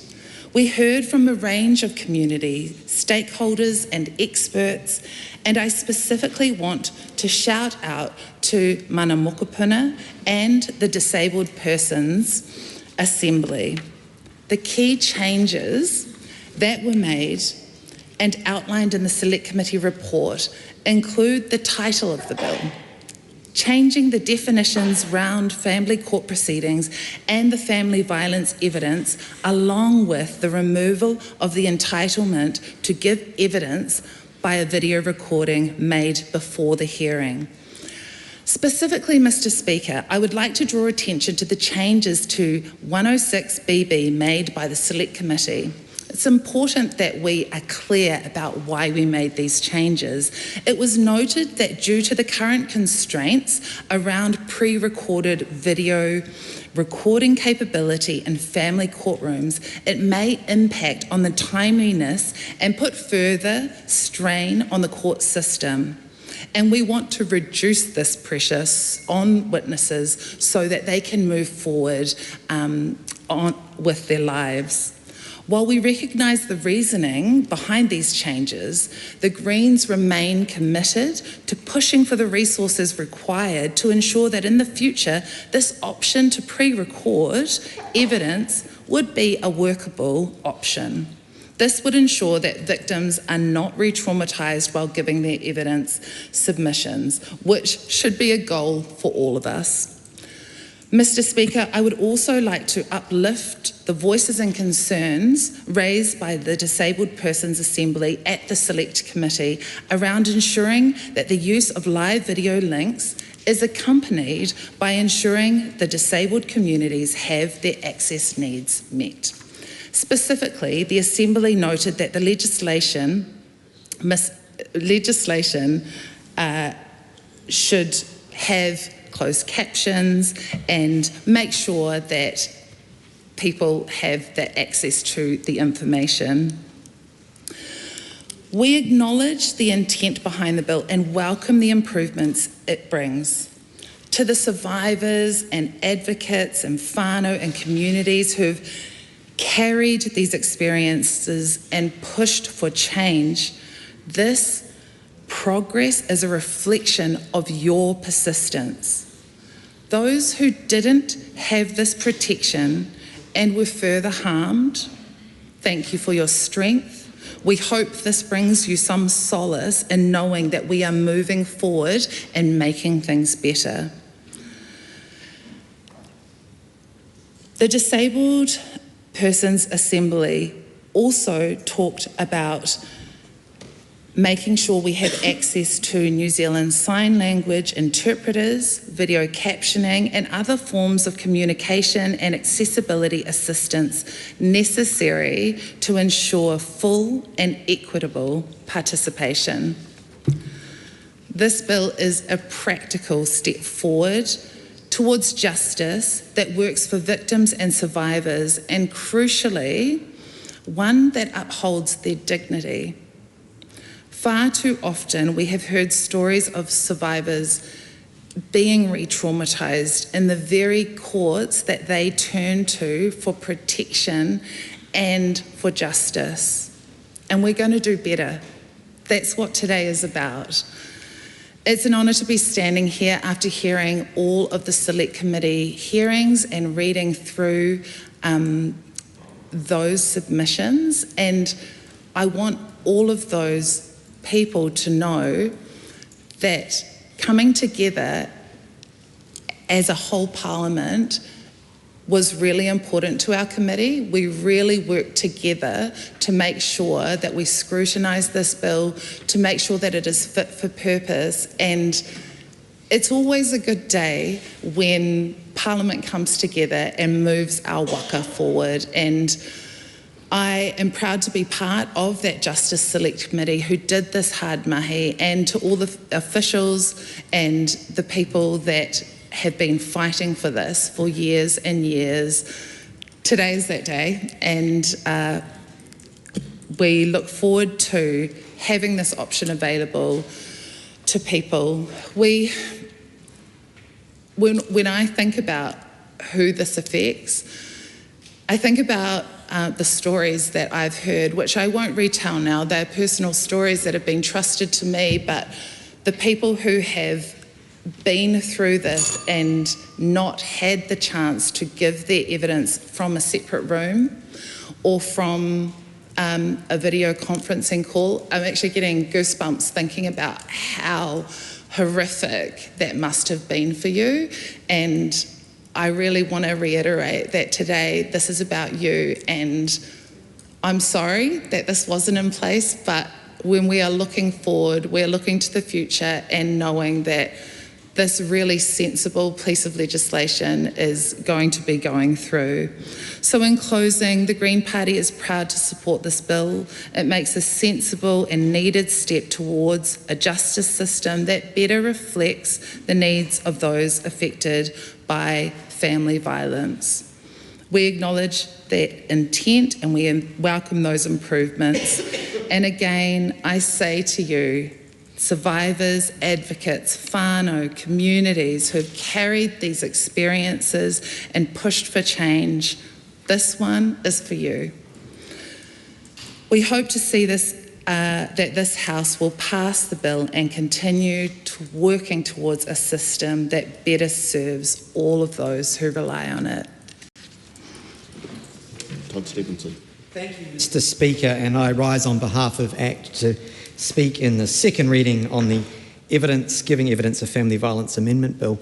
And I just want to say I totally agree with the previous Greens speaker when she said we are going to be coming together, I think, to make some progress in this area.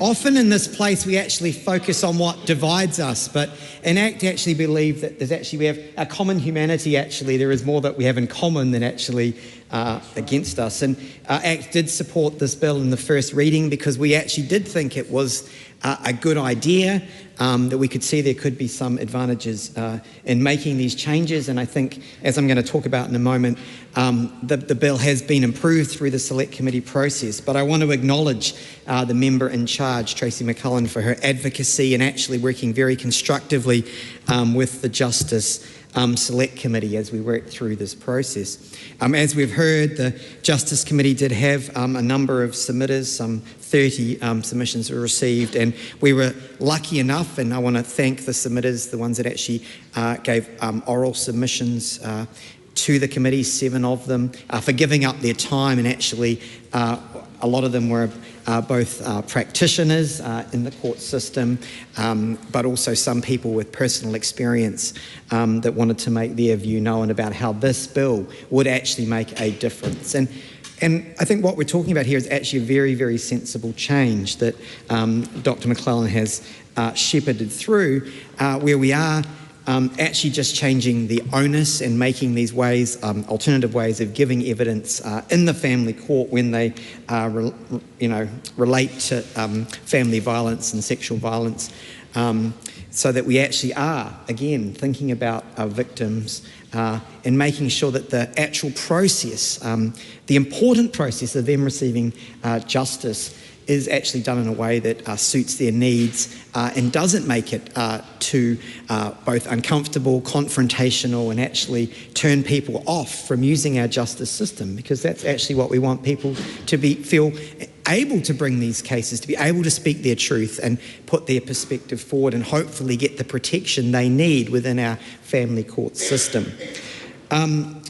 Again, I'm very lucky in ACT actually to have a couple of ministers in my caucus, the Minister for Courts, Nicole McKee, and the Honourable Karen Chua, the Minister for the Prevention of Family and Sexual Violence. So we actually will have quite informed and robust discussions around this bill in our caucus as we were looking at both supporting it in the first reading and as it came back to the House for the second reading. And so, it's really good to have colleagues like that who you can actually have a discussion about the important issues in this bill and make sure this actually is going to deliver a difference. And again, I want to acknowledge the member for taking on board some of the suggestions that came through, because there were some things that were identified that wouldn't have been workable, and so some changes were made. But I think also the updates we are making to our court facilities to allow AVL from rooms adjacent to traditional courtrooms. So again, I was lucky enough last year, I think, to tour the Christchurch Justice Precinct, and they've obviously got a very modern court facility in Christchurch, but they obviously have traditional, what we would understand as traditional courtrooms where they may be having family court proceedings. And the kind of courtroom I went to when I was a lawyer a very, very long time ago. But now we actually have these adjacent AVL rooms so that actually someone can give evidence via audio-visual link. I should actually say what it is because, again, for people listening, that's basically like a Zoom-type setup where you can be supported by your support person and your lawyer. You are separate from the court, but you're actually giving evidence via a video link into the court next door or wherever it might be. It doesn't need to necessarily be next door, but again, these facilities are now more common across New Zealand and will continue to be more common. And so again, sensible to allow that kind of evidence to be given in these cases.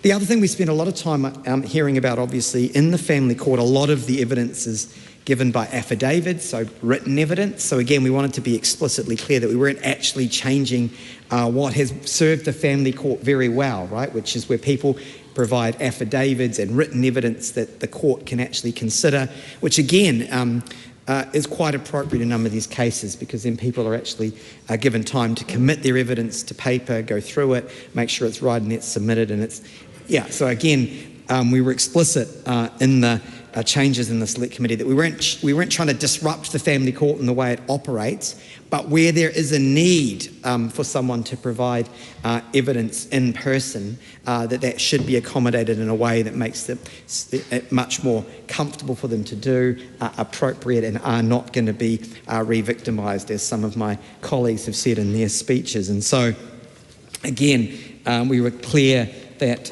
we see this as actually enhancing the family court in the way evidence is given, not disrupting it.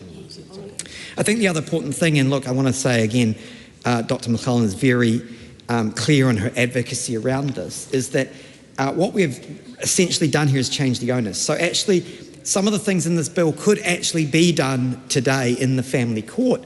It's just that you have to request it, it's a bit of a process, and Dr. McClellan was very clear that, look, we've tried that for a number of years, many, many years, and things haven't changed. And so this bill really changes the onus so that it's presumed that's the way you'll give evidence, and anything else has to be done, obviously, with the leave of the court. And look, I think that's definitely a very strong argument was made, and I think that we in the committee accepted that and said, okay, things haven't worked, practice hasn't changed, so let's do something different and actually place victims first. So again, I think that was a very well-articulated argument by the member in charge, and so I think we accepted that.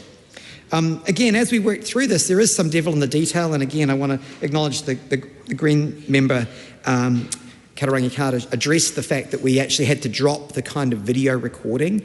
And look, while initially it sounds quite easy, in practice it's not, because what that provision would have meant is you could pre-record your evidence, but that actually is more complicated than it sounds, because you actually still have to have other lawyers involved, because when you're giving your evidence in a recording, you obviously would have your lawyer maybe helping you give evidence, but then you have to be cross-examined and ask questions. And so there's quite a lot of complication to actually getting the parties that need to be there in one place to do the recording, etc.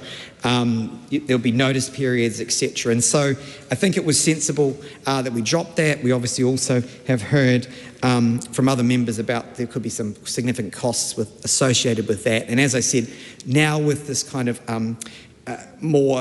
it's real-time audio-visual link technology now available, we're hoping that actually will be the way through, and that kind of pre-recorded video evidence may not be necessary. But again, I think we're open-minded. If that becomes an issue in the future, obviously it can be revisited.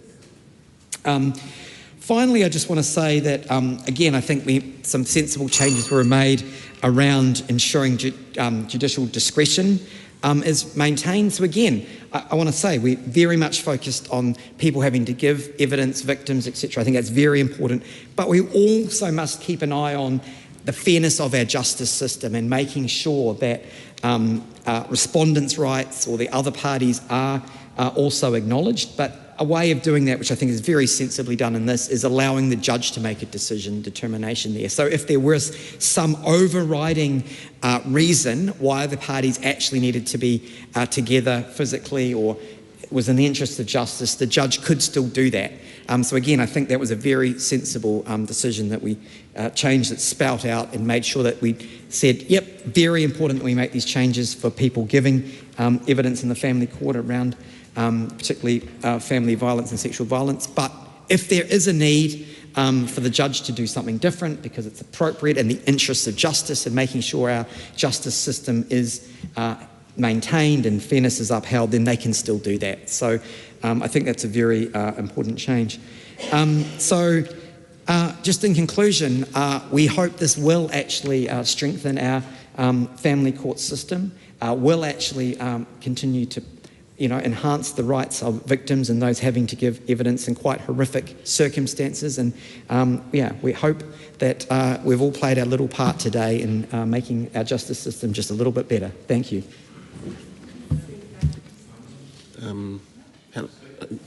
Andy Foster. get our order right there. Mr. Speaker, look, I'm pleased to rise on behalf of New Zealand First to speak on this bill. First of all, I just wanted to acknowledge the member in charge of the bill, Dr. Tracy McClellan, and the Select Committee for all the good work that they've done. I'm not on the Justice Select Committee, so I'm kind of filling in both for Jamie Arbuckle, who represents us on the Justice Select Committee, and also for Casey Costello, who would have otherwise spoken because she has, of course, extensive experience in a former life of those very, very challenging situations which we are describing here in terms of family violence. Look, Mr. Speaker, I think the first thing... Oh, Madam Speaker now. It is Madam Speaker. It is now Madam Speaker. You've changed. We've changed. Yes, we do that to you. Indeed. Madam Speaker, I think two things that I wanted to observe about the process that we've got here. First of all, it is great, as Kaharangi Carter said, that to see a cross-party agreement here across the House, that everybody is working together collaboratively, and if we could do that a bit more, that would be a fine thing. The other thing to say is that it is great to see a select committee making changes, thinking through issues and making changes, and that is what the purpose of a select committee should be always. But sometimes it is not the way that it works, but that is the way that the select committee should work. Madam Speaker, I wanted to say, to reflect on family violence is something which is outside of my personal experience. But what I do know is that it is an extremely stressful, a terrible situation, and I think we all acknowledge that that is awful, whether we have been exposed to that or have not. What this bill is about trying to make that process a little bit less stressful, a little bit more painful, a little bit less painful for the people who are the victims of family violence. And I mean, I can only imagine what a stressful situation it would be to be in a room, to have to be in a room to face the person who you are saying is the person who has committed violence against you, and it could have been a short period of time, it could have been for years. And that will be a terribly, terribly difficult situation, a terribly stressful situation.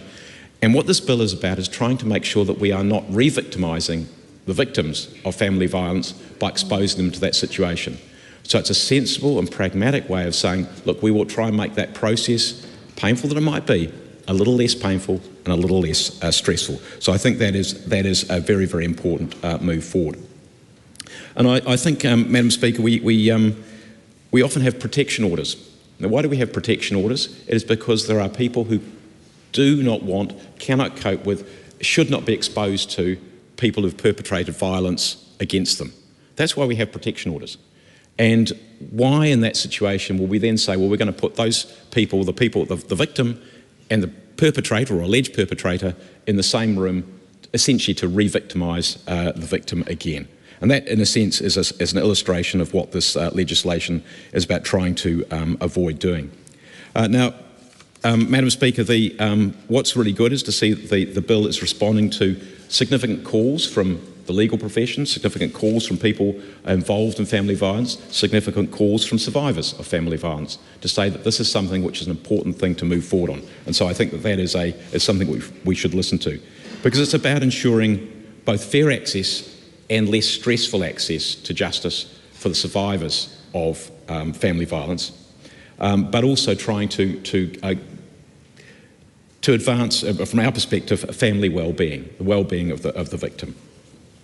Madam Speaker, as I look at the report back from the Select Committee, there are a number of important areas, and I think Casey Costello spoke on our behalf at the front end of this in the first reading, where the Select Committee has made very sensible and useful changes, and I think that shows the value of the Select Committee process. The first one of those is that, as introduced, the bill essentially allowed anybody access to be able to say, well, look, I want to present evidence outside of the court, by video or whatever it might be. And there is an issue there about the ability to see the body language of a person, which is diminished by being in a video situation or in another room, especially when you're going through the cross-examination process. And that, of course, effectively, as I understand it, would have meant that anybody, any witness, not the victim, but any other witness, even the perpetrator potentially, would be able to say, well, look, I want to be able to give my evidence outside of the court. Now, that was somewhat problematic, and the Select Committees looked at that, heard the evidence, said, actually, we want to change that. So we are talking about protecting the victims, not allowing this as a free-for-all for all the parties involved in giving evidence, because of course they've got to be able to be subject in the process of natural justice to being cross-examined. And the second area is that issue of the ability to be able to give, as it was introduced, the ability to be able to do that in advance. But as we've heard already in the debate, if you do give evidence in advance, then how is somebody going to easily be able to cross-examine you when you're not actually there? So it's got to be done live so that there is able to be that cross-examination, because ultimately we want to be able to get to the truth of the matter. And it is important that we do recognise that, I mean, in most of these situations you might say, well, look, it's probably going to be fairly clear. But I note that when I looked up some numbers there, that only 46% of the in 46% of the situations where involving family violence is the perpetrator identified, so just under half. In 42%, so most of those end up going to prosecution. So nearly all of those who are identified ends up going to prosecution. But the conviction rate apparently is only 13%, and the imprisonment rate only 8%. So we need to bear those sort of things in mind in terms of natural justice as well. So that ability to be able to cross-examine becomes very, very important. We've got provision now, which wasn't there in the initial bill in terms of judicial discretion. So the judge can say, yes, I will allow for this evidence to be given outside of the courtroom in an alternative way, or I won't. And they can make that decision, and that is right and proper. So you can have that balanced thinking from somebody obviously who's very, very experienced in these matters. And the fourth area of change is that one around affidavit evidence around the family court. And of course that is because there is no face-to-face in that particular situation, but arguably the way in which the bill was originally introduced might have caught that up. I might say that what little experience I've heard of about the family court and the affidavit process and the kind of process that has gone through there, and given the significance of those decisions that are made, which essentially sometimes can be about access to one's own children, that there might be some need to have a look at legislation in that space as well.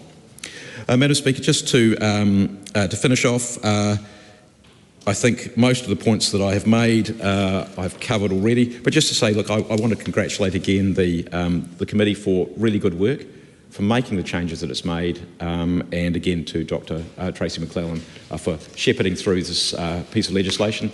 And obviously it's been done in a really collaborative way, and that's really, really always very, very heartening to hear. I commend this bill to the House. The next call is a split call. I call Maria Mino Kapakingi. Tēnā koe, Madam Speaker. Tēnā tātou te whare. So, how might I start? I think this bill is a step in the right direction, and bravely and I don't know about timely. I mean, having worked in this sector, Madam Speaker, yeah, maybe I do want to comment on that a little bit too as I go into the corridor. But as I'm listening to the speeches and seeing the cohesion of thinking and the acknowledgement of the finer points in terms of the how it will be applied, that sounds great and all very, very good. And finally, is probably, finally here we are. But family violence courts, Madam Speaker, are a relatively new thing. They've not been around for a terribly long time. And I remember that because I remember Judge Recordin in Auckland, we're all sitting about in chambers, and he says, the biggest issue here that I have with this, Mino, is that what we're going to have to assess, we don't know. We don't understand the subject of violence. We don't understand it. So as me, as a judge, Judge Recordin and others, how do we understand what we're listening to? How do we recognise, even just know what we're hearing, and how do we think about this? So this is great. What Tracy has done, McClellan, tēnā rā hoki koe ki aia. Tēnā rā hoki koe. These sorts of things, they might seem, when we're talking about it, as this is great, finally we're getting it done. But what it's taken to get to this point, I just want to mihi to her and to all that effort to bring it to today, and to cause the kind of cohesion to agree with it. Anyone that doesn't, I couldn't imagine if that was going to happen in this House today anyway. The sobering reality, Madam Speaker, for us is that 58% of wahine Māori are impacted by family violence. Not because we want to, but because that's what oppression does to you.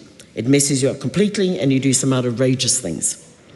So that's very much part of what I want to share, but also we are 100% of the solution.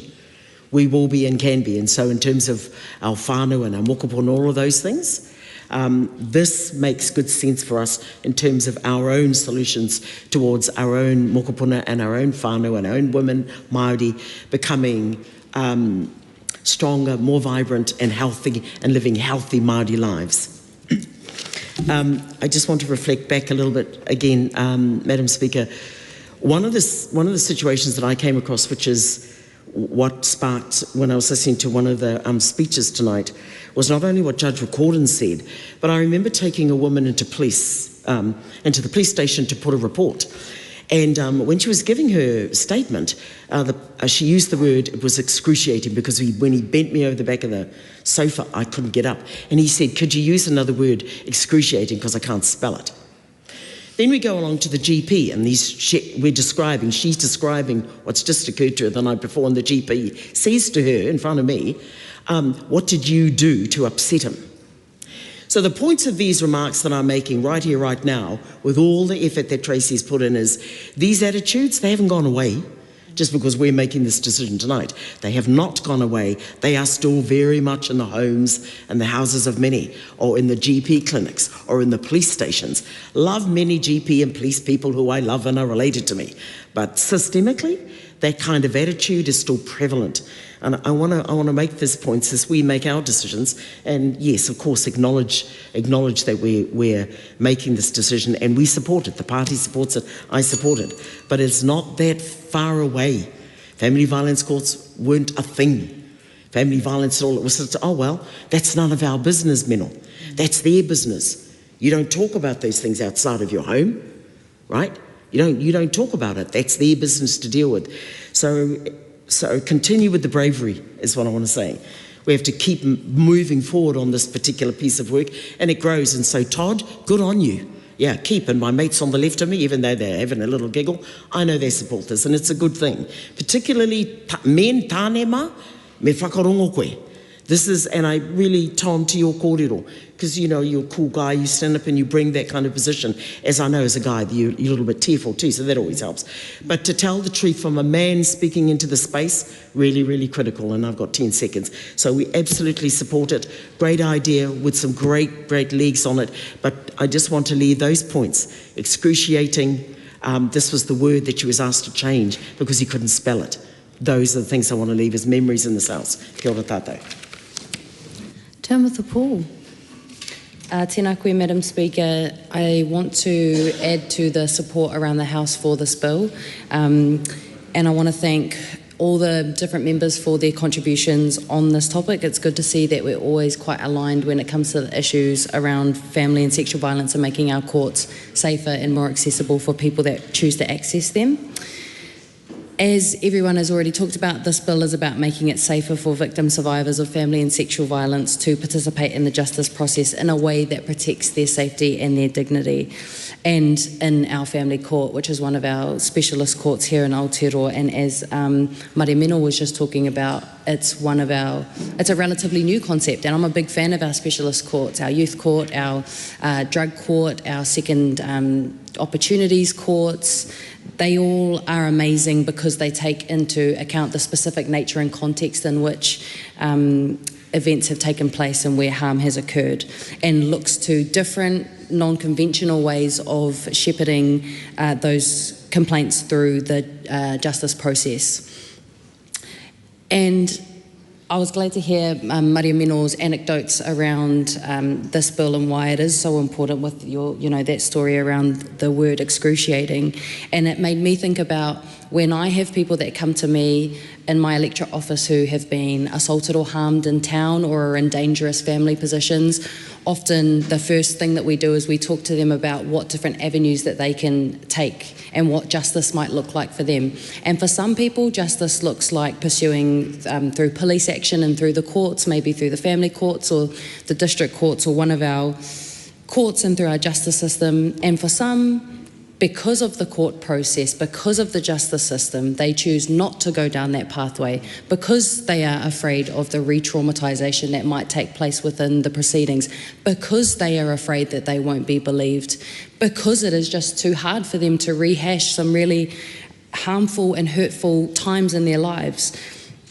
I did a bit of research into how many victims choose not to go down the justice pathway because of how traumatising our procedures can be. And in 2019, a Ministry of Justice report found that only 11% of reported sexual violence cases ended in conviction, and that 37% chose that only 37% of people chose to take police action against a perpetrator. And in that same year, the New Zealand Crime and Victims Survey found that 94% of sexual assaults were not reported to police. And there are many reasons for this. There are the obvious reasons of shame that these kinds of events can elicit within a person.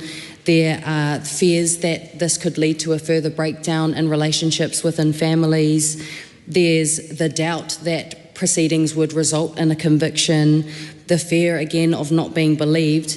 But a big reason that people choose not to go down this pathway is because the process in itself is re-traumatising. And sometimes when we see, especially some of the more high-profile proceedings around family violence and sexual violence, and we watch victim survivors giving their evidence, sometimes their behaviour is hard to make sense of. And that's because when people are traumatised, things like space and time and behaviour and confidence are severely inhibited. So I think that the parts of this bill that allow for some more flexibility and more feelings of safety for people who have to recount what they have experienced is really important. And this can lead to a reclamation of power, particularly for children who might have to give evidence about harm that they've endured as well. I know that these provisions will make it maybe not easier, but will make the process a little bit, well, I guess the word is easier to go through. So, yeah, it removes that kind of confronting nature that is often before you in a courtroom, and being face-to-face with somebody who has hurt you or that has hurt your family is an extremely challenging thing to do. It requires a lot of bravery and courage and strength that I don't think should be required of someone who has ultimately been wronged and who is seeking some justice within our justice system. So we support this bill. We want to thank Tracy McClellan for all of her mahi on this and for bringing attention to the ways that we can improve our courts to make them safer and to pursue justice for victims, survivors of family and sexual violence. Thank you. Rima Narkley. Madam Speaker, I too rise in support of this bill, the Giving Evidence of Family Violence Amendment Bill. We're in the second reading stage, Madam Speaker, and this bill is a bill in the name of our colleague, Dr. Tracy McClellan from the Labour Party across the debating chamber. A bill that what I got to see of Dr. Tracy McClellan during this whole process is that at times when it looked like, it may it may not go any further, there might be some people asking for it to be perhaps, thought about at a different time. Dr. Tracy McClellan just fought really hard for us to see on the Justice Select Committee why important it is for this bill to go ahead in its form with the changes. We end up making changes. Of course, the intention of the bill is something that we all see is very important. And essentially, if we simmer it down, Madam Speaker, it's a further layer of protection for victims. And granted, sometimes many times it's alleged perpetrators in different proceedings, and so the victims fall under that category. But Madam Speaker, it's no secret that I personally am someone that fights to a great extent alongside my colleagues for the rights of victims, particularly over the rights of criminals. And I think this conversation today is really important. It's one of those conversations, again, Madam Speaker, that touches on some very confronting issues. This bill, what it seeks to do is add a presumption, as we've been saying, in favour of alternative ways of giving evidence of family violence in family court proceedings. And by doing this, Madam Speaker, what the overall aim is to reduce the stress and the trauma that victims have going through these proceedings so that we can also improve evidence quality. And when I talk about the confrontational nature of this bill, Madam Speaker, I want to acknowledge my beautiful young niece, Rema Luti, that's in the gallery. She's travelled from Australia to spend a few days with me in New Zealand. And she's only in her teenage years, but she's of that age where I talk to her about these confronting issues. And I know that her mother, being a psychologist since she was young, has spoken to her about sexual abuse and about sexual violence, particularly because of what her mother hears from young people and people in their adult years that are trying to deal with, on a psychological level, the trauma associated with sexual violence, sexual assault. And so this is why it's important, and I'm happy that my niece is here to see part of this conversation take place. Madam Speaker, just if we go down to some kind of basics, this bill, the first reading was on the 6th of November 2024, and it was referred to the Justice Select Committee, a committee that I am so privileged and so honoured to be part of. And I say that very often, both within this House and in public, because what we see on the Justice Select Committee, both when we go into the public domain of the submission hearings, or whether it's behind those private doors, we see how can we work together to achieve better goals for victims. And I know, particularly on the government side, that's always the laser focus that we have. We received 30 written submissions, and I want to really thank the people, the organisations that took time to give those submissions, because it helped us with making those little tweaks so that we can continue progressing this bill forward. 14 individuals, 16 organisations, Madam Speaker, and we heard 7 oral submitters. And most submitters supported the bill's intent. Quite a number recommended amendments as well. Madam Speaker, I'd like to just focus a little bit on those submissions and the themes, because the departmental report, and this is part of what my colleague Tom Rutherford for the Bay of Plenty was mentioning earlier, there's so much behind the scenes work that takes place in bringing an idea to the form of a bill and then progressing the bill and hopefully passing the bill. And so I do also want to tackle the people the staff that helped take us through this stage, and also put together the various reports that we rely on top of and above the own research that we do. And thank you, Dr. McClellan, for helping shepherd that as well with the staff. So if I was to just go back to the departmental report, which broke down the submissions in terms of themes, the first theme that it gave us a summary of was protecting victims from harm. And this was highlighting the overwhelming support of submissions in the submissions for the bill. 15 submitters, Madam Speaker, including the National Collective of Independent Women's Refuges and the Backbone Collective.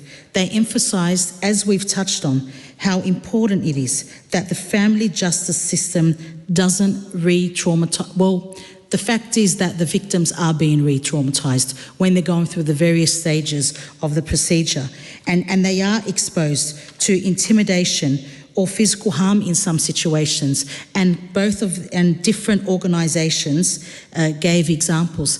And indeed, Madam Speaker, I've touched upon past in the House that while I was studying law in Sydney, where I grew up with my whānau, I worked in the local court system over there, in different court systems, and it's tattooed in my memory the times when I saw with my own eyes victims very afraid to give evidence, to be cross-examined, because of many factors, but particularly the re-traumatization, and also seeing the alleged perpetrator there in court. So these submissions highlighted aspects like those and highlighted how some victims are forced, or many victims are forced to share physical space with abusers. And so, as we've touched upon, quite a number of us, including Tamatha Paul just before me, that this leads a lot of victims to withdraw applications out of fear. That's very sad, because imagine the ripple effect of that re-traumatization as well. So the changes in this bill can help mitigate a lot of these concerns as well. Another theme that was summarised, Madam Speaker, was aligning family and criminal jurisdictions. And we've spoken about that. And submitters such as Community Law Centres Aotearoa and Law Association of New Zealand, they argued that the family court, as we've been saying, should provide the same support for alternative evidence as exists in criminal cases. And again, the victims face the same trauma as sexual violence complainants, and so therefore they deserve equivalent protections. And this is a major part of what this bill aims to achieve. Another subject matter identified in the submissions was that, Madam Speaker, I'm not going to go through all of them, but addressing the systemic challenges, Madam Speaker. 8 submitters, they called for broader systemic change in the family court, and this is something that I know our government, our focus is on victims. So I welcome a lot of the other changes that we're making in the criminal milieu to make sure that victims are put first. There were a number of concerns raised, Madam Speaker, as well. And I particularly recall the New Zealand Law Society questioning the necessity of this bill, especially given the existing provisions that were available for people to, as some people shared before me, make an application to have their evidence heard in alternative ways. But what this bill says is that, look, other submitters that, I remember I questioned one submitter in particular, I can't remember exactly who it was right now. I asked them, look, have you made these applications and are they usually successful? And the gentleman said yes, they're almost, he's never recorded a time that these applications were not successful. So, Madam Speaker, I'm glad I got to reiterate some of the submission themes, Madam Speaker, as my colleagues are talking about so many other points as well. I'd like to reiterate our vehement support for victims as a national party, as a coalition government, and I know as well there's many people across the House that always support victims, and this is a vital step towards the family court system, Madam Speaker, prioritising victims' safety and dignity. I want to again welcome my beautiful niece Rima Luti to the House, and thank you, Dr. Tracy McClellan, for your work here. I commend this bill to the House. Helen White. First of all, congratulations and thank you to Dr. Tracy McClellan and to Dr. Emily Henderson for bringing us this work. I know with regard to Emily, she's worked in the courts for a number of years and she's thought long and deep about these issues.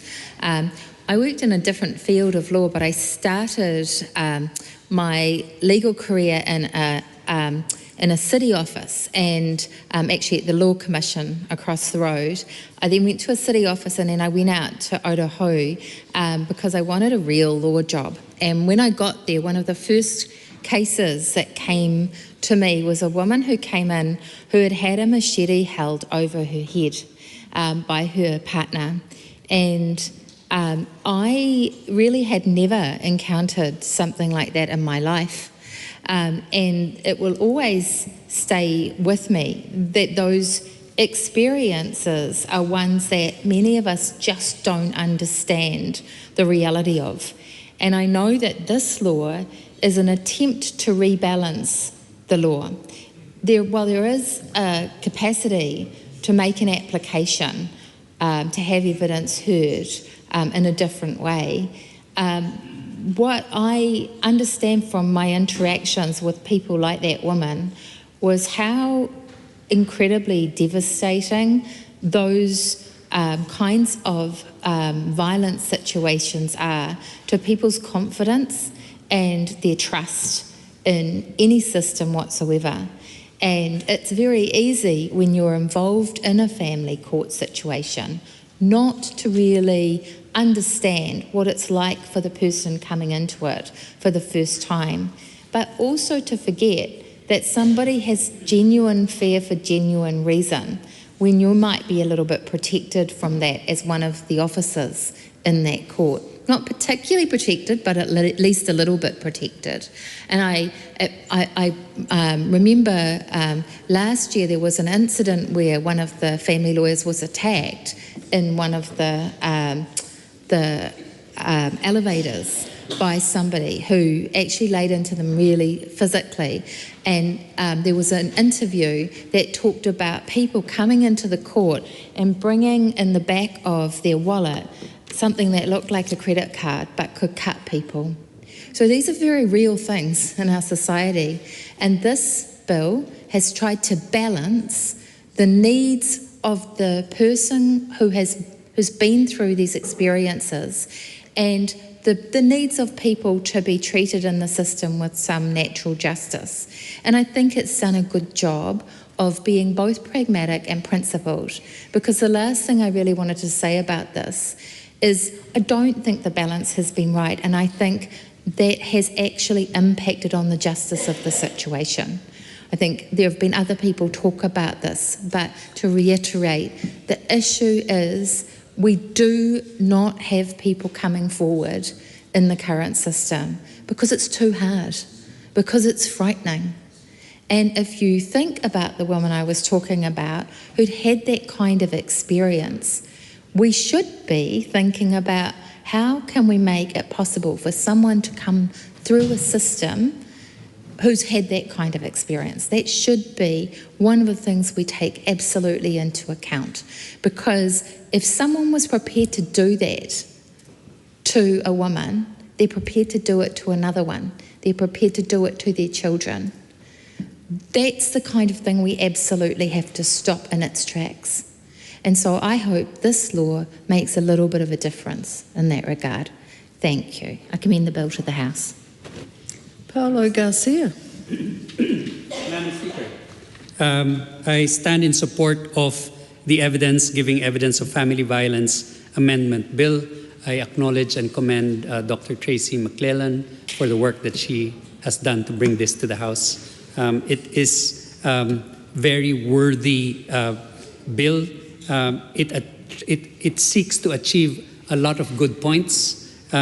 Firstly, to facilitate the process of the family court. I think much can be said about situations where the perpetrators of family violence who are in the process of a family court proceeding can use the process to repeatedly come face to face with their victims, the people who themselves have received the family violence, and the people who have actually witnessed the family violence, the children, people in the same home. By allowing for witnesses and the parties, the offended parties, to be able to provide evidence in a way that they feel less threatened and do not have to come face to face with their their abusers, will facilitate their openness to get into the process and not be afraid of having to do an actual face-to-face in close quarters in court. Madam Speaker, we can very easily, being far removed from family violence, if we are far removed from family violence, not appreciate the extreme fear and anxiety that victims and people who witness violence feel. I deal with a lot of families in my law practice, and I have seen children extremely badly affected. It's so easy to make a child afraid, and witnessing violence in the home is an extreme stressor to them. It cannot be described actually in words how they react to it. So facilitating the manner by which a victim may be able to provide evidence without having to go through, again, that face-to-face, then will surely facilitate the process. The bill, Madam Speaker, wishes to amend the situation where, the current situation where the family court process, mainly allows for the witnesses, the victims, to present oral evidence in court after they have given their affidavits in response to the complaints, in support of their complaints. And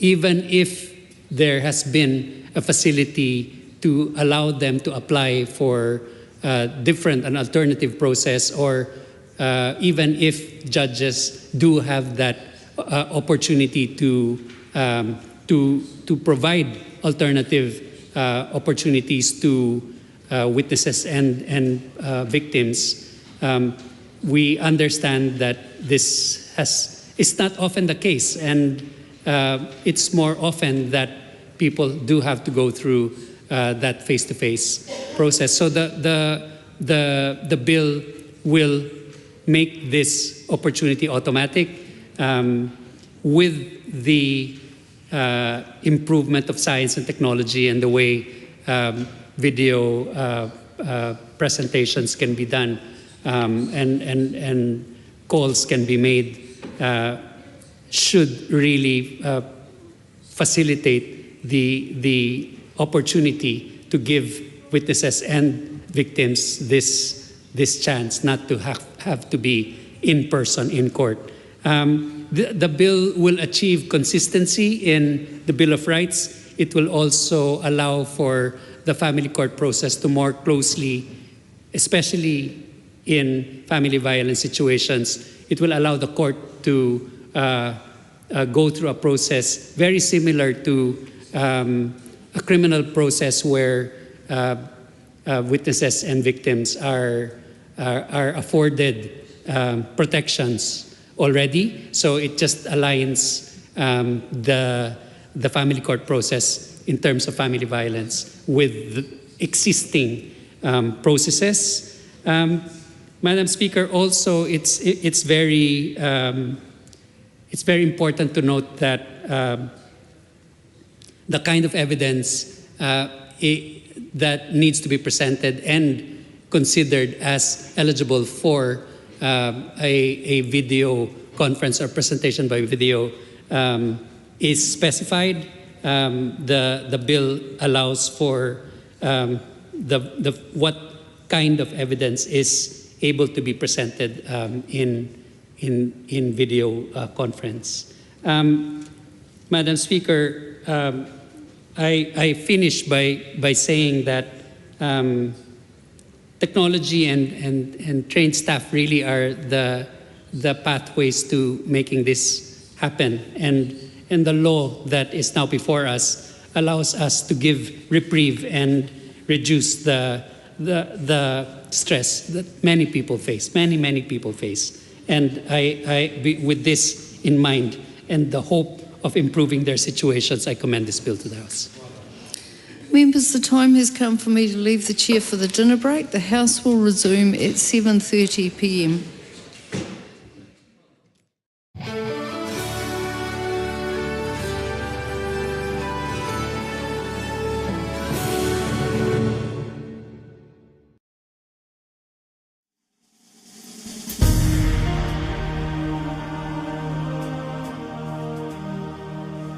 Coming up at 6 p.m. is a repeat of some of today's earlier proceedings. Live coverage from the House of Representatives will resume at 7:30 p.m.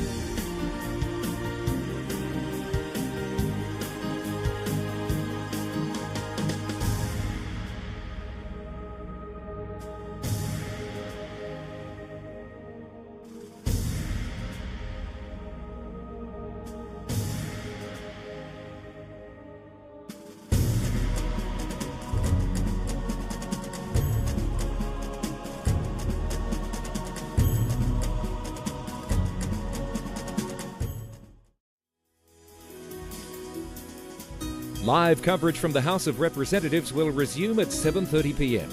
Until then, some of today's earlier proceedings will be repeated.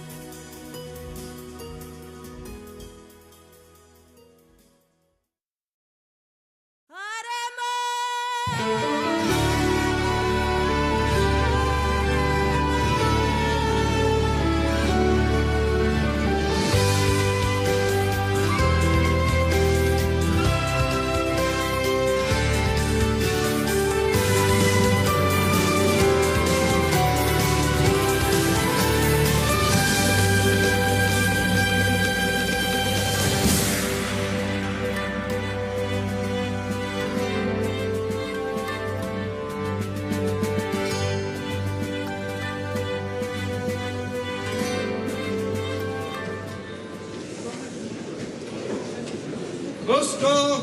Speaker.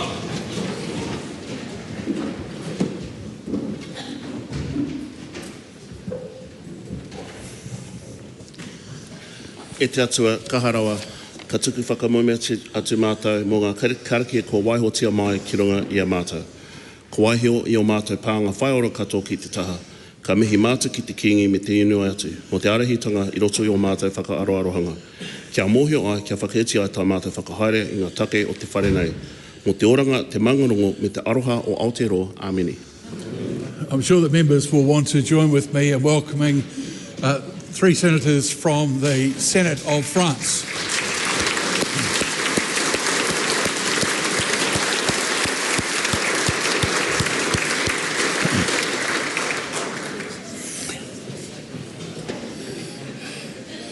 Three petitions have been delivered to the clerk for presentation.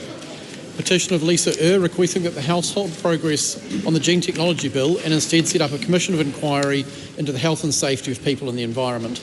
Petition of Robert Glennie requesting the House strip Destiny Church of its status as a charity. Petition of Sophie Liu requesting that the House urge the government to change the parent-resident visa expression of interest process. Those petitions have been preferred to the Petitions Committee.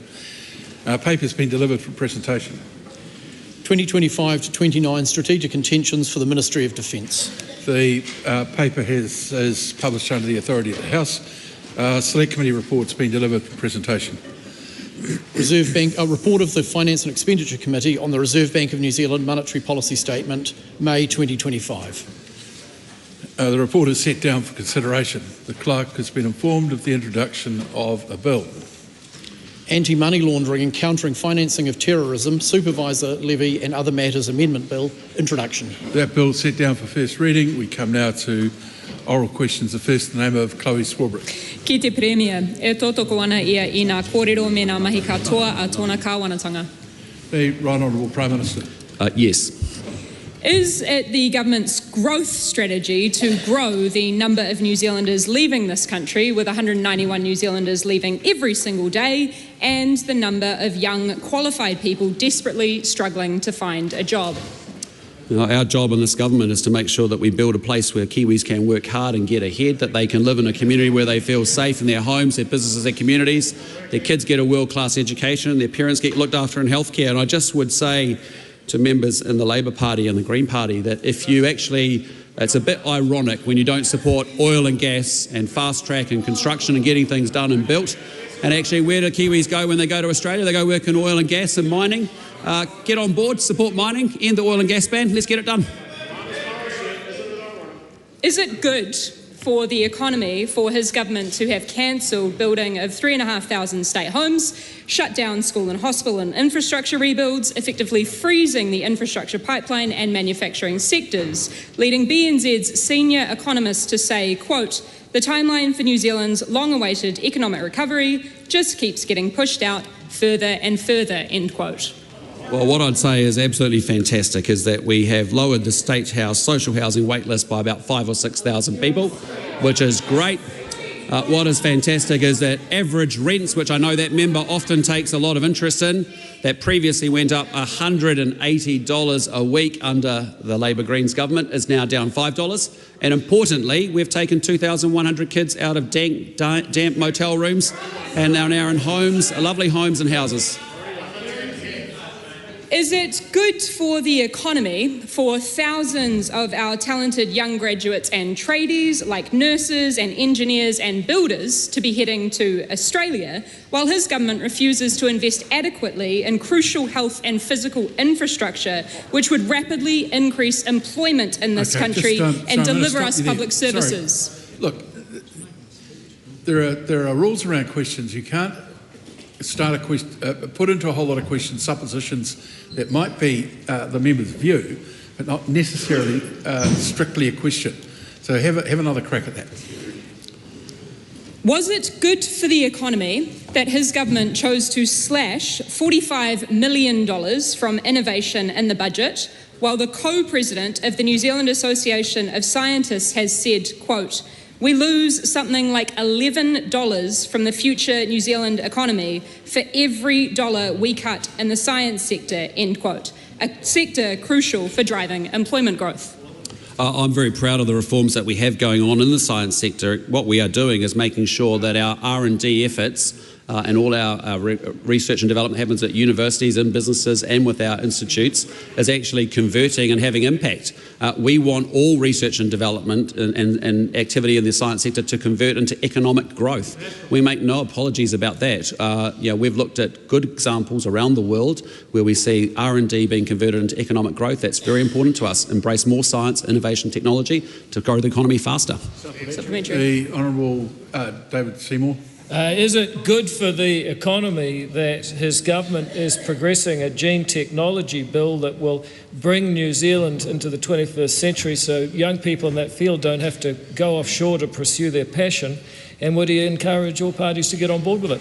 I would. I think that's an issue that has been a long-standing one for a long period of time, and I think we're taking a very conservative approach to gene tech legislation, but I do acknowledge that the member, if she was really serious about climate change and solving emissions and actually being able to improve productivity in this country, you'd actually support it as a party, support the clean tech legislation. Supplementary. The Right Honourable Winston Peters. Given the inherited debt crisis the government inherited, would trebling the government's debt be of any help?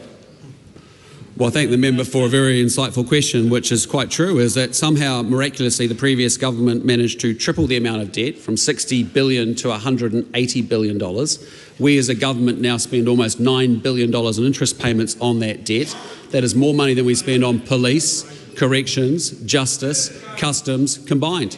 Thank you, Labor. Thank you, Greens. How many jobs has this government created with its tax cuts? Well, as that member will be well aware, after Budget 2025, we expect the economy to grow in the order of about 2.7% on average over the next 4 years. And excitingly, there's 240,000 new jobs about to be created over that period of time too. Is it good for the economy for thousands of our young people to be forced to spend their days applying for hundreds of jobs, receiving only 1 to 2 interviews, leading them to see our country as a place with, quote, no work, shit pay, why stay?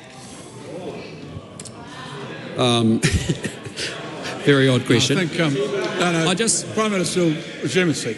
Sorry? Not taking that question any further. I'm sorry, not having that, had far too much criticism directed my way because some other member chose to use an appropriate word, and I'm not putting up with that. Before I go any further too, I just want to make very clear to the government, I pulled up Chloe Swilbrick for the content of one question. Standing Order 205, Speaker's Ruling 2054 makes it very clear you cannot bring other parties into the answers. And I'm going to be a lot more attuned to listening to what people are saying in that regard. Question 2, Catherine Wood. Thank you, Mr. Speaker. My question is to the Minister of Finance. How are global events affecting the New Zealand economy? The Honourable Nicola Willis. Mr. Speaker, global events, of course, have a marked impact on the New Zealand economy. Around 1 in 4 New Zealanders derive their livelihoods from sectors that produce goods and services for export. Globally, the last few months have been particularly volatile. The United States announced new tariffs on imports from almost all countries, with rates being continually adjusted. Trade policy uncertainty is high, with little clarity on the final level of tariffs for particular countries when the current pause expires on the 1st of August. Conflict in the Middle East, particularly between Israel and Iran, has added to global instability and uncertainty. Uncertainty almost always has a negative impact on economic growth, and New Zealand is no exception. Supplementary. How are tariffs expected to impact the New Zealand economy? Well, Mr. Speaker, as announced in April, New Zealand would be subject to a 10% US tariff, although this has yet to be confirmed. In terms of direct impacts, tariffs may affect New Zealand businesses that export to the US, such as beef and wine producers. But the biggest impact on the economy is expected to be indirect. Growth in our trading partners, some of whom face the prospects of much higher tariffs than us, is expected to slow. So they are likely then to purchase less from New Zealand than they otherwise would have. Trade policy uncertainty also has an impact on business confidence, with New Zealand firms less likely to invest. Unfortunately, those factors are negatively impacting growth, jobs and wages in New Zealand. Supplementary. What is the impact of other global factors? Well, Mr. Speaker, recently some other sources of uncertainty have diminished. In particular, the ceasefire between Israel and Iran has reduced global volatility, with oil prices returning to pre-conflict levels. Good news. Other global factors are in fact positive for New Zealand. Prices for New Zealand's goods exports are high. For example, with the ANZ Commodity Price Index up 15.5% over the past year in New Zealand dollar terms. As a consequence, the export sector is supporting New Zealand's economic recovery. As I said yesterday, Treasury's conclusion in its latest economic update is that conditions for growth remain in place as mortgage rates continue to fall and optimism for the future lifts. What is the government's response to this global economic uncertainty? Well, Mr. Speaker, this is not a time to panic, as others have done when saying there is, quote, absolutely a case for more spending to stimulate the economy. On the contrary, the government is sticking to its fiscal strategy, which aims to get spending and debt under control. And the government can help by giving businesses a reason to keep on investing. That is precisely what we have done with the new investment boost incentive, which makes new investment more attractive for businesses. Question 3, the Right Honourable Chris Hipkins. Thank you, Mr. Speaker. To the Prime Minister, does he stand by all of his government statements and actions? The Right Honourable Prime Minister. Yes. Does he still stand by Nicola Willis's promise of fewer lanyards and more hard hats on Lambton Quay? If so, why does the Builders' Sentiment Report show a consistent decline in demand under his leadership, resulting in 15,000 fewer construction jobs? Well, I thank the member for his question, and I acknowledge that he also has a responsibility there, given he saw interest rates go to high levels that had a huge impact on the construction and building industry. But what I'm pleased to report is that there is $125 billion of projects under construction, and there's a pipeline with $207 billion. And right today, the good news is that if you're from Christchurch, State Highway 76 and Brougham Road, we just kicked that off this afternoon. Supplementary question. If the building and construction sector is doing so well under his government, why did the government spend less on the things that he just mentioned in the last year than it did the year before? Well, I'll just say to that member, if he really cares about construction jobs, he would actually support fast-track legislation, wouldn't he? Because that's actually what you do. If you care about working people, you don't just say it, you actually get rid of the regulations that's stopping them from getting into a house, stopping them from getting a road built, stopping a hospital or a school getting built. So I'd just say to that member, I am looking forward to seeing if he wants to U-turn his repeal of the fast-track legislation or not. Supplementary question. Which does he think is going to have the bigger impact on the building and construction sector? The promise of projects coming to market faster, or the fact that his government actually took projects off the market, like new State House builds, school upgrades, hospital rebuilds, roading projects and public transport projects, to name a few? Well, what will make a big difference is what we are doing is getting spending under control, to lower inflation, to lower interest rates, get the economy growing and to get people into job. That's how it works. That's called macroeconomics. But the second thing I'd say is that if that member again really cares about construction workers, why are there 3 different public-private partnership positions from the Labour Party? Eh? Supplementary, the Honourable David Seymour. Is the government's objective to get more built faster, or simply spend more money as if that's somehow a solution and goal in itself? Well, the government's objective is actually to build stuff and get things done. What we don't believe on this side of the House is what we call ghost projects. Some will remember something called Auckland Light Rail. 6 years, $300 million, nothing happened. But we're up with Brougham Street, we've got the Hawke's Bay Expressway up and running, we've got Otaiki to north of Levin. Those are real projects that are really happening, not ghost projects that are just pictures on one A3 sheets of paper. The Honourable Chris Hipkins. Well, is the Chief Executive of Engineering New Zealand wrong that his government's lack of infrastructure work has, quote, devastated the engineering profession? Well, it's a function. Construction has been hit hard, but it's been hit hard because of high interest rates. High interest rates happened because government spending was out of control and you let inflation get out of control. If you really cared about all of these issues, instead of the crocodile tears, why don't you back the fast-track legislation? Do it today. Do it today. Do the U-turn. Do it right now. If you really believed in it, back our roads of national significance. If you really believed in it, back our investment boost. Go do that. Supplementary question, Mr. Speaker. Well, can I just say that while my vote is held in proxy by the whip from the party I can, challenging me in that way is not appropriate. Just think about parliamentary language. The Honourable Nicola Willis. Can the Prime Minister confirm that since November 2023, Kāinga Ora and community housing providers have delivered 7,056 newly built houses, and that of the fast-track projects that have been applied for, they stand to deliver 12,000 homes, including one project that, if approved this year, would have... Hold it. Questions are asked in silence. Beg your pardon? Well, that's for me to judge, but when there was so much noise coming the other side, it was hard to. The member will start again with the question and make it a question that is not in the nature of a speech. Yes. Can the Prime Minister confirm that since November 2023, Aotearoa and community housing providers have built more than 7,000 new homes, and that in addition to this, the fast-track projects promise to deliver more than 12,000 new homes? I can, and I think it's. I'm very proud of the work that we're doing on housing. The fact that this government, in 18 months, has taken 5,000 to 6,000 people off the state house social housing wait list the previous government created, I think is a very good thing. I just say to the member on the other side as well, though, that if you're really serious about it, why don't we actually do real projects, not ghost projects? It's fine. Can he confirm that not one of the 7,000 houses just mentioned by the Minister of Finance was funded in Budget 2024 or Budget 2025? What I can say is the houses are getting built and the state house waitlist is going down. And isn't that a good thing? That's a great thing that 6,000 people have a house now they're not on that wait list, that grew up over 4 times under the previous administration.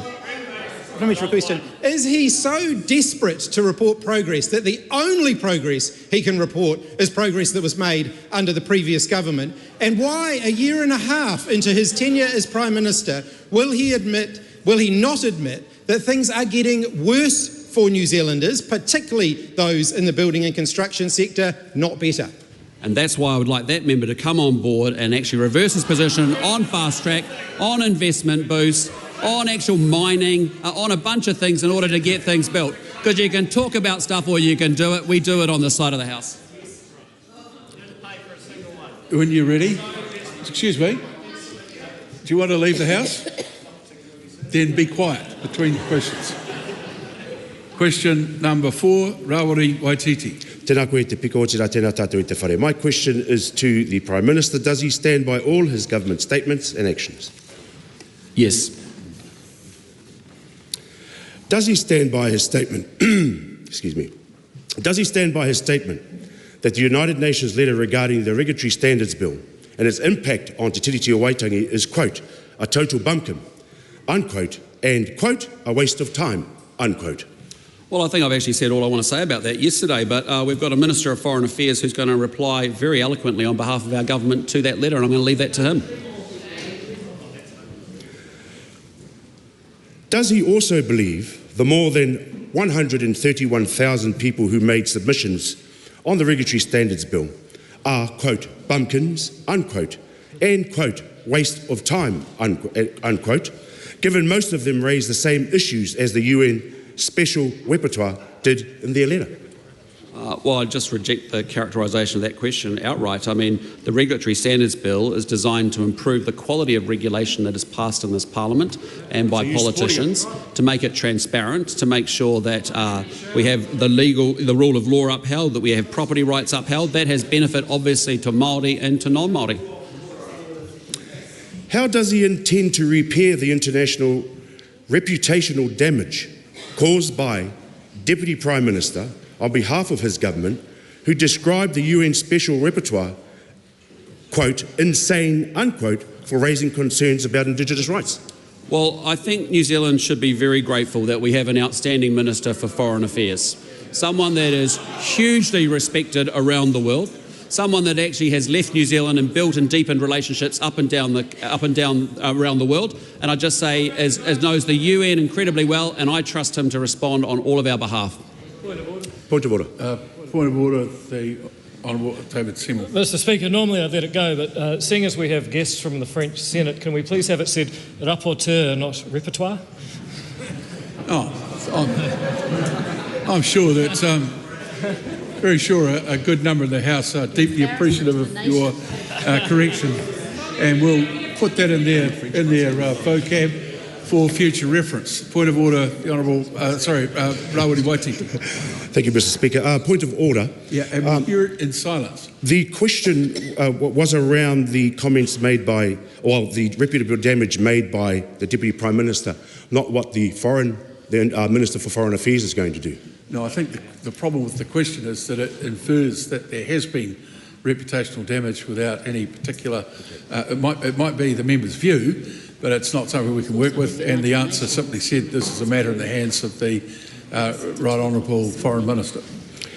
Does he stand by his answer to the question on 31st July 2024, in which he agrees that, quote, Article 2 of Te Tiriti o Waitangi agrees Māori full and exclusive and undisturbed possessions of their land, estates, forests and other property so long as they wish to retain them, unquote?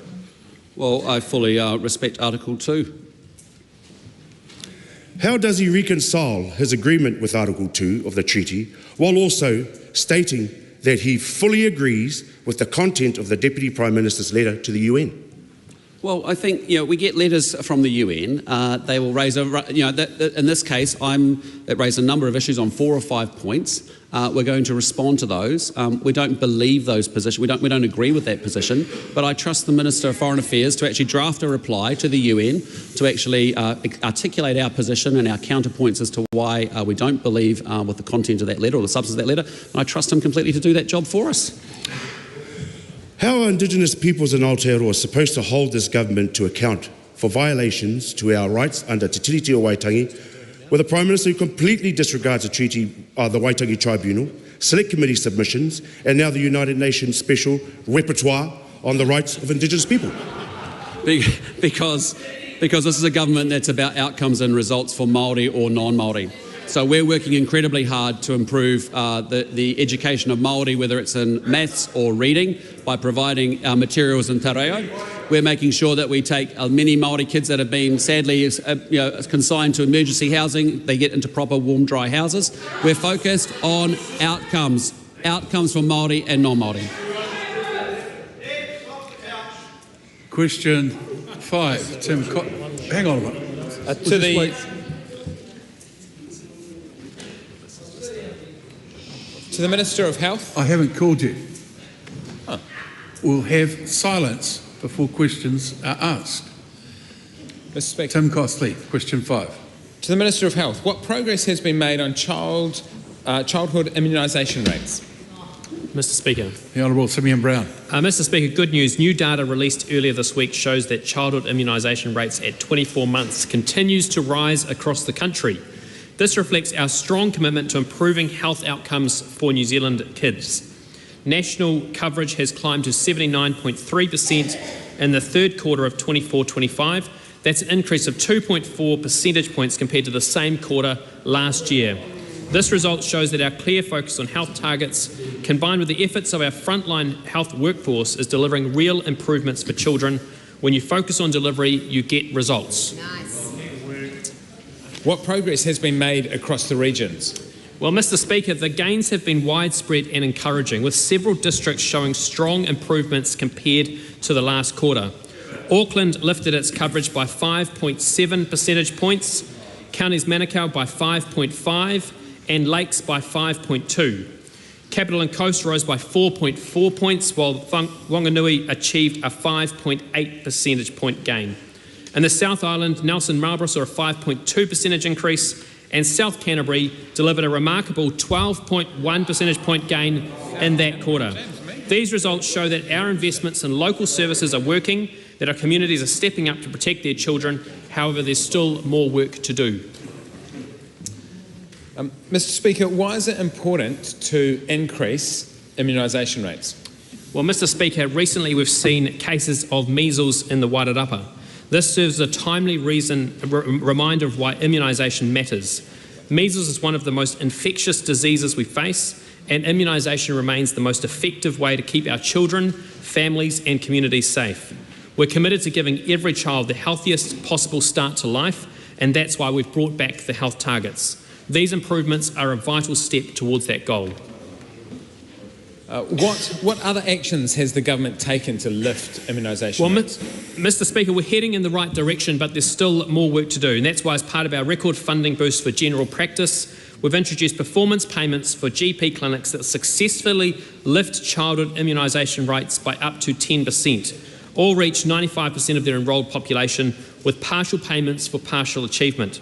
We're continuing to invest in community outreach, local services and the workforce needed to lift immunisation coverage rates even further. Question 6, the Honourable Barbara Edmonds. Modi, Mr Speaker. To the Minister of Finance, does she agree with the Prime Minister's statement that, quote, the reason people leave a country is because they think they can earn higher incomes somewhere else, unquote? If so, why? The Honourable Nicola Willis. Mr Speaker, yes. I think that is a key reason people migrate, amongst others. Australia, for example, is a wealthier country than New Zealand and can pay higher wages, including in industries such as mining and oil and gas that members opposite have tried to shut down. Supplementary. Are the minimum wage increases that are less than inflation enough to keep Kiwis working here where they can earn more pay in Australia? Yes, Mr Speaker, and minimum wage earners were among the 1.9 million New Zealanders who benefited from tax relief that member would have denied them. Supplementary. Why does she believe 47,000 people moved to Australia last year? Well, Mr Speaker, as I outlined extensively yesterday, for similar reasons that a similar number left the year before, which is that the New Zealand economy has gone through an extremely tough period. We had a government that drove inflation to record levels for an extended period.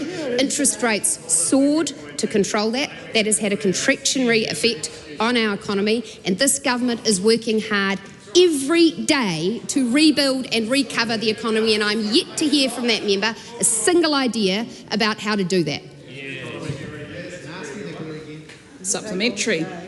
Why would construction workers stay in New Zealand when today the Certified Builders Association said, quote, half of those surveyed expected conditions to get worse and forward workloads declined, unquote?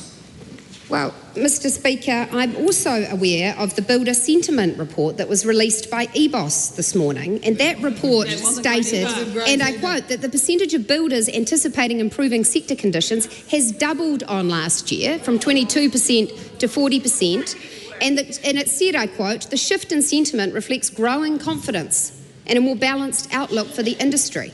While a full recovery will take time, there's a growing sense that the worst, i.e. you guys, is behind us. No, sorry. Minister will stand and withdraw for that.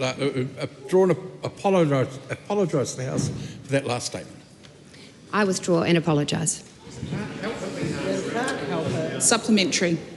Does she agree with Nicola Willis's statement in 2023 that Kiwis are, quote, voting with their feet, unquote? If so, does that apply now when migration outflows are even higher? Yes, Mr Speaker, and as I said yesterday, one of my driving missions and reasons for being in Parliament is I want this to be a country where more young people feel they can pursue their ambitions and aspirations. And the reality of how that is done is that we have to strengthen this economy so that businesses have the confidence to not only create more jobs, but better paying jobs. And that is why we have a Going for Growth agenda that is all about removing the barriers that have held New Zealand back from its growth potential for many, many years. And we are making progress. There is much more work to do. We will keep doing it. And as history has shown, as this economy recovers, more New Zealanders will choose to live their lives here. Supplementary. When she said in 2023 that New Zealanders were fleeing, quote, a weak economy and decaying public services, unquote, why have 47,000 New Zealanders left for Australia under her watch? Well, Mr Speaker, as I have outlined, the New Zealand economy has been through a very difficult period. Now, there are some positive things. For example, the level of unemployment that was being forecast at the pre-election update in 2023 has not transpired under this government. In fact, unemployment has come in lower than was being forecast under the plans of the last government. So there are positive things happening. Momentum will continue. And the question for the member is this. Do we think that more New Zealanders will want to live here if job creators, wealth creators and savers are slammed with more taxes and asked to flee the place? Question 7, Benjamin Doyle. Tēnā koe te māngai o tira tēnā tātou e te whare. To the Associate Minister of Health, Is the government on track to achieve the National HIV Action Plan's goal of effectively eliminating local transmitted HIV in Aotearoa by 2030? If not, why not? Sorry, there were people speaking during that question. So we'll have the question again while the whole House listens in silence. Point of order. Point of order. Mr. Speaker, how did this question get approved by you or your staff when in the last few words it mentions a country that is not known in this world and nor is recognised by the United Nations? Yep. Oversight on my part. They're not going to change Benjamin by Doyle. themselves. Ask the question again. When the House is all silent. Sorry, am I repeating the primary, Mr. The whole Speaker? primary question. Thank you. Yes. Thank you. My question is to the Associate Minister of Health. Is the government on track to achieve the National HIV Action Plan's goal of effectively eliminating locally transmitted HIV in Aotearoa, New Zealand by 2030? If not, why not? The Honourable Mr. Peters. Mr. Speaker, you have approved, in my view, wrongly, but you're entitled to your decision, this question, and now it's not being read properly from the script. That's right. And I appreciate all the points that you make. Brendan Doyle, one more time, as it's written on the sheet. Is the government on track to achieve the National HIV Action Plan's goal of effectively eliminating locally transmitted HIV in Aotearoa by 2030? If not, why not? The Honourable Casey Costello. Mr. Speaker, I'm advised that the cases of locally acquired HIV continue to trend down from their peak in 2016. Based on the downward trend since 2016, there is no reason to believe the goal will not be achieved of effectively eliminating locally transmitted HIV in New Zealand by 2030. Is she concerned with the findings of the HIV Epidemiology Group's most recent report that, quote, locally acquired infections overall have only decreased by 31% from the 2010 baseline set by the National HIV Action Plan, which is well short of the 90% reduction target by 2030? And if so, what action is she taking to address it? Mr. Speaker, the figures that I have had reported is the target is a 90% reduction on the 2010 total, which was 149. The 2024 figures are 59 and 4 cases unknown. In terms of the action that we are delivering as a government is a full commitment to the HIV Action Plan, and we are making solid progress in that regard. Is she concerned by the government's failure to meet the National HIV Action Plan's goal to maintain 0 cases of transmission at birth, with new avoidable cases of perinatal transmission occurring for the first time in almost 20 years? And if so, what will she do to turn it around? Mr. Speaker, unfortunately, as the member knows, that the cases he refers to are about 2 individuals that travelled to New Zealand that were pregnant at the time. I don't want to discuss further details of those individuals, but as I have highlighted, we continue to be committed to the HIV Action Plan. There are a range of actions that are being committed, and the Ministry of Health and Health New Zealand are working well in that regard. Green misinformation. What, if anything, will she do to address the growing inequity in rates of HIV acquisition amongst trans, migrant and Māori populations in Aotearoa, as highlighted in the HIV Epidemiology Group's latest report as highly concerning? Mr. Speaker, I can advise the member that the recent completion of a request for proposal to expand innovative testing for HIV and other sexually transmitted infections to priority populations. 8 contracts are now in place and 2 providers have commenced service delivery. Overall, these services will improve access and uptake of testing and include a new national online service, community-based testing and peer-led testing for priority populations. I can also advise the other priorities include recruiting contact tracers to increase the capacity and capability of contact tracing for people newly diagnosed with HIV and other STIs, modelling HIV prevalence in New Zealand to better understand the burden of HIV and where further resources should be directed in order to better prevent transmission, and completing an audit on antenatal screening to identify gaps. The budget of $18 million, which was set in Budget 2022, is on track to be fully delivered.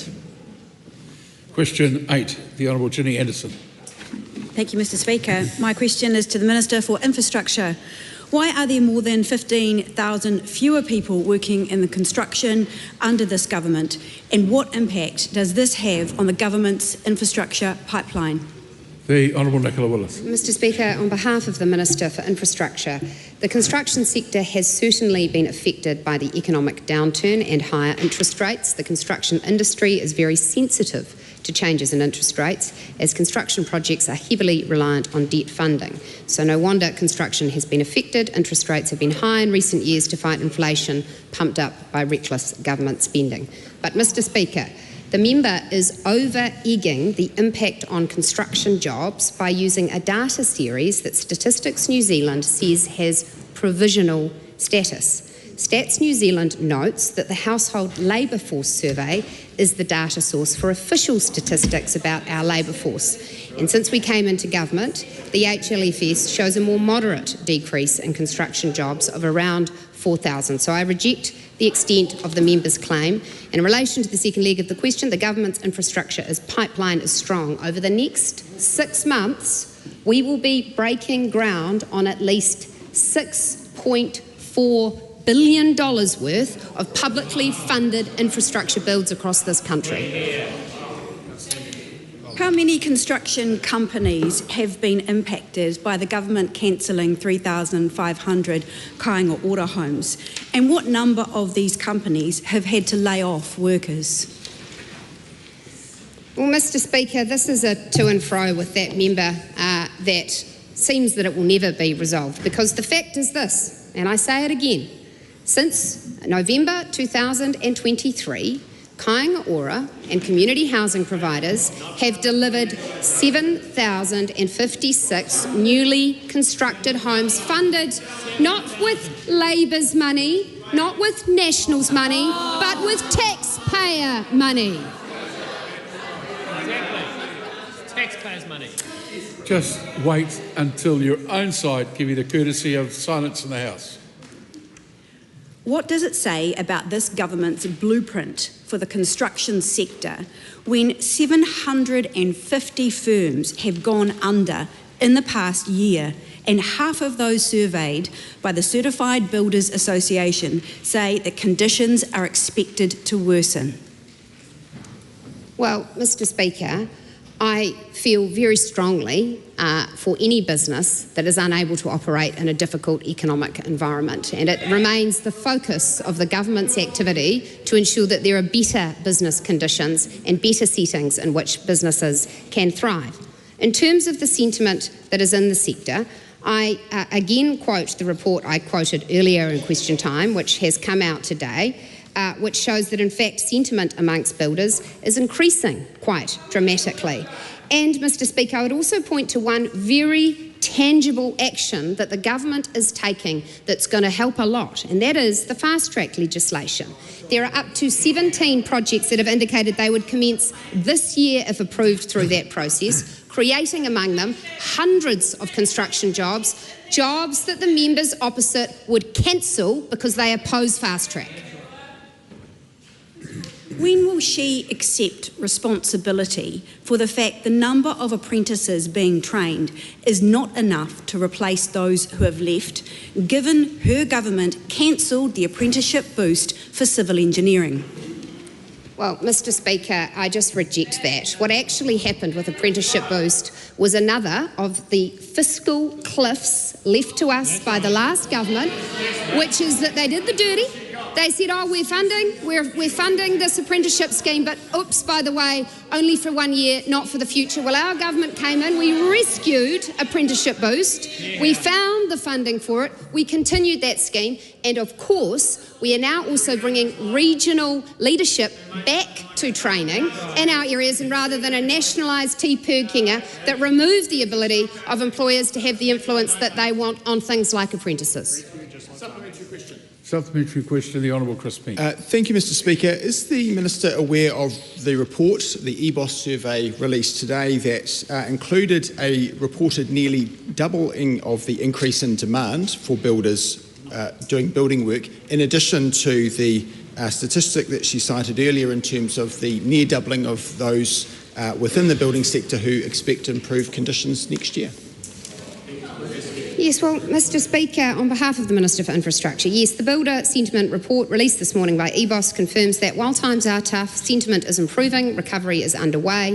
The report found the percentage of builders anticipating improving sector conditions has doubled on last year to 40%, and there was also a drop in the percentage of builders concerned about the current economic climate, the cost of lending and material costs. And I would like to acknowledge the Minister for his very hard work to ensure that we remove regulatory barriers that have driven up construction cost in New Zealand. With the principal economist of Infometrics, who said, if you're a builder and want to keep being a builder, it may be Australia is the best option for you to continue being a builder for now. If not, why not? Well, Mr Speaker, I agree that when New Zealand's interest rates soared to extremely high levels, it made it very hard to be in our construction sector, because it is very difficult to get finance for a project for which the interest costs are extraordinarily high. That is exactly why our government has focused on doing everything we can to support inflation to come down and interest rates to come down, and the record speaks for itself. There have been more than 2 basis points of interest rate reduction since we came to office. Inflation is back in target. Those are the conditions that will allow for a healthy, sustainable construction industry. Will the Minister admit that canning the apprenticeship boost for civil engineering was a bad idea? Her government has no workforce plan, and her pipeline is a pipe dream. Mr Speaker, no. Question number 9, Greg Fleming. E te manga o te whare. My question is to the Minister of Education. What recent results has she seen about literacy and numeracy achievement for the NCEA co-requisite? The Honourable Eric Stanford. Mr Speaker, I was very pleased to see the latest results show a marked improvement in student achievement. Across all year levels in numeracy, 57% of students achieved a significant increase from 45.6% in May last year. In reading this year, 61.2%, up from 58.7% last year. And in writing, 55.3% of students achieved holding steady from May last year. More than half of this year's Year 12 students who did not meet the co-requisite last year have now achieved it, moving the overall NCEA Level 1 pass rate from 71.5% to 79.6%. Mr Speaker, more students are achieving in numeracy and literacy, meaning more young people are set up for success in the future. What results has she seen for high equity index schools? Mr Speaker, the results for students in high equity index schools are the ones that I am the most proud of. Whilst there is still some way to go, significant improvements have been made with positive gains in reading, writing and maths. There was an almost 15% jump in numeracy achievement from under 20% last year in our low decile schools to 34.1% in May this year. For reading, it was 41.2 compared to 34.7, and again, writing held steady.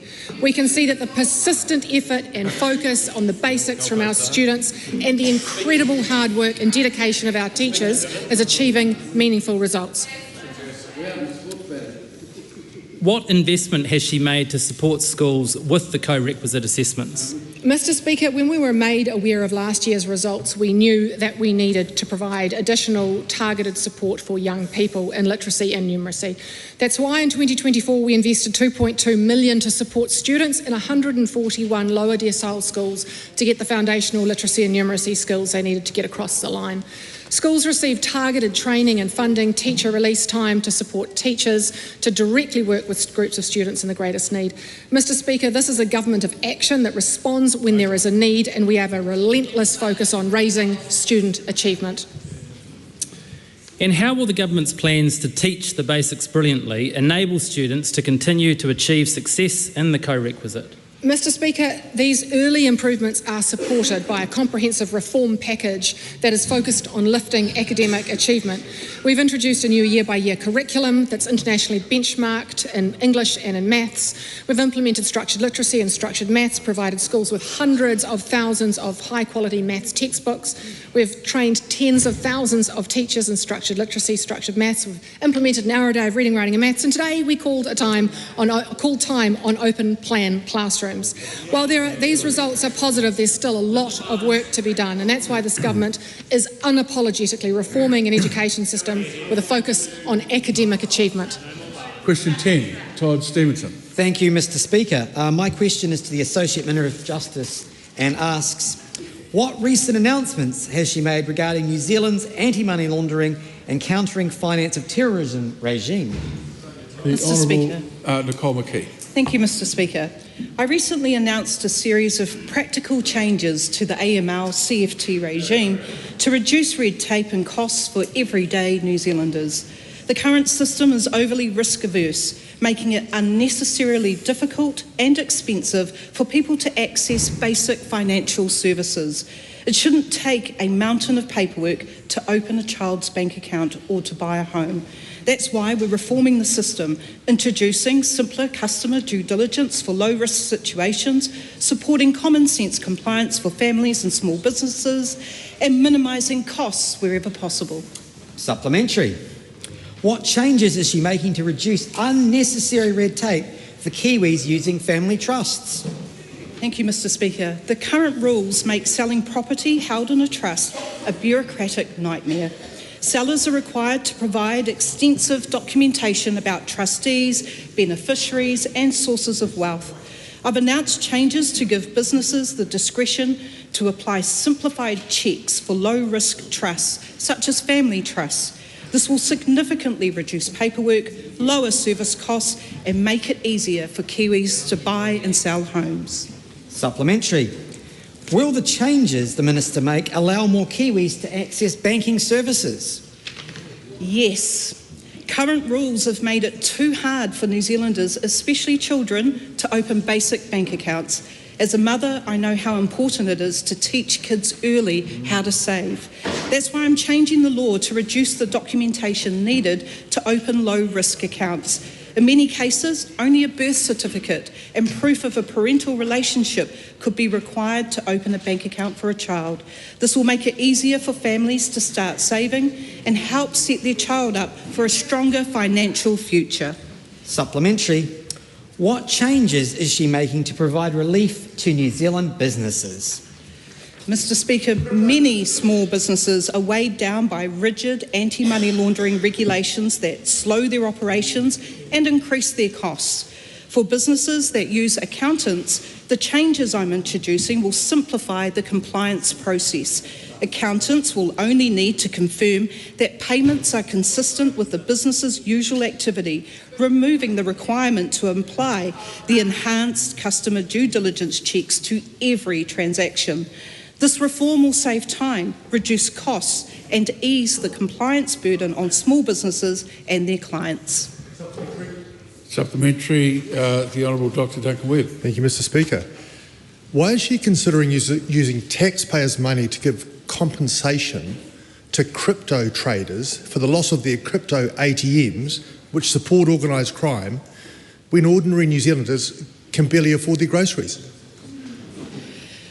I am a little surprised that the member across the way there doesn't understand the process that we go through as a government to determine whether or not compensation should be paid.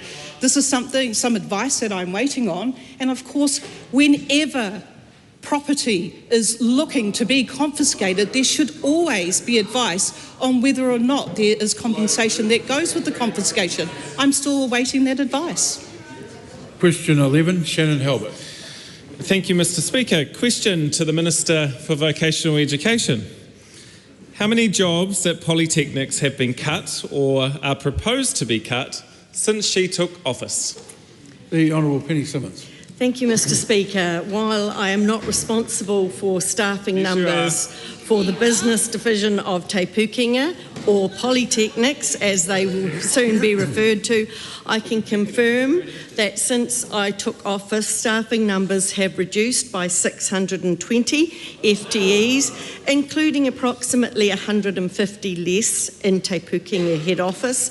This has occurred as independent financial advisors have worked with individual polytechnics to develop their pathway to financial sustainability. And I acknowledge how difficult that will be for those individuals, but Mr. Speaker, this work should have been done more than 5 years ago. I will note for context, Mr. Speaker, in contrast, Te Pukenga took almost 2.5 years from when it was set up to produce their first long-term finance strategy and a short-term financial plan, and even then the Tertiary Education Commission noted that further work was needed before there was a credible plan to achieve financial sustainability. Point of order, Mr. Speaker. Point of order, Shannon Halbert. Well, I acknowledge that the Minister answered the first part of the question. She didn't bother to ask the second part, which was about the forecasted or the proposed cuts moving forward. Well, she did, because she said she wasn't responsible for those organisations once they become quite separate. So I think that's a reasonable answer. Thank you. Supplementary. Why won't she assure the sector that all polytechnics will still be open in 2 years' time under her watch? Mr. Speaker, because unlike that member when his party was in government, I don't intend to run polytechs from Wellington. They will be run by communities. They will have councils that are appointed by communities that understand what is needed in their community.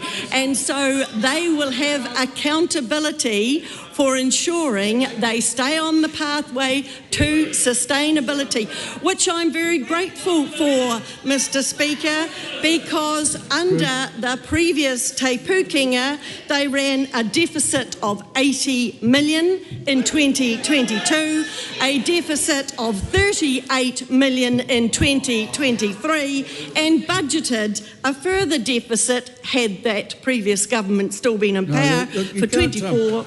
You can talk about the facts, but don't have a lash at the previous government or the opposition. It's budget, clear, and I warned people earlier today. A budget budgeted for a deficit of 93 million for 2024, but instead turned to surface. Supplementary. How many jobs are proposed to be on the chopping block at Otago Polytechnic?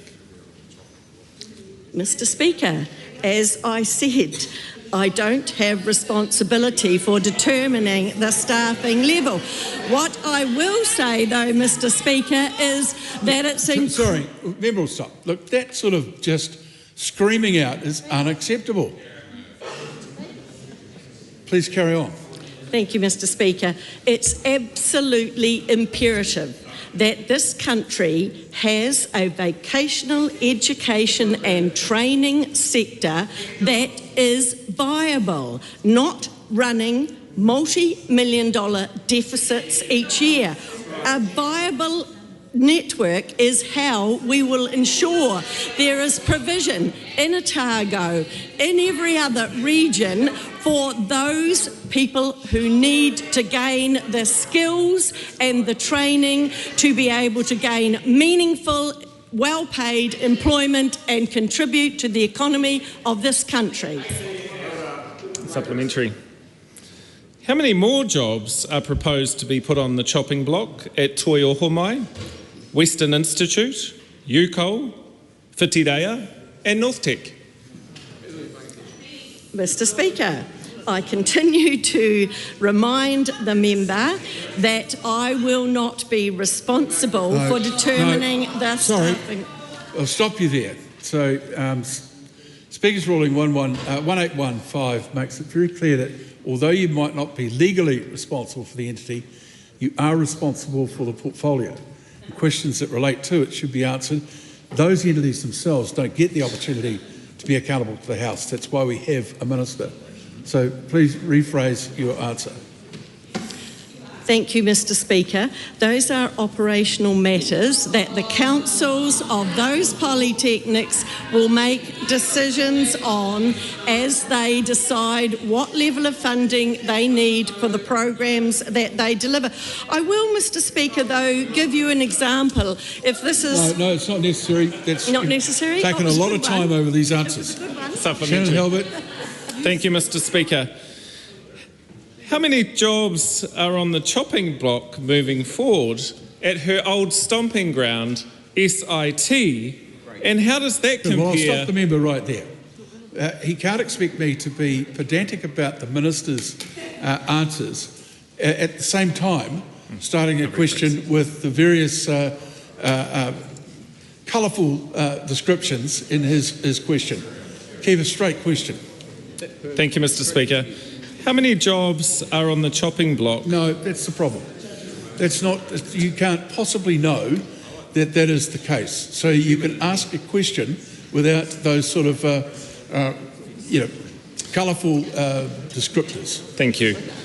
How many jobs are at risk at the Southern Institute of Technology, and how does that compare with other polytechnics across the country? Mr. Speaker, that will be an operational matter for the Council and the management of SIT.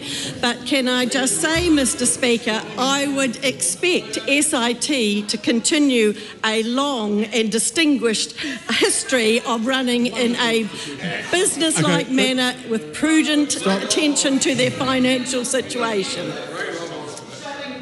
Supplementary. I beg your pardon? Well, why are you interfering with the opportunity of your colleague to ask his question? Thank you, Mr. Speaker. Why won't she share the financial information available to her to prove that her new model is in fact financially viable? What I'm very proud of, Mr. Speaker, is that for the past year we have had financial advisors working with each individual polytechnic to form a pathway to financial sustainability. We still have some work to do with 4 of the polytechnics, but they are well on the way to being able to achieve that.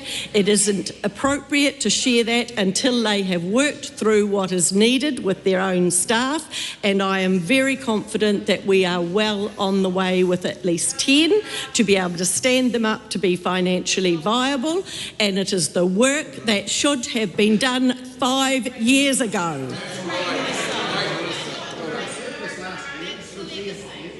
One of the quirks of our standing orders and Speaker's rulings, consequent Speaker's rulings, is that while ministers will occasionally refer to a matter being operational that they don't have any responsibility for, there needs to be a qualification around it. Ministers are responsible for the operational detail of the entities for which they have portfolio responsibility.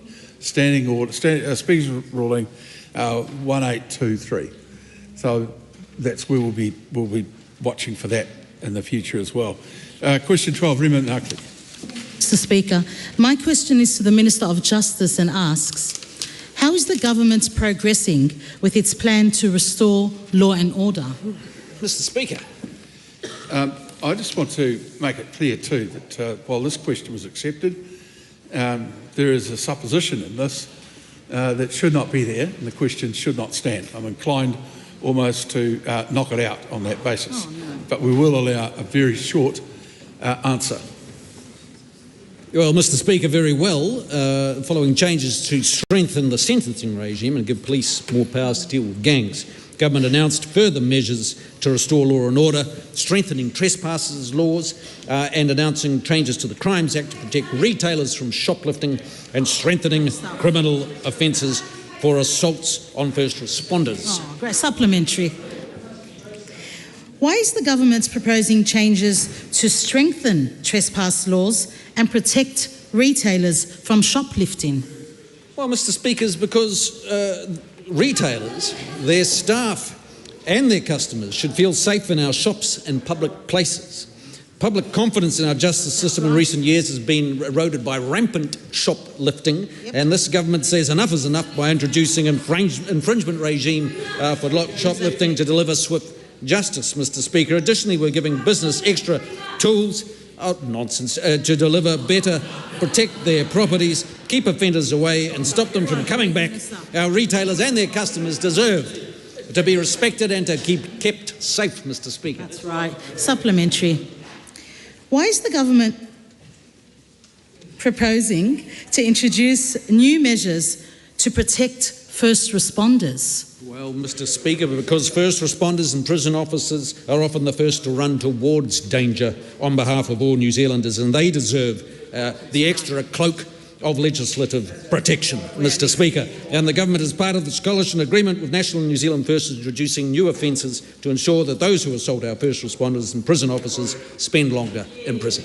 Supplementary. What other new criminal offences has the government announced? Well, we're introducing new specific coward punch offences to ensure perpetrators receive tougher sentences. Those cowardly attacks can cause lifelong brain injuries and death. Committing one punch attack and causing grievous bodily harm will carry a maximum penalty of 15 years imprisonment. And I want to thank New Zealand First for their strong advocacy on this issue. Oh, what a great minister.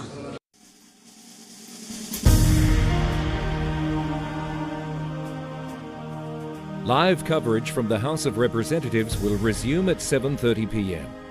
An uncorrected transcript of today's oral questions is available at www.parliament.nz.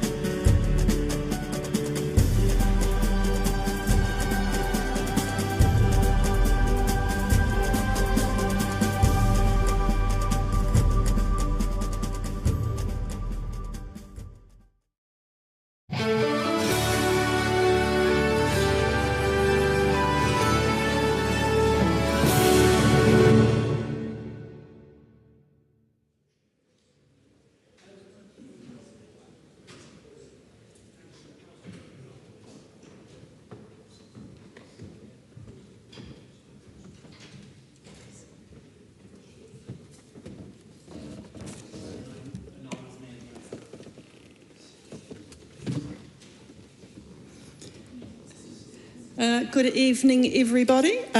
When the House adjourned for dinner break, we were up to the second reading, giving evidence of family violence amendment bill. We were up to call number 10, which is a split call. The Labour Party has the first 5 minutes.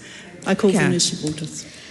Thank you, Madam Speaker, for the opportunity to make some brief remarks in support of this bill. And like other colleagues, I'd like to commend the member Dr Tracy McClellan and former member Dr Emily Henderson in terms of progressing the bill.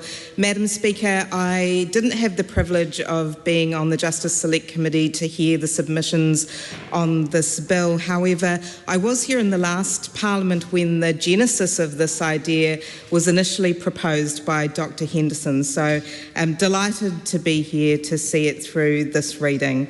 Madam Speaker, Oliver Wendell Holmes, a former US Supreme Court judge, was quoted as saying, "This is a court of law, my boy, not a court of justice." And he was, of course, in the early the early 1900s in terms of his role in the Supreme Court, and he was very much focused on justice being limited to reading the letter of the law. And Madam Speaker, if you travel around courts in the world, you'll frequently see the same scales of justice and the blindfolded justicia as the model for the law, that the people and what they bring to the courts are certainly not necessarily considered in that mix. But I think we've seen a shift over generations towards a model that does see people and that does recognise their personal context, as well as some of the more invisible barriers that limit who can even walk through the door of a courtroom. And in my view, this is a bill that looks to bridge that gap between the law and justice. Having said that, I also do feel that the Select Committee managed this bill really well in terms of not unfairly tilting the fine balance that colleagues have mentioned between both access as well as procedural fairness to the accused, but also in terms of retaining the powers of the judge to be able to make decisions and refer back to what was the ordinary process. I want to acknowledge that there were submitters who wanted the bill to go further than it did, including the Law Association's Family Law Committee, who I thought made the valid point about the 28-day notice period for using alternative methods of giving evidence, and they suggested that might not be appropriate in urgent cases where children or other victims needed immediate protection. So I do think that there are aspects of this bill that we should, in terms of the issues, we should revisit in a timely way. But for now, Madam Speaker, I do think that this is a proposal that is fit for purpose, that strikes the right balance, and I commend it to the House. The question is that the motion be agreed to. Those of that opinion will say aye. Aye. To the contrary, no. The ayes have it. Evidence Giving Family Violence, Evidence in Family Court Proceedings, Amendment Bill, second reading. This bill is set down for committee stage next sitting day. Members, I call on Member Order of the Day number 3. Employment Relations, Employee Remuneration Disclosure Amendment Bill, second reading. I call Camilla Ballach. I move that the Employment Relations Employee Remuneration Disclosure Amendment Bill be now read a second time. Madam Speaker, it is with great pleasure and a great sense of responsibility that I rise to take a call on the second reading of this Members' Bill. It seems to me really like an age since the first reading of this Members' Bill for many reasons. The main thing that is, well, there are a few things that have happened significantly since the first reading of this bill. The first thing, Madam Speaker, is of course we have the Select Committee process, and so I want to thank and acknowledge the work of the Education and Workforce Committee, the committee staff who served, and I was a member of that committee at the start of this process and then have since left to another committee but did participate in the discussion on this bill. And I want to also thank the officials from MB who assisted us with the drafting of this bill. But most of all, I want to thank all of those who submitted on this bill, the workers, the women's organisations, the unions and associations, the academic, the business people, and the members of the public. Thank you. The Select Committee was a very interesting process, Madam Speaker, and from my perspective, there were 4 key points that really resonated from the Select Committee. The first was that the issue of pay secrecy and the lack of pay transparency is an issue in New Zealand that requires action. There were questions at the first reading of this bill as to whether there was a sufficient issue to merit legislative intervention, and I was able to cite in the first reading reported cases that showed that this was an issue in New Zealand. But I feel that this Select Committee process, out of many others that I have been involved with, really did illustrate how much this was needed within New Zealand. And so I really do want to genuinely thank the submitters who did submit on this bill. The second issue that I think that we learnt from the Select Committee process was that there are ongoing issues of unfairness in the workplace when it comes to pay. And that's not just issues of pay inequity between male and female dominated roles, which I expected, but also significant and unacceptable ethnicity pay gaps, and perhaps most surprisingly for me, people doing the same job and getting different pay. Classic equal pay issues that I thought we legislated away in 1972. We heard on the Select Committee of people doing the same work and sometimes thousands and thousands of dollars of difference in their pay. And it's just unacceptable, Madam Speaker. We also saw through the Select Committee process widespread support for the action taken in this bill. And I've been very clear, Madam Speaker, this bill will not solve all the issues of inequality and unfairness in pay in New Zealand. This is a small start and a small piece of the pathway that New Zealand needs to go down, in my view, in order to address some of the systemic unfairness in pay that we have in this country. But I was heartened, Madam Speaker, to hear the support of this bill. As I said, 89% in support, only 4% opposed. So that, I think, clearly shows that the people of New Zealand have spoken in support of this. The other thing we learnt, Madam Speaker, is that there is much more work to do in this space, and it was very important for us as a Select Committee to be able to hear the additional ideas and the additional steps that many submitters felt were needed in relation to addressing pay inequity and pay fairness. And many of the issues that they discussed, of course, were outside the scope of this bill, but I think often when we're in Select Committee, we should take the advice that we receive from submitters and actually take that forward in our work. And so I really do hope that that is what is going to be able to be done with this particular bill. This is a small, discrete bill that helps in a small area, but what we heard in Select Committee was that there were considerable numbers of changes that need to be made, and I'll speak to one of those more major ones later. But I thought also it's important at this stage to go through some of the changes that were made at Select Committee.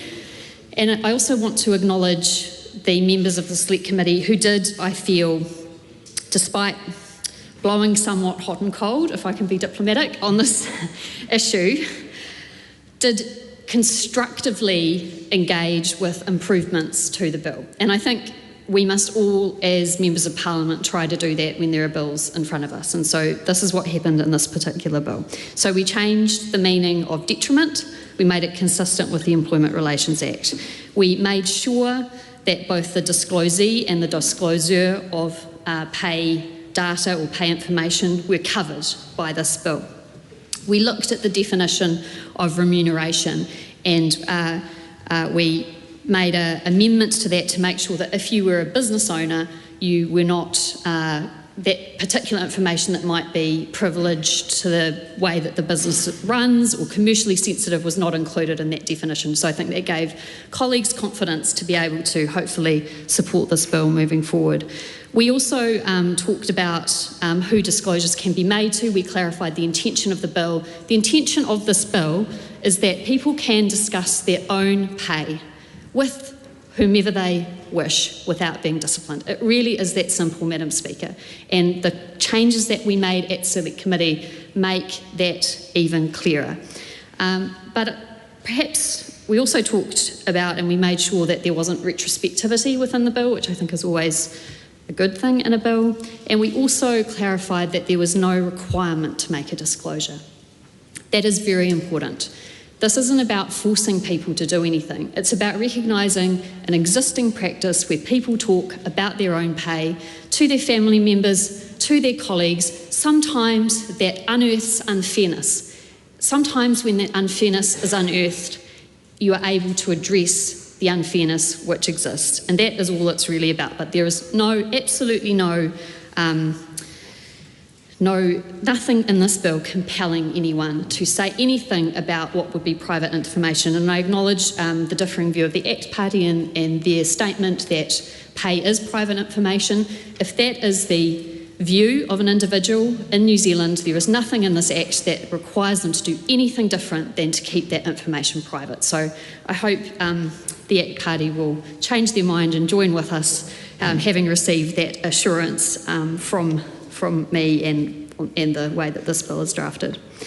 So, Madam Speaker, it was a fulsome Select Committee process, but perhaps the most dramatic change that occurred since the last reading was, of course, we had significant government changes to the pay equity process, which this bill is very much linked to.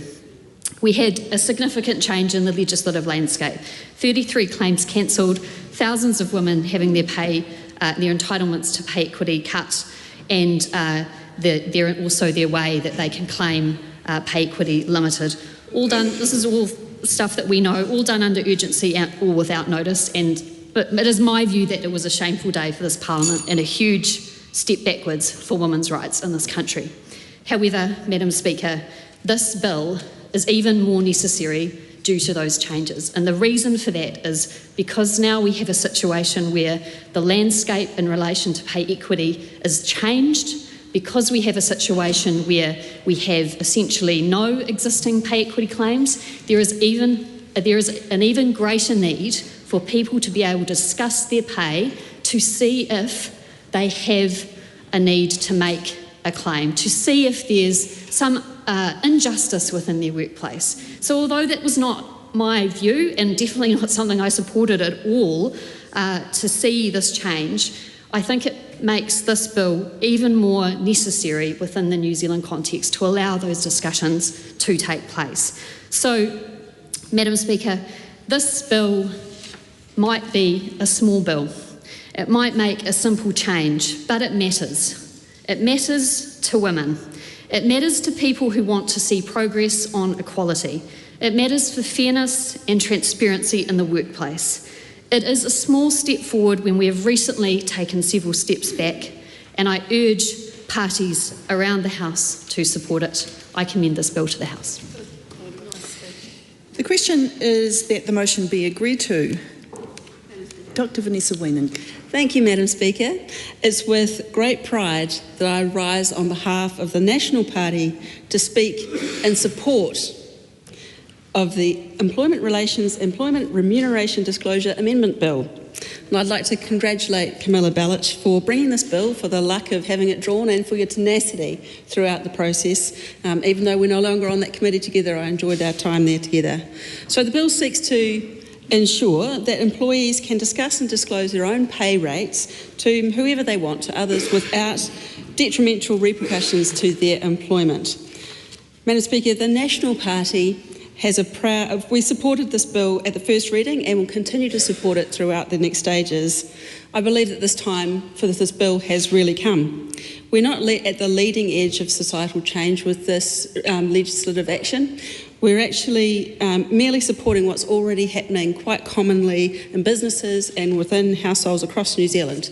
Younger New Zealanders who are losing their inhibitions and their ick factor when it comes to discussing pay. They're happy to discuss pay or pay equity or pay different analysis of pay. And 78% of them, of under 35-year-olds, say that they already openly discuss their pay.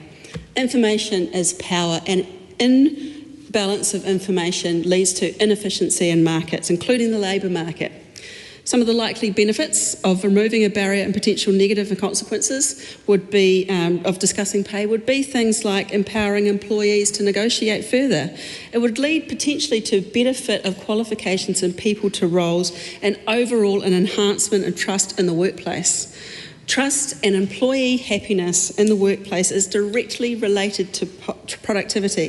If an employee sees that they are paid less for the same work as another person and feels that they are not rewarded in the same way, they will be less motivated with the withdrawal and they will not provide the same services. That has been demonstrated time and again in both psychological studies and even in animal studies. It is very clear that this is about productivity. Madam Speaker, the National Party has a proud and strong history of reducing the gender pay gap. For example, under the last National Government, the gender pay gap went from 12% down to 9.7% by 2017, and since 2017, the pay gap has suddenly only gone from 9.7 to 8.6. The Minister for Women has introduced the pay gap calculator, an app for businesses to voluntarily work out their own pay gap. And we encourage more people to do that. We're open to exploring this issue more and other ways to tackle it because it is unacceptable. Gender pay gaps are complex. They're hard to calculate, however, they're very real and they're very stubbornly persistent. Research in New Zealand shows that lifetime earnings of women are $900,000 lower than a man's on average. The Retirement Commissioner recent research on KiwiSaver balances showed that the balances of 40 to 50-year-old women were on average about 36% lower than men on average. Further, more international evidence from countries like the UK, Australia, Canada and the European Union shows that when there is legislation that's been enacted to improve pay transparency, there are measurable improvements and decreases in pay equity gaps and pay parity gaps. So those are very good.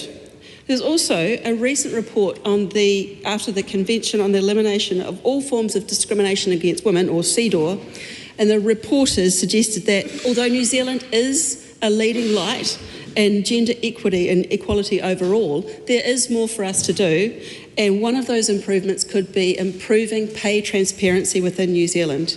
Also, a report on human rights showed that greater pay transparency could also lead to a reduction in discrimination of all forms within employment, and therefore improve human rights within New Zealand. As the previous member has mentioned, the committee process was very thorough, and I would like to thank the clerks, the PCO, our departmental advisors for all of their assistance on this bill. We received over 200 submissions on the bill, a majority in favour, and we heard from a wide range of people, from NGOs, businesses, employers, employees, and of course from unions. And I want to thank those submitters because they contributed really excellent ideas and advice for our consideration. However, many submitters thought that the bill was actually banning pay secrecy. It does not explicitly do that. However, the likely effect is that any pay secrecy clauses that do exist will be effectively unenforceable and definitely not grounds for dismissal. One employer pointed out how incredibly helpful it was to the business to have gaps highlighted so that could be resolved, adding, "I want gender and ethnic pay gaps to be a thing of the past, and I endeavour to do what I can to close them." And I still get shivers down my spine, Madam Chair, when I read those words, because I could not agree more. People in opposition to the bill were in the minority, they expressed concerns about disharmony in the workplace. And yes, we acknowledge that there may be some uncomfortable conversations. We know that not all pay differences are due to discrimination. There may be genuine reasons for justifiable differences. When it's unjustifiable, though, that's the point. And but look, so a person might think that they are paid the same or do the same job as somebody else, but they might actually not understand the other person's job. They might be doing something differently, or the other person may in fact have other skills that the other person's not aware of, may have other experience or qualifications. That's a justifiable pay difference.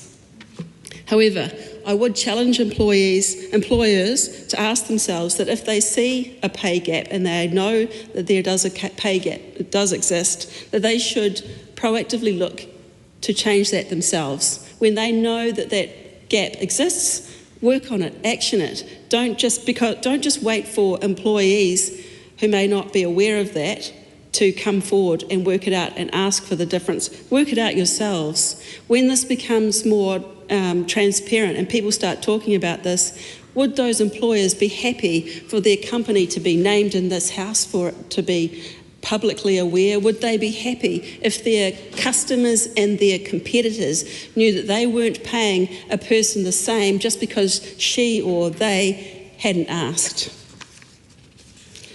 Some submitters did express some concerns about privacy. However, this is about voluntary disclosure. As individuals, it's not related to third-party disclosures between people. You can't go to your accounts or pay clerks and ask them about somebody else's pay.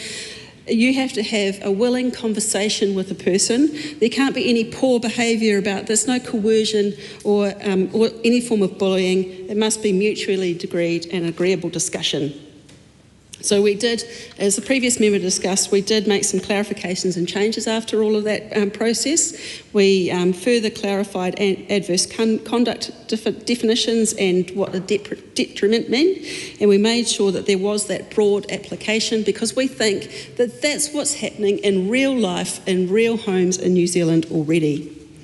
We decided that if there are legal challenges with this, there wouldn't be retrospectivity. After all, we don't want people to be in trouble for things that had previously been legally allowable. Madam Chair, as a member of the medical profession, I know that gender pay is a real issue. One of the largest gaps in pay exists within our publicly funded hospital system between specialist doctors. It's unacceptable. There is a single employer collective agreement that is the base rate. However, they are allowed to have individual negotiations, and that has led to massive variations, not only within hospitals, but across specialties within single departments. And I call on the profession to help here and to come clean. You no longer have the ability to hide behind pay secrecy clauses.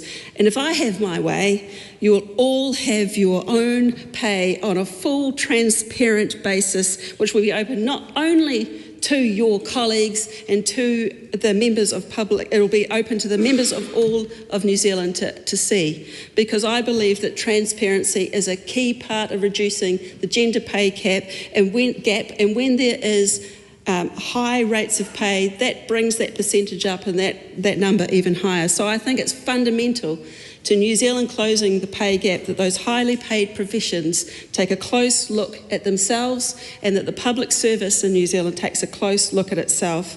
This is a timely bill, Madam Speaker.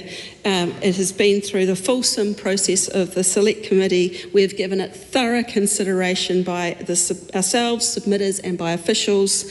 This is an important action. We believe it will lead to a reduction in the gender pay gap and unfair treatment in general.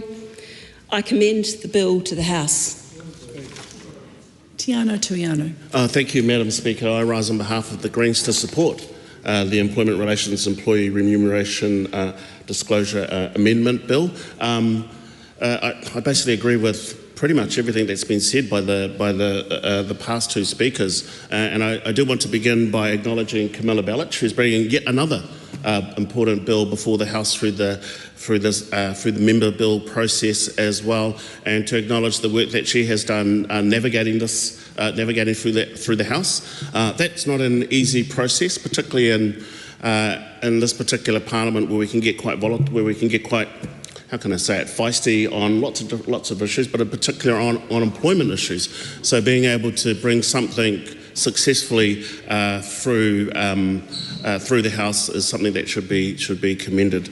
Madam Speaker, this bill addresses the fact that in New Zealand there are some contracts which include terms prohibiting employees from discussing or disclosing their pay to third parties, including other employees of the same employer, and sometimes even with family members. And I do note that many of the submitters that did come to this select committee, when I had the privilege of subbing in and listening to those submissions, did talk about the chilling effect of secrecy clauses. They talked about the impact on the work culture as well, and the surprise of some people. You show up to the work, you're doing the same job, and then you find out someone else is getting paid more than you. And often that person, the differences between the two people is gender. And so I do want to acknowledge the commitments that I've heard from that side of the House around addressing the gender pay gap as well, which in Aotearoa is 8.6% as of 2023. And if you compare it with Pākehā incomes, the Pacific pay gap for men and women was 24% and 15% respectively. And just to acknowledge the work that was done by Sonor Mali'i, Karanina Samuel, who did the Pacific pay gap work, and how important that work was for our Pacific communities, how important that work was for our Pacific workers, because it kind of shined a light on what we were missing out, what we as a people were missing out in terms of the pay gap, because that was a massive, massive pay gap. And maybe this won't solve everything overnight, because there are a lot of issues around employment issues happening around at the moment, but at least it's a step in the right direction. And I think it does point to something which I think members around the House like about the member bill process as well, because this gives us an opportunity to actually dig deep and to really interrogate the different clauses and the different perspectives, and to not be so whipped, if I can put it that way, to not be so caught up in the dynamics of trying to react to government bills. And so I do acknowledge the work that the Select Committee has done, the work that the clerks have done, and also PCO. I was there for I think most of the discussion around the voluntary disclosure part of the bill, where we talked about, well, actually, it's important that people are able to disclose what they are being paid, because then they can compare to see if they're being ripped off or not. But they shouldn't be forced to do so. So once again, noting that was a big thing for the ACT Party, that perhaps they could have a think about that particular aspect, because no one's being forced to actually, give up to share their pay details if they don't want to. And so, Madam Speaker, all of this stuff is also happening in the context of a lot of change in the workplace space as well. And I was just out earlier with Camilla Bellich, with the PCA, who were picketing the ACC because the impacts on their workers and the negotiations that's happening for them, where many of their workers will not be being paid more than a living wage. And then to reference the 33 pay equity claims that have been cancelled, and what that means for the workplace relations culture here within Aotearoa, New Zealand. So there are a lot of things that are happening for workers that they don't like. There are a lot of things that are happening for workers that we don't like. There are a lot of things that are happening for workers, which means many of them have had enough. They're going to jump on a plane, fly over to Australia, where they've got better workplace conditions and so on and so forth. However, it is good to see that on that side of the House there are at least some members within the National Party who will actually want to see through the noise and want to be able to actually find a constructive way to engage with members on this side of the House to actually get something over the line that workers support. There were over nearly 90% of the submitters on this bill, Madam Speaker, supported the bill. This bill. There were a small number that didn't support the bill, but overwhelmingly it was about, well, it's the pay secrecy creates chilling effects across the workplace. It has impacts on work and culture, and as the previous member says, on productivity as well, because no one wants to find out that actually the person 3 rows down that's doing the same job as you is being paid more because they're a man, or they're being paid more because of some other circumstance as well. So it is encouraging, and I hope that bodes well for the future on that side of the House, that they will stop hitching their wagon to the ACT Party, who seem to be telling everybody what to do on that side of the House, particularly in the workplace relations space. And so perhaps there can be more thorough investigations in terms of the impacts on workers' rights, the impacts on those rights that I think everybody expects in this country. You know, you do a fair day's pay, a fair day's work, you should get a fair day's pay, and that work should be respected. And you should have your full employee rights entrusted to you as well. That is what people want. What they want is dignity and decent jobs. And so this is a step in the right direction. Finally, something good happened on that side of the House to enable that to happen. Of course, it's a small step, but it's a significant step. So once again, acknowledging Camilla Bellich and her skill in navigating this through the House and getting at least one government party to support something that the workers will wake up tomorrow and celebrate. And on that basis, I commend this bill to the House. Thank you, Madam Speaker. Madam Speaker, I'm taking this call on behalf of ACT. And Madam Speaker, the ACT Party is not supporting the Employment Relations Employee Remuneration Disclosure Amendment Bill. But before I talk about the reasons, I want to acknowledge the member in charge of the bill and for the work that member did on the Select Committee, all the members on the Select Committee for their contributions, and I also want to thank all submitters as well. Madam Speaker, I acknowledge that the intent behind this bill is a good one. I've listened to the speeches from that member and members from the other parties as well. So the topic that is being discussed here is pay discrimination, gender pay gap. These issues are really important issues. And ACT Party is the party that really believes there should be no discrimination on the basis of gender, on the basis of race. But if this bill did anything to reduce pay discrimination or a gender pay gap, we would have supported it. But in our view, this bill is basically a token. This bill is a token bill which will not do anything what is being talked about here. In the Select Committee, we heard from the member in charge that this idea came from an inquiry that was done by the Education and Workforce Select Committee in the previous term. And I asked this question, that if this was such an important recommendation that came out of that inquiry, why then, because it was Labour government, then why Labour government didn't adopt that recommendation and implemented this as a legislation? They didn't, because they knew that this bit, which is being done through this bill, is not going to deliver what the bill says or what the member says. Now it's become a member's bill. It was in the ballot, now taking up the House time as well, but it will not deliver anything that the bill implies it would deliver. I want to acknowledge everybody who supported, who didn't support the bill, and also all the submitters, those who kind of didn't say they fully supported or didn't support the bill. The way it's implied that this bill is going to fix pay discrimination or gender pay gap is not that bill, will not be something that this bill will be doing. Madam Speaker, the issue here is this, that if you look at this legislation, what it does is, it says that the employer can have a prohibition clause prohibiting an employee their remuneration, but then it's not enforceable. What kind of message are we sending out to workplaces? So you can go and sign an agreement, you can agree to some terms and conditions in your agreement, but then you can come out after taking that employment, after becoming part of the team in that company or business, and then come out and just breach that condition straight away. What this bill says is that there should be no adverse conduct consequence for that.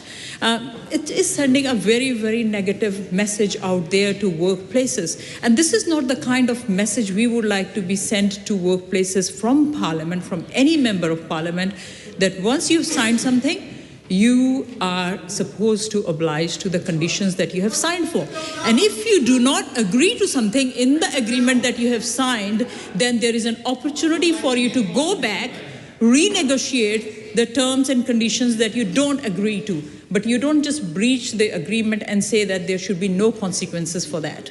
Madam Speaker, it's very important to note that at workplace, when you sign an employment agreement, it's based on the principles of values of integrity, values of trust. And where is that integrity of that employee when that employee goes and signs something and then comes out and doesn't actually oblige to the conditions that employee actually agreed to? And I don't think many people would agree to doing that, and that is what is being allowed through this legislation. This is actually quite dangerous and sending a very, very negative message. So this is not going to fix what this bill intends to, as the member has described.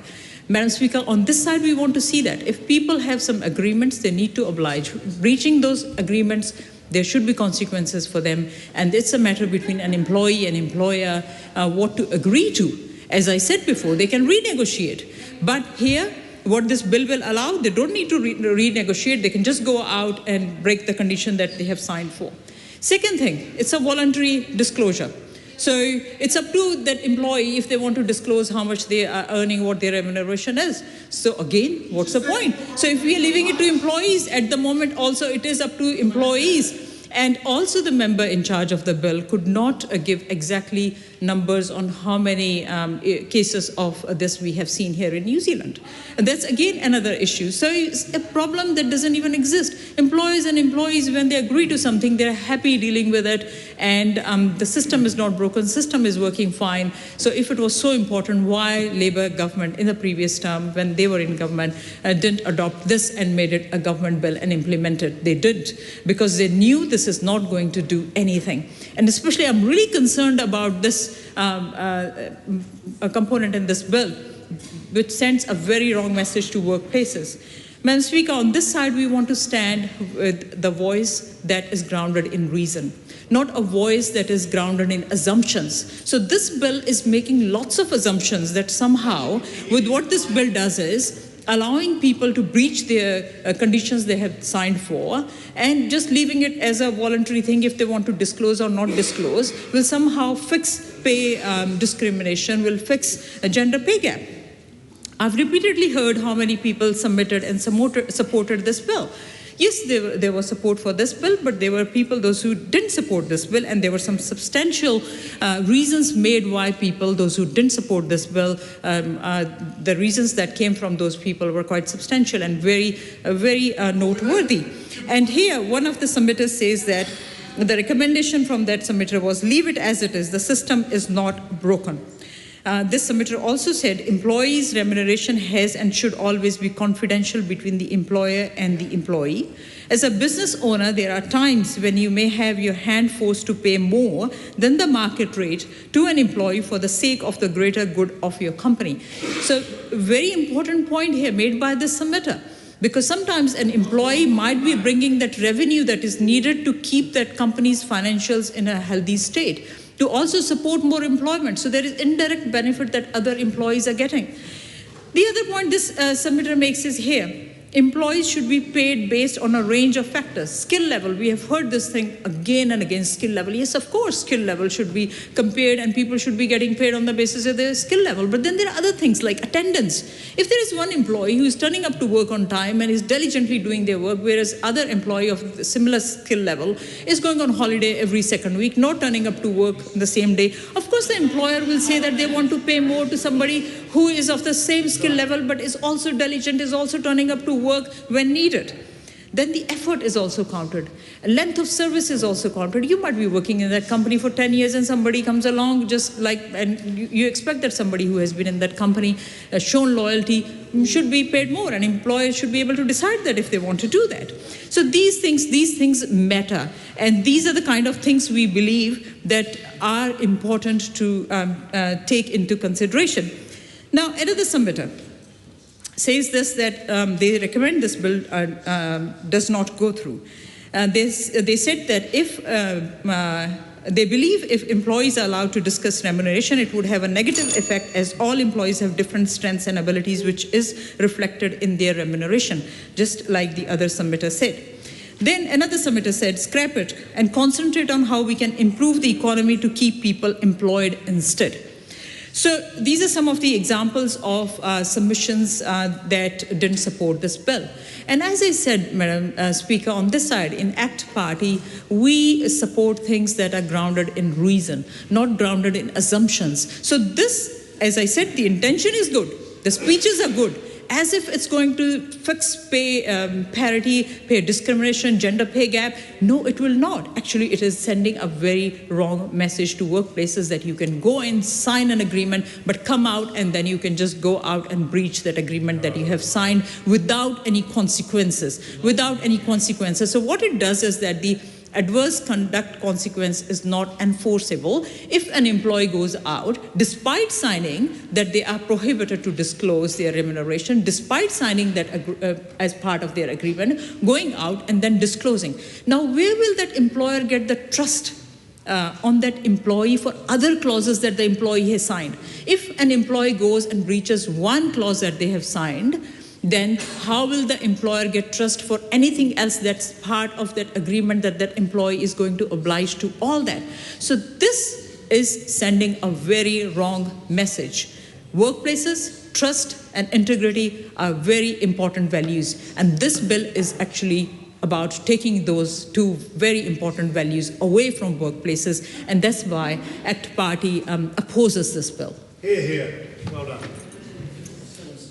The Honourable Mark Patterson. Thank you, Madam Speaker. It's a pleasure to rise on behalf of New Zealand First for this Employment Relations, Employee Remuneration Disclosure Amendment Bill. And can I start by commending Camilla Bellich, the member in charge of the bill, who I think, as I referenced in my first reading speech, is running some sort of parallel government over there. So many bills as she's bringing before the House. She's going head-to-head with Brooke Van Velden in the numbers game, probably coming at it for a slightly different angle most of the time, it's fair to say.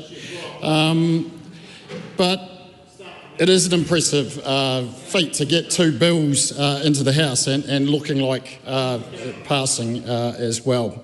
As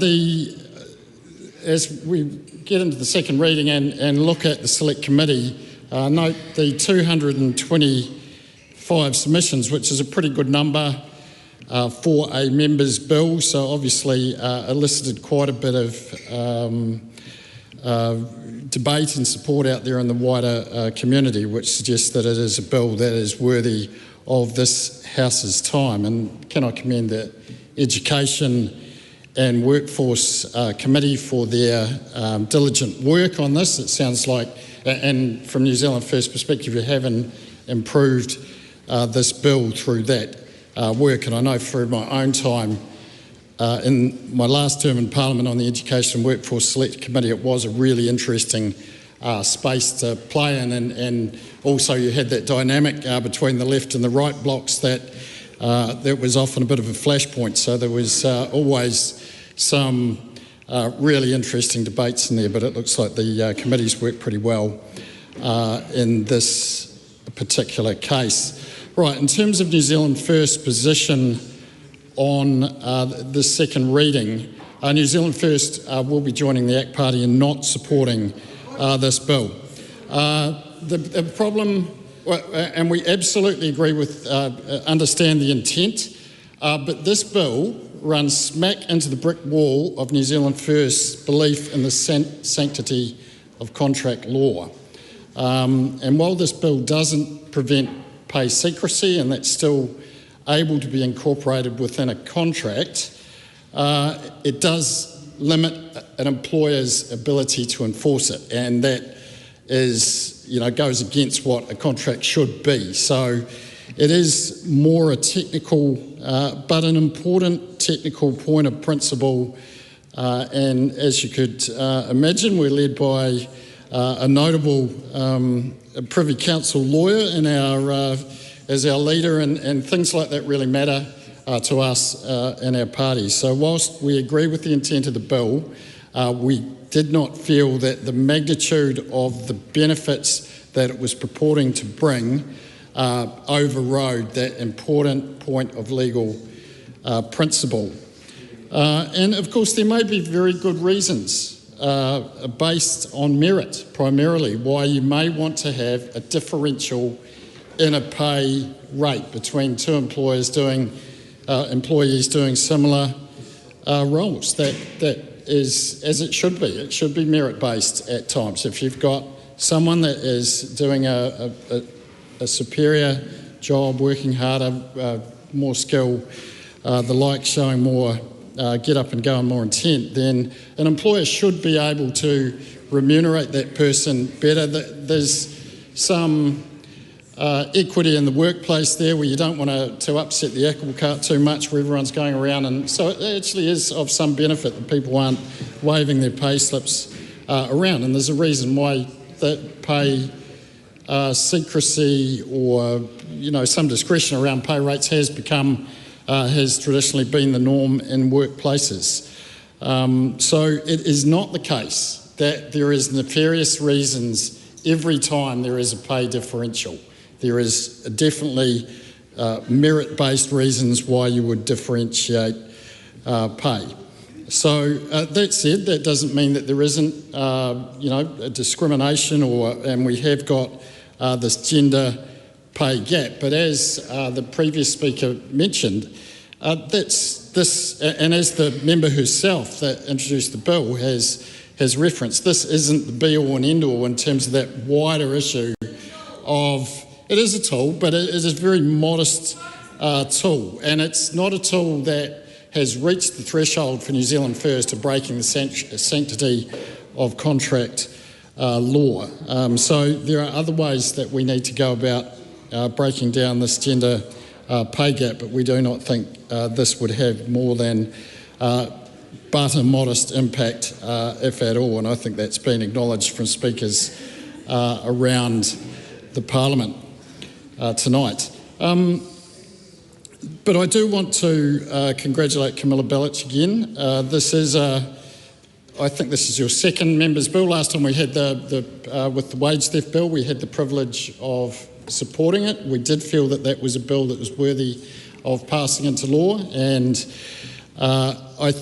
I know from that experience and the experience of dealing with this bill, it's not the fact that you brought bills that are substantive enough in nature to get genuine consideration, but you, from my experience, is as good as I've ever seen in terms of negotiating with other parties, trying to find where there might be some common ground and being prepared to work with them. And in this case, you have got the National Party over the line to get the numbers for this bill to pass. So it's not totally on the merits of the bill, actually. Some of it will be in the skill of the negotiation. So we do congratulate you on that. It is a fine achievement to get one bill over the line in a parliamentary term. To get two is a rather extraordinary achievement.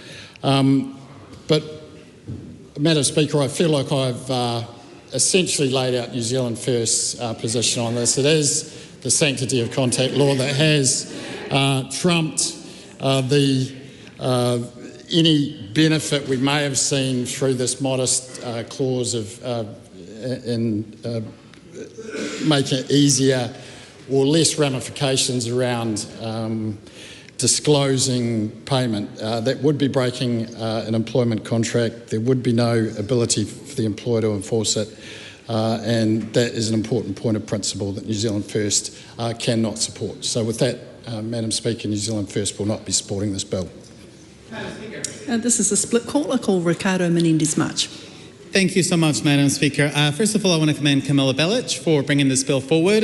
This is indeed a positive change, and she has been transparent with the House that this is not the transformation our workers deserve, but it is an important reform that will allow workers to actually be able to talk about the remuneration with each other, where people could identify potential gaps that may exist in the workplace, and actually to normalize the conversations about pay. These things should not be a matter of shame or secrecy. And I think it's really telling that New Zealand First continues putting workers as last, and that the ACT Party continues their completely delusional anti-worker agenda that is also completely misinformed. I can see why the National Party did not want the ACT Party speaker back when she tried to run again in Parliament, because she couldn't even describe the bill accurately. She talked about people being obliged to disclose their wages. That's not what's in the bill. Like, I can't believe we've just been subject. A point of order, Simon Court. Madam Speaker, I understand it's against Parliament's standing orders to impute a negative reference towards somebody's character, as that member, Ricardo Menendez-March, has to my parliamentary colleague, Dr. Paramjit Parma, and I would ask that that member withdraw and apologise for that imputation he made to my parliamentary colleague. I do agree with the point of order. It was quite unparliamentary, and you made an assumption about something, and okay. I do think it's worthy of I would do and apologise. Thank you. But I stand by what I said. She was completely misinformed in her commentary. Point of order, Madam Speaker. Point of order, Simon Court. Madam Speaker, that's completely unacceptable to withdraw and apologise and stand by what I say. That member should be forced to withdraw and apologise again and commit to not repeating the allegation. I would apologise for the comments I made in relationship to the National Party and the member. I stand by my comments in relationship to her comments on the bill. May I continue? That's fine. Yep. Carry on. So the member was indeed misinformed in her views on the bill when she talked about people being obliged. I have a point of order, Stuart Smith. Yeah, Madam Speaker, I'm confused. I don't think the National Party had anything to do with what he was saying. That's correct, and that was the point of order, and Ricardo Menendez-March clarified that, and that was what his apology targeted. I didn't find it very clear. Okay, I can clarify it for the member. It's fine. Yep. Thank you, Madam Speaker. I'm glad you understood where I was heading. Anyway, so the ACT Party member was mischaracterising the bill by stating that people would be obliged to, for example, talk about their wages. And it's appalling that she would have sat at the Select Committee and talk about being at the Select Committee and yet completely be ill-informed about the substance of the bill. And I think it's really telling that the ACT Party thinks that integrity is not being able to feel safe talking about how much you're getting paid, when we know that the gender pay gap and the ethnic pay gap continue to be issues in this country. People should not feel any level of shame of discussing these matters.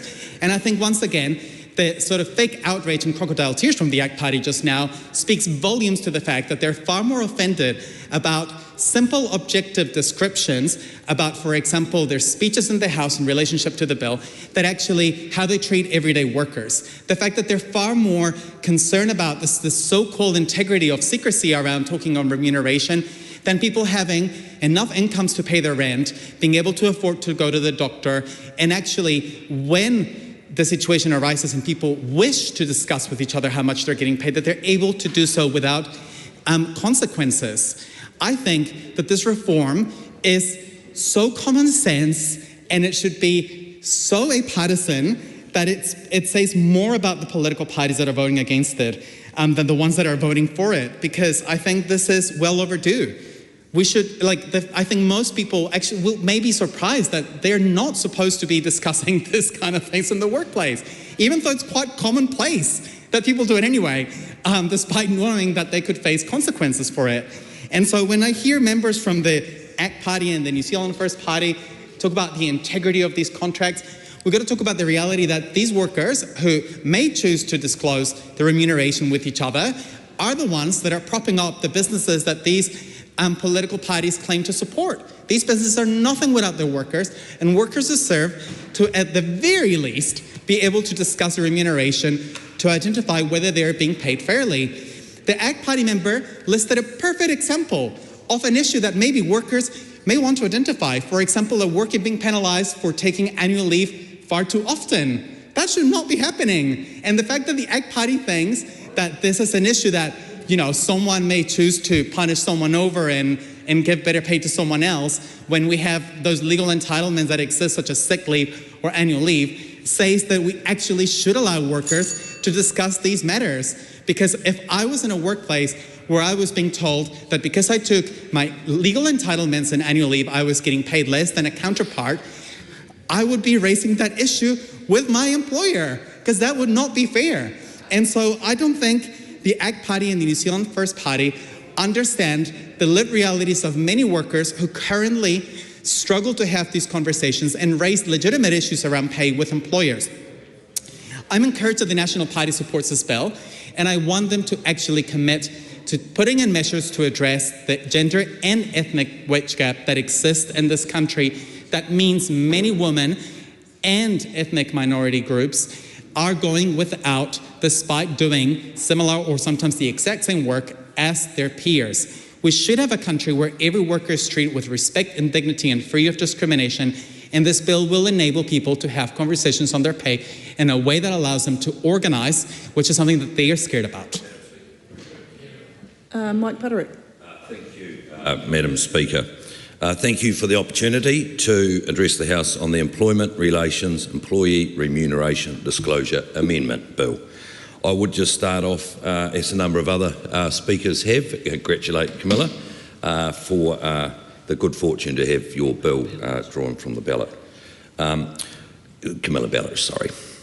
I would just comment, I've been in and out a little bit of the Education Workforce Select Committee, so I've sort of been involved with a part of it, but not all of it. But I would just acknowledge the Select Committee in regards to, and it's a shame that a lot of New Zealanders don't get to see how we do actually get on at times in a constructive and respectful way while we try endeavour to improve our legislation. So I would just acknowledge the Select Committee there. I have thought a little bit about this bill and just trying to think what I was going to sort of talk about. And we've got 4 kids, and 2 of those are girls that work in predominantly male-dominated industries. And as a father, and I think it's important for the girls as well, when one of our girls is at tradies night, local night at the pub, that she should actually be able to talk to fellow tradies and say, well, what are you getting paid? Because she needs to understand that she's being paid fairly based on her skill level.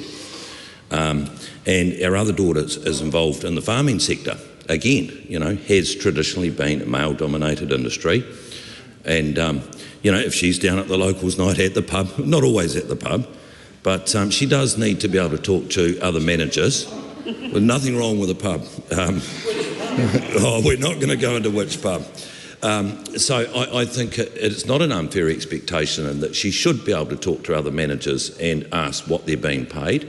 And, they've got a good indication of where they sit in regards to their skill level, and they can work out whether they're being overpaid or underpaid, and that gives them the choice. If they've been underpaid, they can go and talk to their employer and say, hey, mate, I think I need a better deal. Or if that doesn't resolve itself, they can go and look for another job as well where they are paid fairly. So I think it's only a good thing that happens. And also too, as an employer, I've employed a lot of people over the years, and I constantly ask other employees, other shepherds, what they're being paid, and I ask other employers what they pay their shepherds, so that I can actually work out whether I'm paying the going rate and what I need to pay to retain and attract staff. So I don't think it happens, and so people should not be penalised for it, because it's a very normal function of being an employee or an employer. So this is a piece of legislation that, while simple in its intention, does carry implications for fairness, transparency, and the future of equity in our workforces based on competency throughout the country. And I would comment that you don't eat an elephant one bite at a time, all at once, sorry, you eat them one bite at a time. Sorry, I got that round the wrong way, Madam Speaker. Yeah. So tonight, Madam Speaker, we are presented with an opportunity, an opportunity to stand on the right side of history and to address a barrier to equality in the workplace, which is pay secrecy. This bill is about ensuring that no employee, regardless of their role or their sector, is prevented by their employer from discussing or disclosing their own pay. And it is about removing the shroud of secrecy that too often contributes and allows pay inequities to persist unchallenged and unseen. And right now there are employment contracts in New Zealand which include terms that prohibit. Yes, that's right, prohibit employees from disclosing their remuneration, be it salaries, wages or conditions, to third parties, including their own colleagues, friends and workmates. And if an employee were to breach those terms, they might just find themselves on the receiving end of disciplinary action. And this creates an environment of silence around one of the most fundamental aspects of work, how much we are paid for what we do. And this bill seeks to change that by removing any possibility for employers to enforce such prohibitive terms on their employees. This will allow open and honest discussions about what a person gets paid, free from any fear of retribution. So this is not just a technical change, it's a cultural change. It's a step towards greater transparency, which in turn is a step towards greater fairness. And consider the case of a junior office worker who discovered that despite their excellent performance, they were earning significantly less than a colleague with the same role, experience, capability or output. And upon attempting to discuss that discrepancy, they were reminded of the clause in their contract around sharing salary information and threatened with disciplinary action. Or think about the factory worker who, despite having worked at the same establishment for a decade, remains unaware of pay disparity that might exist between themselves and newer employees on the proviso that they have the same capability and output. And their contract's pay secrecy provision prevents that discussion that could reveal those inequities and prohibits the pursuit of a fair comparison. So in these situations, it's all too easy for these practices to go unnoticed and unchallenged. And there will be many more examples which highlight the critical need for change. Don't get me wrong, this bill is not about forcing employees to discuss their pay rates. This is about allowing them the choice and giving them the right to do this if they want to and without threat of repercussions. So let's be honest, when someone is asked to keep a secret or made to feel like something bad will happen if they open their mouth and talk about it, it's quite likely that there might be increases of stress, anxiety, that will thank you, Simon Court. The emotional toll of keeping secrets could be substantial, could lead to feelings of shame, guilt, more so if you're not sharing the information with those that you are closest to. For many, the workplace is a second home. It's where relationships are built. These relationships are based on trust and mutual respect and shouldn't be undermined by an employment contract. So this bill introduces new provisions to make it clear that if an employer takes adverse action against an employee, this will amount to unlawful conduct. So this bill is very clear that adverse conduct includes dismissing an employee, refusing to offer the same terms, conditions or opportunities as other employees, noting that reward for capability will and should always remain, or treating the employee badly because they've disclosed their pay. Transparency allows inequities to be identified and for these to be remedied. It creates an environment where employees can advocate for themselves and where businesses are held to account for the fairness of their pay structures. In supporting this bill, this side of the House does so with a track record of advancing pay equity. We introduced mandatory pay gap reporting in the public sector, ensured superannuation payments for women, set up the Equal Pay Act and the Equal Opportunities Trust, launched initiatives such as Women in Trades and the Future Directors Program, and amended the Human Rights Act to protect women against discrimination. Now, some will argue that pay secrecy clauses are necessary to preserve workplace harmony. They worry that open discussions about pay will breed resentment or disharmony, particularly when differences in pay may be due to factors such as experience, skills or performance. And those are valid concerns, but they actually overlook the bigger picture. The purpose of transparency is not to erase all pay differences, but to ensure that those differences are justifiable, that they are based on merit and not on bias, conscious or unconscious. And submitters have suggested that the bill include clauses clarifying there is no obligation to disclose one's pay, and that there be protections against duress. Those are sensible suggestions. And I support ensuring that the law is balanced and does not create new risks such as coercion or misuse. In legislating for transparency, we must always also safeguard privacy and freedom of choice. Businesses have rightly pointed out that remuneration can reflect a range of legitimate factors, and some of those I've discussed, not least output, skill and capability. However, without the ability to discuss and inquire, how can an employee know if their pay is fair? How can we measure our progress towards equity if the data is hidden behind closed doors?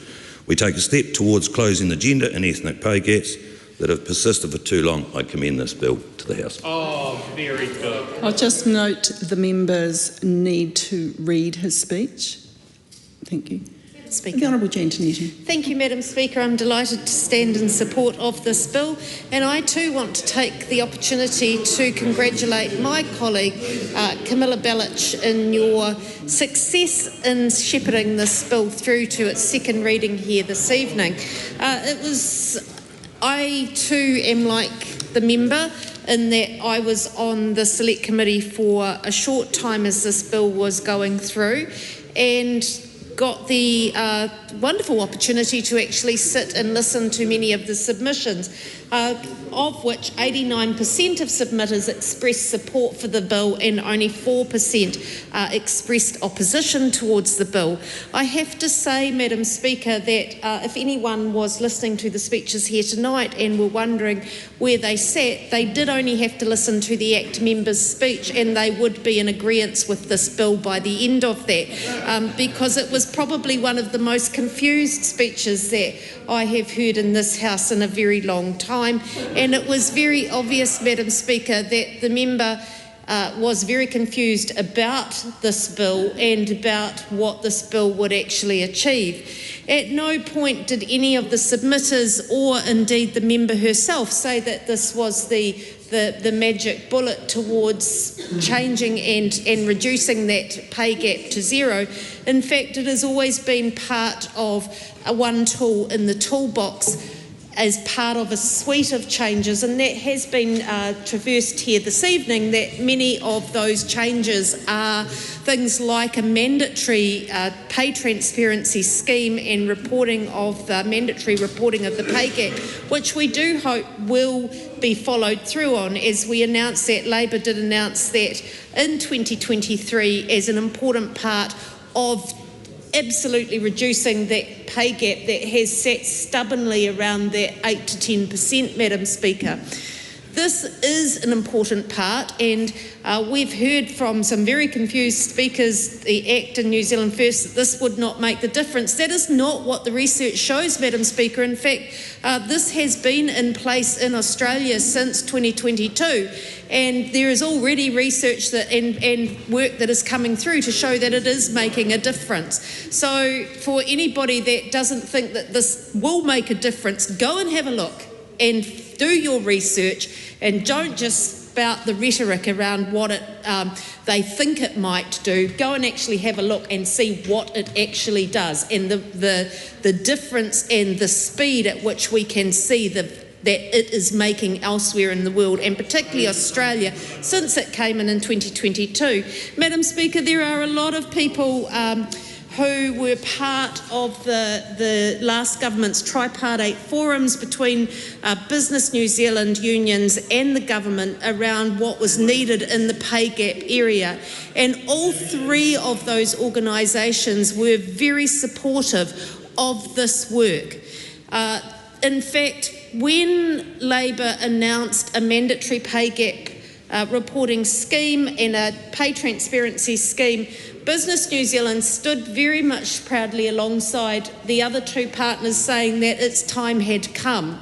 Well, its time has come for pay secrecy to have the lid lifted on it here this evening, Madam Speaker, but I do want to just point to the Chief Executive of the Chartered Accountants of Australia and New Zealand, who recently wrote in the Post in an opinion piece around the different areas that are needed to reduce that gender pay gap, and says another promising step is the Employment Relations Employee Remuneration Disclosure Amendment Bill introduced in March 2024 and reported back by the Education and Work Select Committee in May 2025. This bill aims to make it easier for employees to discuss pay openly, something that Australia legislated for in 2022. Another promising step towards reducing that gender pay gap. Madam Speaker, I have great pleasure in commending this bill to the House.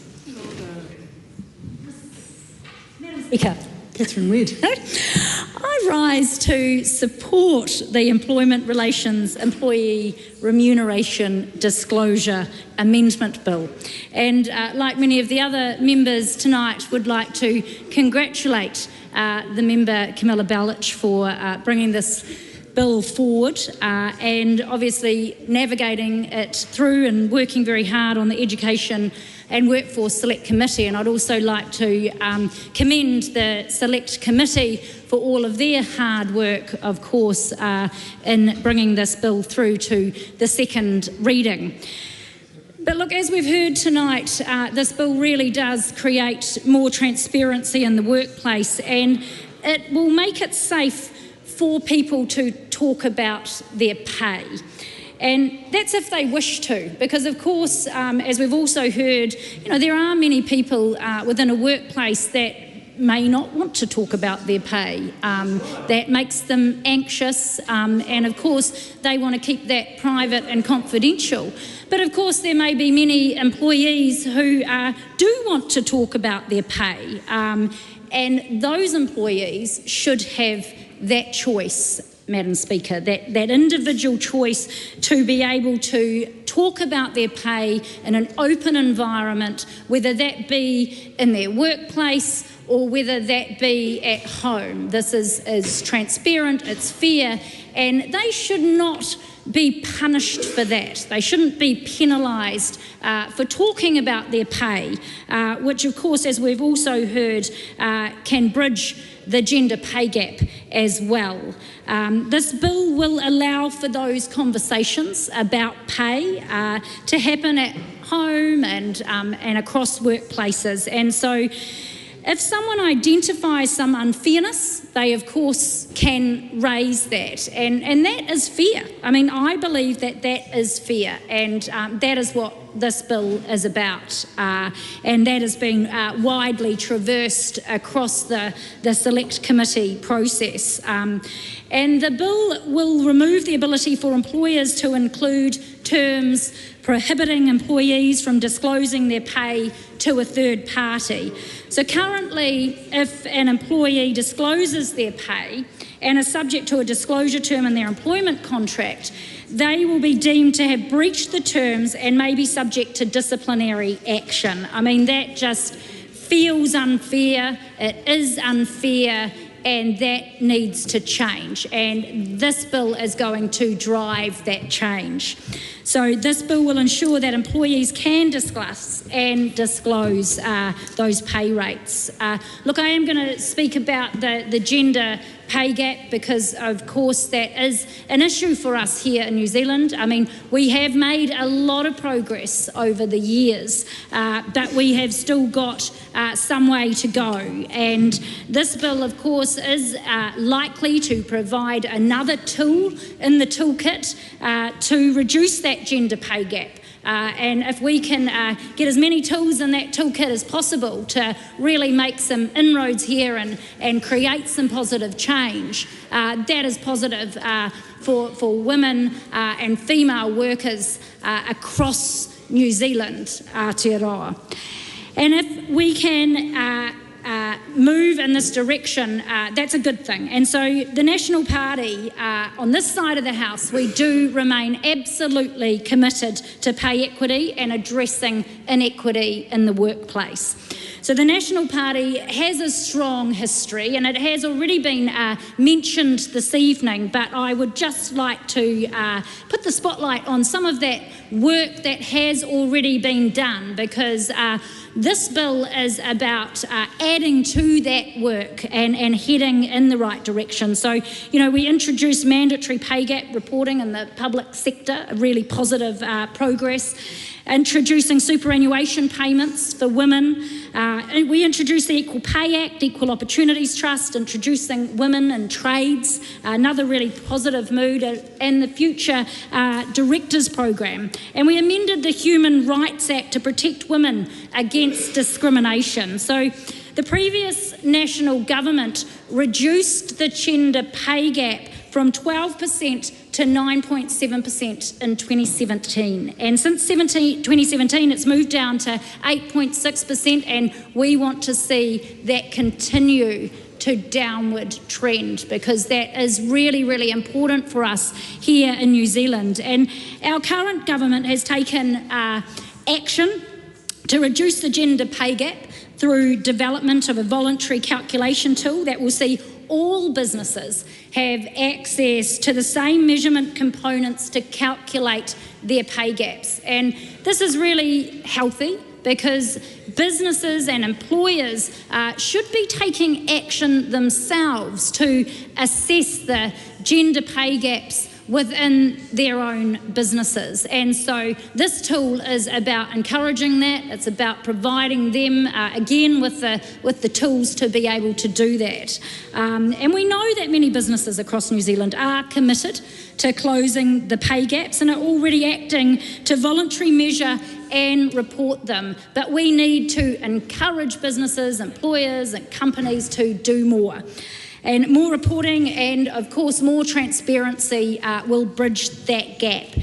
And, let's move now to other jurisdictions, because, it's really important when we look at a bill like this that's going to take progress in this area, that we do look to other jurisdictions around the world and see what they're doing. And, they have moved, many jurisdictions, to also prohibit contractual terms because they lead to pay secrecy and do not obviously encourage pay transparency between employees. And this can lead to discriminatory outcomes. And this has been recognised internationally, and so this bill would align New Zealand with a lot of those other jurisdictions internationally around the world, with the laws in the UK, in Canada, Australia and some US states as well. And we need to align internationally on these very important issues when it comes to bridging that gender pay gap as well. So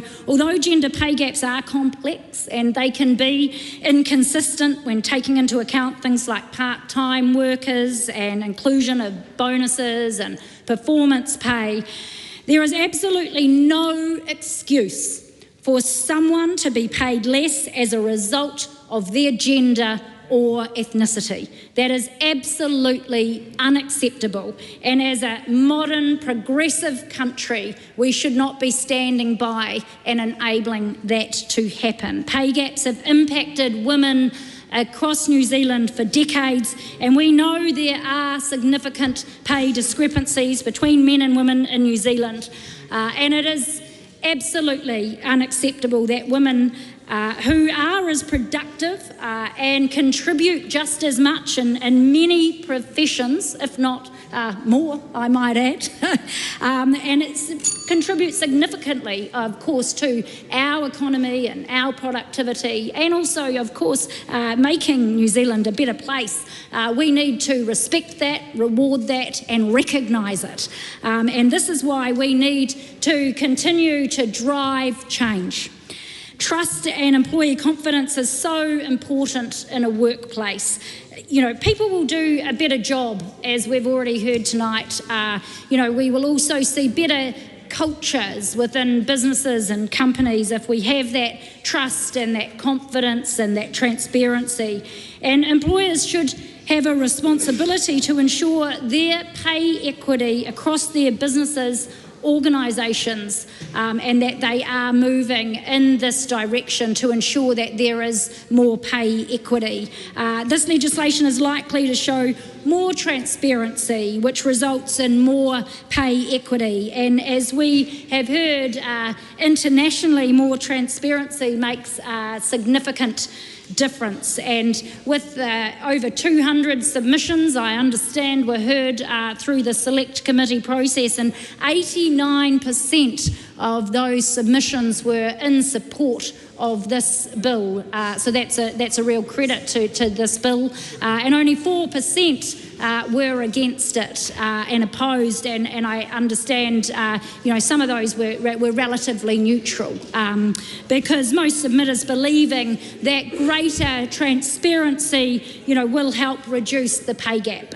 So while there's been positive progress, we still have inequities here in New Zealand for women. And of course, the gender pay gap, I will just acknowledge, often is more significant for Māori, Pacific, ethnic and disabled women, and that is certainly something that we need to change here in New Zealand as well. And so, therefore, Rachel Boyack. Thank you, Madam Speaker. It's a pleasure to take a call on this bill, and can I congratulate my colleague Camilla Balich on what should be a successful passage of this bill at its second reading tonight. Madam Speaker, it was interesting listening to the ACT Party contribution earlier, because they made the member made some assertions that this bill wasn't required, and so I thought I might just bring an example to the House of when I've seen this exact issue play out in reality for women workers at a large retail store in New Zealand. So, Madam Speaker, this retail store has a collective agreement in place that lays out the wage rates across different parts of the business. However, it never actually stated the exact rate everyone should be paid at each level within the role that they held. It had some crazy definitions, including the midpoint. So whenever a negotiation occurred at bargaining, workers would be guaranteed that they had to be a certain amount above or below the midpoint. And the workers, it wasn't written into their contract, but they were told under no uncertain terms by managers in that business that they must not disclose their pay to each other. And they would raise this with me, and I would say, well, of course you can discuss your pay with each other, just like you can tell somebody your birth date or your address or your weight or your height or your eye colour or the names of your parents. This is private information that is held by you. It's not for anybody else to disclose it on your behalf. It is ultimately your choice. You can say, I am paid this, or you can say, I'd like to keep that information private to myself. If you're applying for a mortgage at the bank, they want to know how much you're earning. You can't really say to the bank, oh, I'm very sorry, but my boss told me I can't tell anyone how much I paid. You know, it's bizarre to think that actually what is basic private information held by an individual can't actually be disclosed on their grounds, on their choice. And so there would be women workers at this large retail store sitting in a tea room wanting to talk about pay, because it was known, this business was known for having a bit of a favouritism going on, and people would discover that someone was being paid more, even though they'd only just started working there, didn't have as much experience, but they were quite liked by the boss, so they got a bit of extra money. And so a bill like this means that that transparency is allowed, and there's no more kind of whispering or concern that someone's going to get in trouble because, oh my goodness, I told my husband how much I earn. You know, that's the level of insidiousness that came through. People were saying, I'm not allowed to tell you. You know, they honestly thought they weren't allowed to tell a single soul how much they earned. Women on low pay. And it was really sad, but also they felt so empowered when I said, well, actually, it's your private information. There's nothing in this contract that says you can't tell the person how many hours a week you work, the name of your role, and how many years you've worked there, and how much you'll pay. So it's a great bill. It will make a difference, and I commend it to the House. Tom Rutherford. It's good that you've got a nice loud voice, Mr. Rutherford, because there's a lot of talking on your side of the House, and I'm hoping that your colleagues might listen to what you have to say. Well, Madam, thank you very much, Madam Speaker, and I like to think my voice can carry through this House, I'm sure. But thank you very much, Madam Speaker. I'm still wondering if my colleagues have been listening to your advice or not, but we'll see over my 5-minute contribution, no doubt. It'll be enjoyable for them. But, Madam Speaker, it does give me great pleasure to rise and speak on behalf of the National Party in support of the Employment Relations Employee Remuneration Disclosure Amendment Bill. Congratulations to the member Camilla Bellich for having the bill drawn in her name and for garnering the support across the House to have the bill progress through the process as well, Madam Speaker. Madam Speaker, I've sat here for a little wee while and listened to the different contributions we've heard, both from colleagues on the other side of the House, my own colleagues in the National Party as well, Catherine Wedd with her marvellous contribution just before, Madam Speaker. But I just want to return us to the debate around the intention of the bill and what we're actually striving to achieve here by amending this legislation. It removes employers' ability to include pay secrecy clauses in employment contracts. That's what this bill is focusing on, Madam Speaker. Currently, employees can face disciplinary action for discussing their pay with their colleagues, and their bill ensures employees can discuss and disclose their own pay without fear of repercussions. We in the National Party support it because we believe it promotes fairness and transparency in the workplace, Madam Speaker, and that's why we supported it at first reading, supported it through the deliberations of the Select Committee as well, and again supporting it tonight at its second reading. The problem that it's addressing, Madam Speaker, well, pay secrecy clauses prevent employees from discovering if they're being paid unfairly. And Madam Speaker, we in the National Party have a strong track record on reducing gender pay gaps. The previous National Government reduced the gender pay gap from 12% to 9.9% in 2017, Madam Speaker.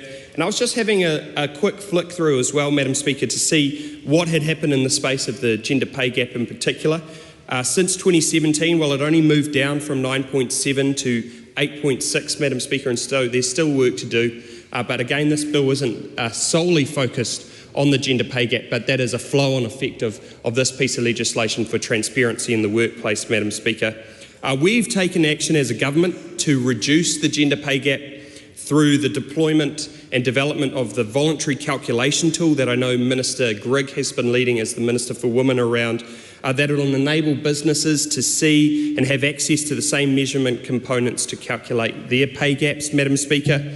And so this is another step in the right direction around transparency in the workplace, not just for women, but that is an element of it, but for everybody in the workplace around transparency of what they earn and what they're being paid for their work, Madam Speaker. Let's just address some of the concerns that have been raised both this evening and through the Select Committee process as well. This doesn't force anyone to disclose their pay. There's no enforcement of that, Madam Speaker. All it does is simply remove the ability for employers to prohibit it. So there is no forcing of people to disclose their pay. It just prohibits the employers from allowing them to disclose it. Madam Speaker, different pay rates can be justified by things like experience, skills and performance, but transparency helps ensure these are the real reasons for differing pay, Madam Speaker. Madam Speaker, this brings New Zealand into line with international best practice. And again, I was having a look through to see what some of our friends and colleagues across the ditch and across the world do in other jurisdictions, including the United States, the United Kingdom and Australia, have prohibited such contractual terms as it does not encourage pay transparency, Madam Speaker. And so what we're doing as a country is we're bringing ourselves into line with what a number of other nations across the world do that we like to compare ourselves with, and that's a good thing for New Zealand, Madam Speaker. Australia's legislation does include similar protections while maintaining employee choice. We believe in fair pay for fair work, regardless of your gender or ethnicity, and transparency is a tool that helps achieve that goal, Madam Speaker. This bill is about fairness, transparency, and ensuring all New Zealanders can negotiate from a position of knowledge about their worth in the workplace. And so I commend the bill to the House. Honourable Phil Twyford. Madam Speaker, I listened to the excellent speech by the National Party member Vanessa Wienink at the start of this debate. And if you sort of squinted your eyes, put your head on one side, you could imagine a universe where there was some consensus in the House that workers should be treated with dignity and respect, where workers would be treated as adults, free to discuss their pay with their workmates, not able for that to be prohibited as if they were in some Dickensian master-servant relationship. A world where the National Party didn't reflexively seize every opportunity to drive down the wages of working people and undermine their bargaining position. A world where the mad, hard right ideology of the ACT Party wasn't allowed to run riot in coalition negotiations and subject the country to a procession of stupid ideological right-wing employment relations bills. So let's just savour the moment of this alternative universe. It still puzzles me why the National Party chooses to define itself as the party of low pay. Now, of course, they protest, they don't like that description. They don't like to, when they look in the mirror in the morning, they don't like to say, oh, there's the party of low pay. But I give you 3 exhibits, Madam Speaker. Fair pay agreements. They dismantled them with relish in their first few weeks on taking government. Legislation that was designed to help the country's lowest paid workers negotiate decent wages. They have cut the minimum wage in real terms since they've been in office. And Exhibit 3, the destruction of pay equity, 33 different pay equity claims, nearly $13 billion in the pipeline taken away to fund their tax cuts at the expense of low-paid workers and particularly female workers. Now look, I seriously appreciated the fathers on the Select Committee who talked about their daughters. And we heard that tonight. Fathers that don't like the idea that their daughters would be discriminated against in the workplace. I like that, I respect that. But is it such a big leap to have some empathy, to put yourself in the shoes of a care and support worker, a security guard, a cleaner, a retail worker, a hospo worker, an early childhood teacher, and hundreds of thousands of New Zealanders who work multiple jobs with insecure hours, who drive across the city at all hours of the day and night because they don't have the market strength to bargain for better wages, for decent pay, for a living wage.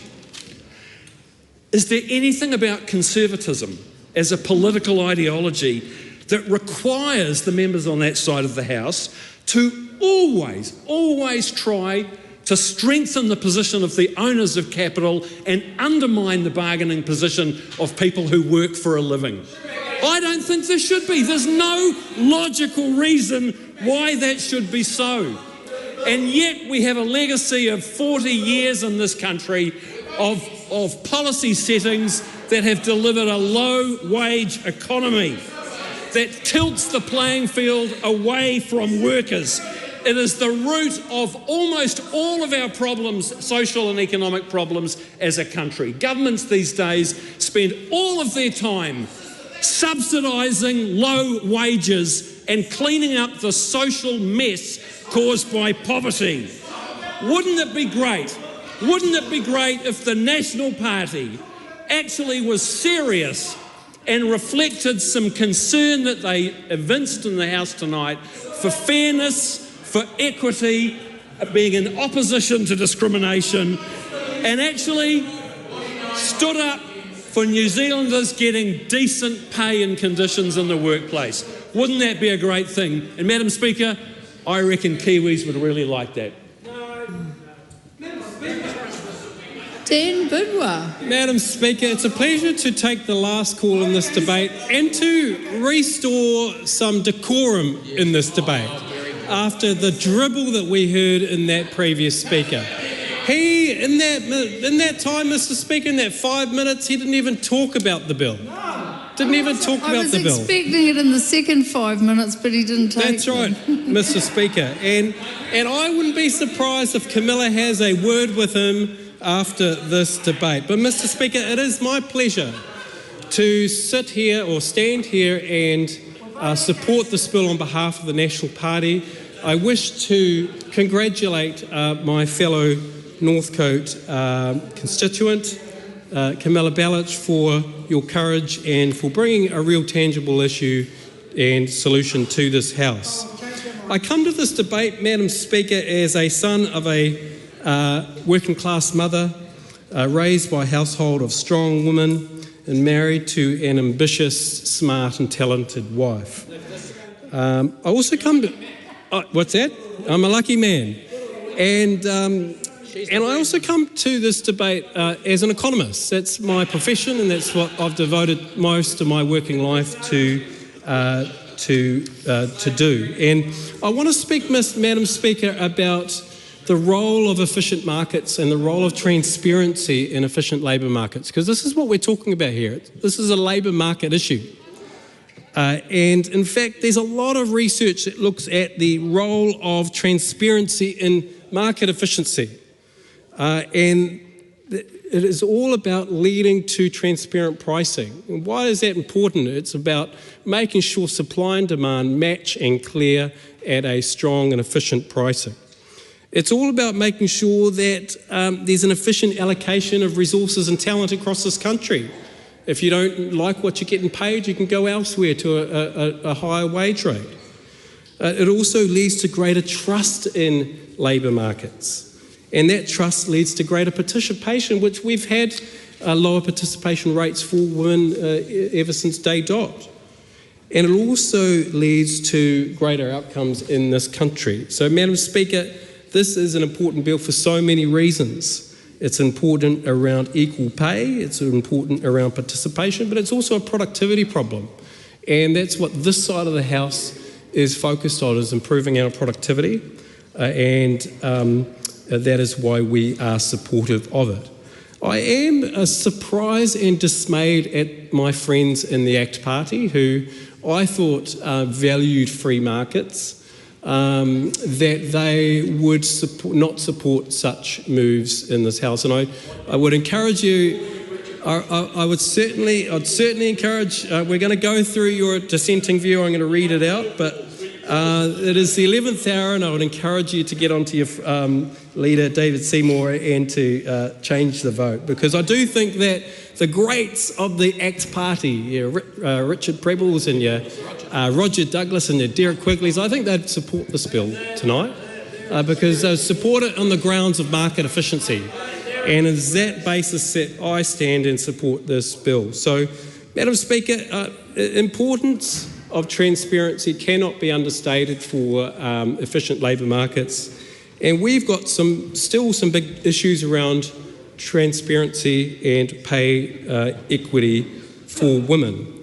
And this bill is a great example of a place where we can discuss pay. And it's probably the first time in this House that I've ever agreed with anything Ricardo Menendez March has ever said. But actually, even when it's in contracts, people still talk about it. Let's be honest. There's nothing that can stop somebody from talking about their pay. It is a touchy subject, but it is something that we should encourage because it's all about making sure that there's transparency for your current job, but also if you move up that organisation and you get a promotion, you want to make sure that that is a good, worthy promotion. And, if I think of my own family circumstances, it's also about moving to better jobs. You want to be able to talk with your future employer. And I'm going to tell you what, one of the first things your future employer often asks during the interview process is, well, what do you get paid? Just so they can understand what the ballpark of your current pay arrangements are. So, that is so important for the life cycle of anybody's career to be able to disclose that. So I don't think, Madam Speaker, that there is any credible reason to be suppressing and making pay a secret and not negotiable topic. And it already happens anyway. I can guarantee it already happens. And so that's where we are and supportive of reducing the pay gap for women. But it's not just about women. This happens with men too. And it is all about making sure that actually pay increases because you should be paid what you are valued and contributing. And that happens for all different types of reasons. That's right, non-justified reasons. So, Madam Speaker, I do just want to again pick up on the differing view from the Select Committee, from my colleagues in the ACT Party. I just want to talk about it because, again, there's just some nonsensical arguments here that I think a free marketeer would just shut down. So let's talk about it. They talk about that it's not needed, that it's a private matter. Well, actually, no, it's not a private matter. You should be able to, if it is a private matter, you should be able to talk about it like a private matter.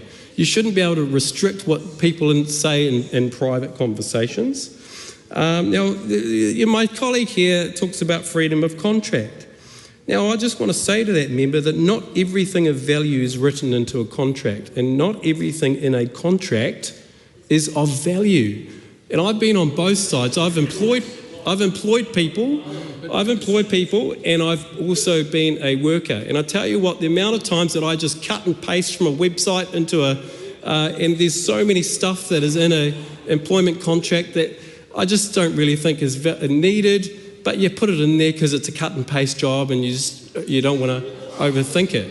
So there's a lot of these types of scenarios, Madam Speaker, it just strikes me as bizarre. So, look, there's no cost to this, really, for the state. I just think that what we want is a scenario where the true price is acknowledged and people are paid that price. And so that is why, Madam Speaker, I don't support any differing view that says that, well, on the basis of good free market economics, we cannot support this. That just doesn't stack up to me. Madam Speaker, in terms of the Select Committee process, my colleague Vanessa Wienink ran through the comments and the changes that were made in the Select Committee process. I do want to say that National has a proud history and New Zealand has a proud history. I'm honoured to be able to stand in this Parliament with you, Madam Speaker, in your role in having the number of female Prime Ministers that we've had, having such distinguished colleagues all around this House and not being able to take gender into account. I think that is fantastic for New Zealand and it's something that we should be really proud of. And I've lived overseas in many different countries, Madam Speaker, and I'll tell you what, we are streaks ahead on gender issues compared to many other countries. But we've still got issues to deal with. We've still got an 8.6% gender pay gap. And again, we're not talking about just paying the same as men. We're talking about getting paid the same as other people for work of equal value. For work of equal value. And I think actually transparency of pay enables that price discovery to be realised and for that gap to be narrowed. Madam Speaker, we've got some great things underway. We've got that pay gap calculator that Nicola Griggs just implemented. I think that's a really good initiative. But there's actually a lot going on in the private sector, and I just want to shout out to all our businesses across the country that are taking leadership roles to disclose for themselves to the public their gender pay gaps and the work program that they've got underway to help narrow those pay gaps. It's not just up to government. In fact, I very rarely think that government is the solution to anything these days. It is actually all of us in society that provide the solution for reducing gender or any other pay gaps for that matter. So, Madam Speaker, it is a fantastic bill, and it's great to commend this bill to the House. Dana Kirkpatrick, is this the split call Yes, number 6? Please. Thank you. Madam Speaker. Dana Kirkpatrick. Thank you, Madam Speaker. It's a great honour to come very late to the party in this and to come along and take this final 5 minutes for Camilla Bellich's bill, the Employee Remuneration Disclosure Amendment Bill. I want to congratulate Camilla for having this bill put into the ballot, for drawing it out, and for apparently having great tenacity in the select committee process. But well done to the member. It's a great honour to have a bill pulled out, and I commend you for it. I think, the National Party could have looked at it and said, oh, it's a Labour Party bill, it's something that we don't really normally, we would normally say, oh no, we won't do that. But when you think about the context and the actual principle of it, it made sense for us to support this bill. So I'm proud that we're supporting it. And I was trying to think of some examples, Madam Speaker, about where this actually plays out for us. And I could think of a couple. Firstly, I was a proud union card-carrying member in my misspent youth when I was a cadet reporter at the Gisborne Herald in 1980-something. And I hesitate to admit it, but we actually were union members only because they gave us a really fancy card that said press. That meant you could get into anything at all, pretty much. So that was the reason we did it. But what I was reflecting on was all of our pay rates were published, and we were very clear about what you were as a first-year cadet reporter. I think I got $180 a week. I thought I was Christmas. It was just fantastic, and you went up the scale from there, and it took a long time. But I was reflecting on that and thinking, well, there you are. There we have it. We were very clear about what we were paid. We didn't need to discuss it with each other because we knew. And a similar kind of story if you think about us here in Parliament, where it's exactly the same. We all know what we get paid. It's published in the Speaker's directions, and we have a very clear understanding of who gets paid what, up and down the scale from the top to the bottom. I think that speaks volumes in that why is there one rule for some and why are there other rules for others? And it makes no sense. So I am fully in support of the member's bill to amend the Employment Relations Act to promote pay transparency and fairness by protecting employees who discuss or disclose their remuneration. Currently, the law allowing agreements to include provisions which prohibit workers from discussing or disclosing their remuneration with colleagues or third parties just doesn't seem to make sense in a modern context. And so I think it's time we put that to bed, and we are very pleased to support this. I think also, I know one of my colleagues spoke of his children and how they think about these things. And I wondered whether I have 2 children in the workforce doing their best work, and I wonder whether it would have even occurred to them that they couldn't discuss their pay, that they weren't actually able to sit next to the person next door and go, oh, you do the same job as me, are we getting the same deal here, or what's happening? And I think it's important that we don't marginalise people, or that we don't actually make it difficult for them to do that. So, I think it's really important. I just was reading through some of the information here, and it says here, why is the bill so important? And it talked a little bit about the gender pay gap currently being at 8.2%. There's been some great work done in New Zealand about the gender pay gap, where women earn in New Zealand on average 8.2% less than men. And the time has come for that to finish. And if this bill is one way of making that happen, then I think that's a step in the right direction. I think that in closing, Madam Speaker, if enacted, the legislation will profoundly impact both employers and employees. For employers, it will establish clear legal guidelines on how remuneration discussions should be handled, reducing confusion and potential legal disputes. And for employees, it can promote open communication about remuneration. I think that that's about all we've got to say. I think on our side of the House, we're very pleased to be supporting the bill and happy that the Members' Bill will proceed to its third reading and with support across the House. So with that, I commend the bill to the House. The question is that the amendments recommended by the Education and Workforce Committee by majority be agreed to. Those of that opinion will say aye. Aye. To the contrary, no. No. The ayes have it. Party vote is being called for, please, Clerk. New Zealand National. 49 votes in favour. New Zealand Labour. 34 votes in favour. Green Party of Aotearoa, New Zealand. 15 votes in favour. Act New Zealand. 11 opposed. New Zealand First. 8 votes opposed. Te Pāti Māori.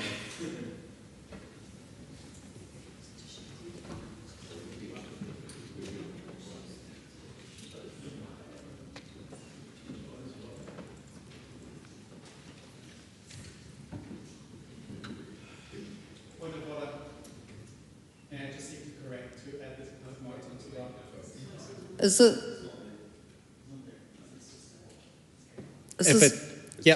We're casting is this the proxy. about this particular The vote? proxy vote, yes. We're casting the proxy vote for Te Pāti Māori. Yeah, okay, because we haven't called it, it's not too late, so yes, you can proxy vote for Te Pāti Māori. 5 votes in favour.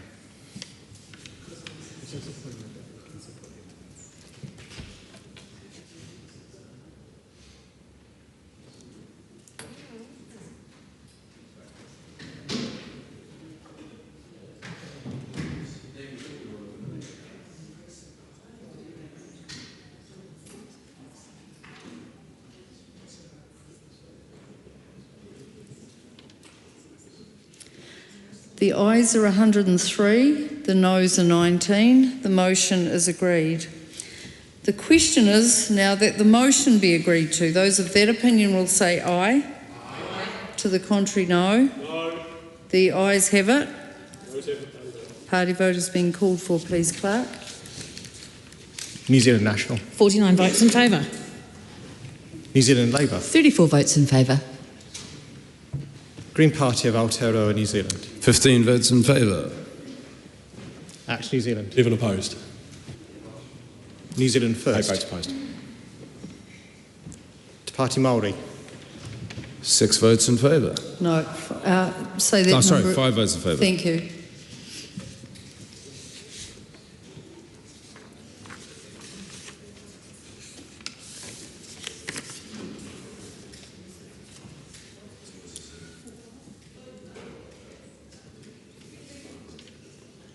The ayes are 103, the noes are 19. The motion is agreed. Employment Relations Employee Remuneration Disclosure Amendment Bill, second reading. This bill is set down for committee stage next sitting day. I call on members order of the day number 4. Property Law Sunset Clauses Amendment Bill, first reading. Ingrid Leary. I move that the Property Law Sunset Clauses Amendment Bill now be read a first time, and I nominate the Justice Committee to consider the bill.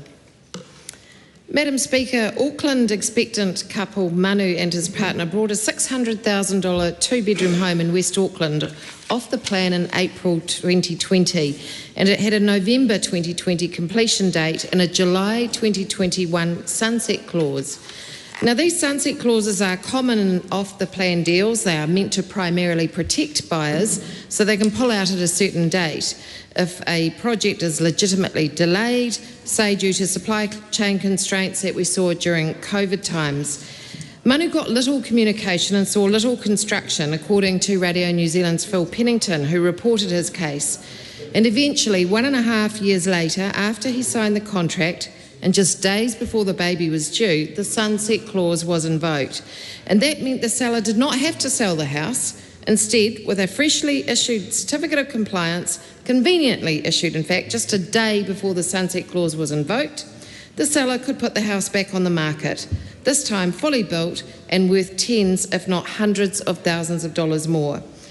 Now, Manu and his partner did not have funds to legally challenge what had happened, and now with new baby in tow, they faced finding a home that, due to the heated market, would likely cost them $100,000 more.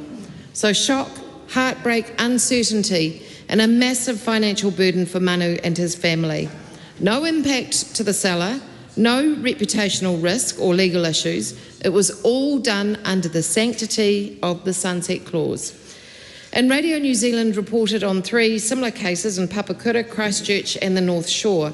And I spoke to several lawyers, along with property law expert Joanna Pidgeon, who had between them and been involved in dozens of similar cases, involving people desperately trying to get on the property ladder who get taken advantage of through these sunset clauses. In February 2020, Stuff reported that a developer, Tawa LLP, cancelled the sale of some of its properties in Wellington under a sunset clause. It then relisted the properties for a higher price to reflect market value increases, and this left many first home buyers trying to recover their deposits. One of them was actually ACT Deputy Leader Brooke Van Velden, who was a political candidate at the time. And interestingly, she acknowledged that she had been a victim of dodgy development and market failure, saying there was no indication the development would be cancelled after she had even been advised to buy curtains for the new apartment. But despite being left out in the cold, she did not support a legislative fix. So, Madam Speaker, I'm not looking to the ACT Party to support my members' bill, but I am looking to their more rational coalition partners for support this evening. Many of the other affected buyers did call for more parliamentary action to protect buyers' rights after the incident, and that has been covered in the media via lawyers, via consumer activists, and including on Fair Go. In some cases they spoke of involved land deals being cancelled or contracted buyers being called on to stump up extra so-called contributions to keep a project on track, with the sunset clause weaponised as a threat to pull out of the deal if those contributions were not forthcoming.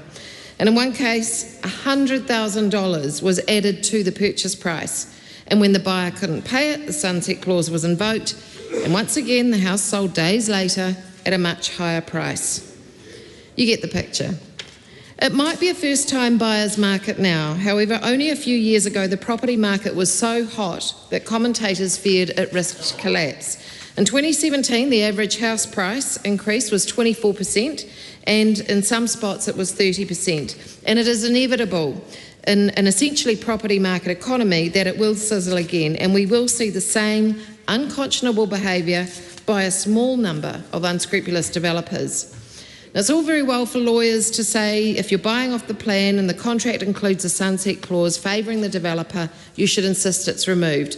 And it's all very well to say run a mile if that doesn't happen. Yes, contracts need sanctity, but not in a failing market. And this is a market failure regarding power imbalance and ethical behaviour. In tight markets, and when sunset clauses are increasingly common, there is a real power imbalance between the buyer and seller. And even when sunset clauses are crossed out of contracts, some developers still try to invoke them, according to one barrister I spoke with. And there's bugger all the buyer can do unless they have money for lawyers. Now, don't get me wrong, many developers have every intention of finishing on time. They've costed their development and are acting on good faith. But it is unethical for any developer to cash in on a sunset clause because the property prices have increased since the contract was first signed. And unfortunately, the bad practice of a dodgy few developers has tainted the reputation of the sector. The legislative fix I am bringing to this House protects the good guys and gals from the reputational damage that has been caused to them by the dodgy few. So it's a win for purchasers and a win for developers. The bill amends the Property Law Act 2007. It would give purchasers would have to give their consent if vendors wanted to rescind their sale and purchase agreement under a sunset clause, and this would rebalance the scales between purchasers and vendors, especially for first home buyers who can often afford only off-the-plan dwellings. It requires written consent of the buyer to rescind the sale agreement of an off-the-plan property, where a vendor has initiated the rescission. The consent would have to be obtained at the time of the rescission. It allows vendors to rescind an off-plan contract under a sunset clause where a court determines that it would be just and equitable. So there is a contestable element to it for vendors that feel that the permission has been withheld unreasonably, and it doesn't affect any other mechanism a vendor has in their contract with a purchaser that would allow cancellation of the contract. It's modelled on Australian laws. It's been enacted in New South Wales, Victoria and ACT. They experience similar unethical behaviour by some developers, and it's worked very well. There may be times when ending a contract is the best way forward for both vendor and purchaser, and in these cases, as within Victoria and New South Wales, a sunset clause could be activated by the vendor with the written consent of the purchaser. And a vendor, as I said previously, can go to a court to seek a court order under the factors of the new Section 41C2. And those factors are the terms of the off-plan contract, whether the vendor has acted unreasonably or in good faith, the reason for the delay in creating the subject lot, the likely date on which the subject lot will be created, whether the subject lot has been increased in value, the effect of the cancellation on each purchaser, and any other relevant that the court considers, any other matter the court considers to be relevant. So it really does enable the court to determine whether the developer is acting in good faith rather than the current carte blanche assumption that it is so. And for a sunset clause to be valid, this bill requires that certain consumer information will be included in the contract, including that the purchaser has the right to consent to the proposed cancellation of the off-the-plan contract, but is not obliged to consent.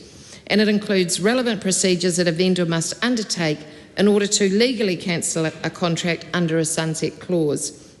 It also allows for the court to make any other order that it considers just and equitable in the circumstances, including an order for compensation for the purchaser. So this will disincentivise any dodgy vendors from using the court process until and unless it can be justified. Being a property developer does entail risk, but so does buying a home. And purchasing a home is one of the most significant decisions and sometimes risky decisions a family can make. New Zealand families deserve to know that when they sign on the dotted line and entrust a vendor with the creation of that home, that they will not lose out due to greedy behaviour rewarded through a technicality. The bill aligns with Labour's values that support home ownership.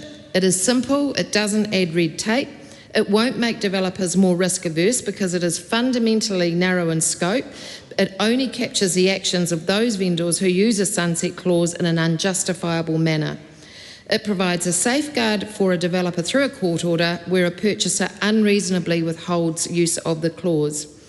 By changing the rules now, we can preempt the next wave of hot property prices and the considerable harm that can be done to families wanting to buy a home before it actually happens.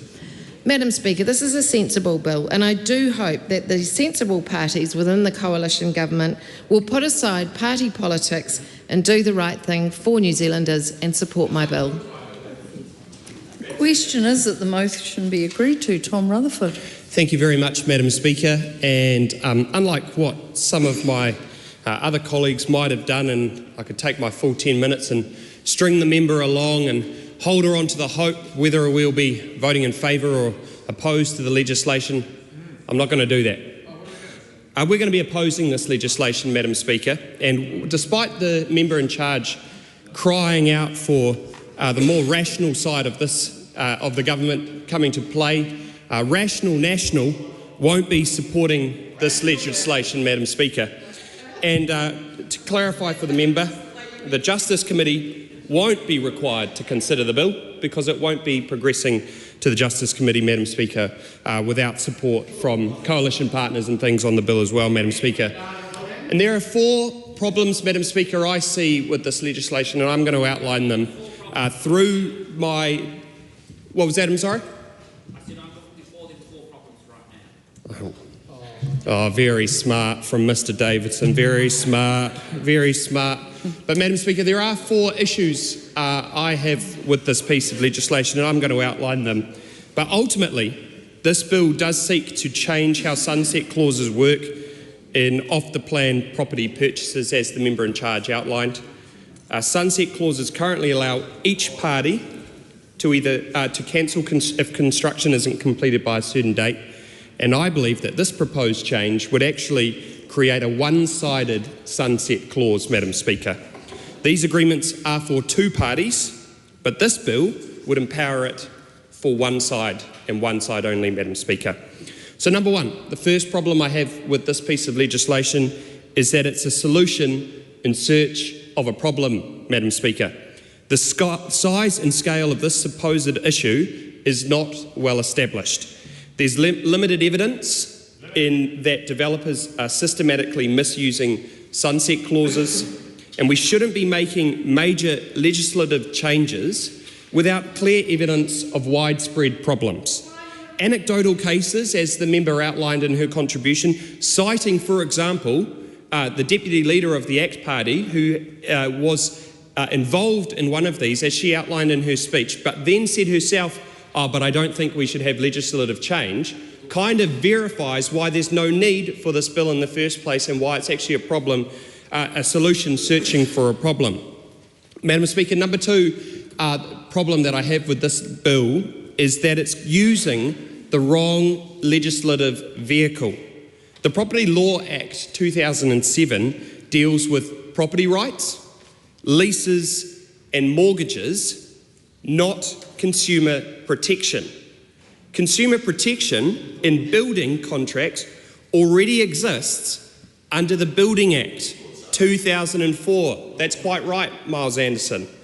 That Act already protects consumers with information requests, information requirements, implied warranties and remedies. If there is a genuine problem, it should be addressed through existing consumer protection laws, not property law. It's the wrong legislative vehicle, Madam Speaker. Problem number 3 is sunset clauses serve legitimate purposes. These clauses protect both buyers and sellers from unreasonable delays. They allow consumers to withdraw if they're not happy with what is being delivered. And construction projects do face genuine uncertainties. Resource consents. How long are resource consents taking at the moment across the country, Madam Speaker, for example? Weather. We have seen it literally over the last 3 weeks, what some of the weather impacts are that face our country on a rather regular basis, Madam Speaker, and they too can create uncertainty in construction projects. There can be supply chain issues, Madam Speaker, and skilled labour shortages in some cases. It also removes flexibility that could make developers less willing to offer off-the-plan sales, reducing options for buyers. Now, the member in charge said, no, that's not going to happen. That's not going to happen. Well, actually, I would say the counter to that and say that could be a genuine option that developers would be less willing to offer off-the-plan sales and reducing options available for buyers. And Madam Speaker, the 4th problem I have with the legislation is the unintended consequences for the housing supply. Requiring court approval adds cost and delay to property transactions, Madam Speaker. It can reduce availability of off-the-plans housing when we desperately need more supply. And it may push developers toward less consumer-friendly contract structures. So, Madam Speaker, what I want to actually focus on is what we're actually doing to address housing issues. Let's have some real action on housing supply in this country. While Labor and their members focus on narrow regulatory tweaks that might help a handful of cases, we're tackling the fundamentals of the housing crisis we inherited from them. New Zealand house prices are among the most expensive in the developed world. This is fundamentally a planning and supply problem, not a contract law problem. We're replacing the RMA with a new planning system that makes it easier to build housing that New Zealand desperately needs. We've got 6 major legislative changes underway at the moment. Housing growth targets for councils, making them accountable for enabling growth rather than blocking it. New rules making it easier to expand outwards at the urban fringe. Strengthening intensification provisions around transport hubs and city centres. Requiring councils to enable mixed-use zoning across our cities, and abolishing minimum floor area and balcony requirements that unnecessarily push up costs, and streamlined consenting processes that reduce delays and uncertainty. Madam Speaker, we need to be focused in this House and in this country on the fundamentals, not tinkering around the edges. It's better to have more housing options available at lower prices than fewer options with slightly different contract terms. If we're serious about helping first home buyers, we need more housing supply and lower prices. That comes from planning reform and removing barriers to development, not adding more legal complexity to property purchases as this legislation will do. This bill could actually reduce housing options by making off-the-plan sales less attractive to developers, Madam Speaker. That could be the unintended consequence of this legislation. Alternative approaches, if problems exist, strengthen disclosure requirements under existing consumer protection law. The Real Estate Institute could develop better industry standards for sunset clauses. The Commerce Commission, they already have tools to address unfair trading practices and target any specific problems with precision, not a broad brush of a legislative change, Madam Speaker. Madam Speaker, the economic reality is that housing supply is our critical challenge. We need more homes built faster, not more red tape. Adding regulatory complexity and mandatory court processes slows down development. This could discourage developers from offering off-the-plan purchases altogether. Every barrier we add to housing development ultimately hurts affordability. Madam Speaker, National Party supports protecting consumers, but this bill is fundamentally the wrong approach. There's no clear evidence of systematic problems requiring this level of intervention. And ultimately, it's using the wrong legislative framework when consumer protections already exist elsewhere. There's a real risk of unintended consequences that could harm housing supply and affordability, Madam Speaker. So we oppose the bill and instead focus on the real solutions: planning reform, removing barriers to development and increasing housing supply. While the Labor Party tinkers around the edges with narrow fixes that might help a few cases, we're solving the real problem, making housing more abundant and affordable for all New Zealanders.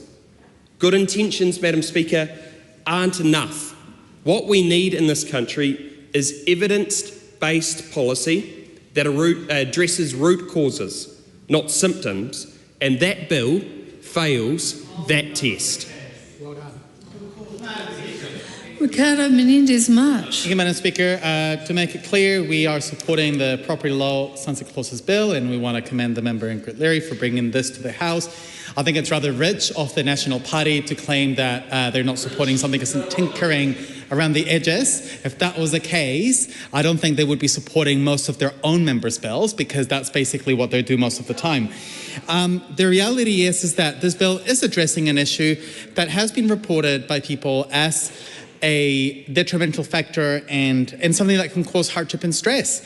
What this bill effectively does is it prevents developers from using sunset clauses to cancel off-the-plan property contracts to sell at a higher price. And while I don't disagree that there are other areas in the housing space that will lead to greater affordability, what this bill does do is it does protect consumers. It adds a level of protection and it prevents greedy property developers and multiple homeowners that are basically raking off the housing market from benefiting at the expense of everyday people. And if the government side of the House was so concerned about addressing the fundamentals, they would stop treating housing as a commodity to make a profit from. And if they were so concerned about supply, they would not be cancelling so many kāinga ora projects. The truth is that the so-called supply they're focusing on is on unaffordable housing that is out of reach for the people that they have made homeless, that they have sanctioned if they're unemployed.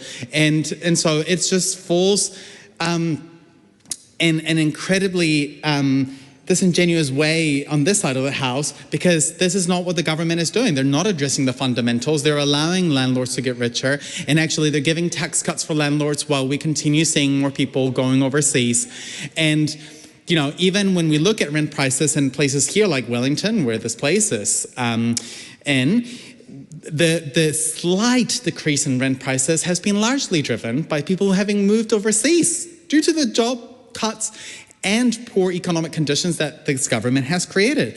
So I do think the government may want to reconsider their position, and if they genuinely believe in standing for everyday people and potentially first home buyers, people who've been locked out of having secure tenure, I think this bill does go some way into addressing it. And I think, even the previous bill we debated, the government admitted that it wasn't transformational, well, the National Party at least, because their coalition members were completely out of touch, admitted that it wasn't transformational. No one here thought so, and yet they voted for it. And I think this shows that, members' bills have a place at finding discrete reforms that we can use to support our communities and specific constituents. It happens all the time. And so I think that the bill that has been brought forward by Ingrid Leary will protect consumers. What it will effectively do is create also greater certainty when somebody is looking at purchasing a home that they won't end up being ripped off by somebody trying to basically, make a greater profit by having that house increase its value and selling it to someone else at an even more out of reach price. And so the Green Party supports the intent of the bill. We look forward to hearing from submitters, particularly people who have been negatively affected by this. So I particularly am looking forward to hearing from people who have been negatively affected by the existing provisions. And I will be listening, and my colleagues will be listening with a grain of salt to the people who are benefiting from the housing crisis. I hope that those are not the dominant voices at the Select Committee, because I think that the member who brought this bill forward raises the valid point around the lack of balance that exists between people who hold a huge amount of privilege and wealth and those that are seeking to have just a bit of security of tenure in the housing market. So we will be supporting this bill. We look forward to the Select Committee discussions, and we call on the government members to reconsider their position and to not fool themselves into thinking that just because something tinkers around the so-called edges is not worth supporting, because then again, that seems like most of their political agenda, unless it does seem to be leading transformative change to wreck our environment, to wreck workers' rights, and to make the inequality crisis worse. Just before I call the next speaker, I just had a question about laptops, and under Speaker's ruling 19.5, it's okay to have laptops on the desk when you're using them to speak with, as long as they don't have any logos on them, but when you're using them and not speaking, they need to be in your desk and not on top. So that's just clarifying a question that I've just been asked. Cameron Luxton. Thank you, Madam Speaker. I rise on behalf of the ACT Party to speak on this bill, drawn in the name of Ingrid Leary, and well done, Ingrid, for Miss Leary, for taking an issue that has affected New Zealanders and trying to come up with a solution. Unfortunately, this isn't it, and the reason is that it became an issue. If we think back to COVID times, Madam Speaker, I was but a humble builder working on site and wondering why the government thought it was a good idea to be spending copious amounts of money, borrowing like crazy. The interest rates were going down. We were just in boom times, Madam Speaker.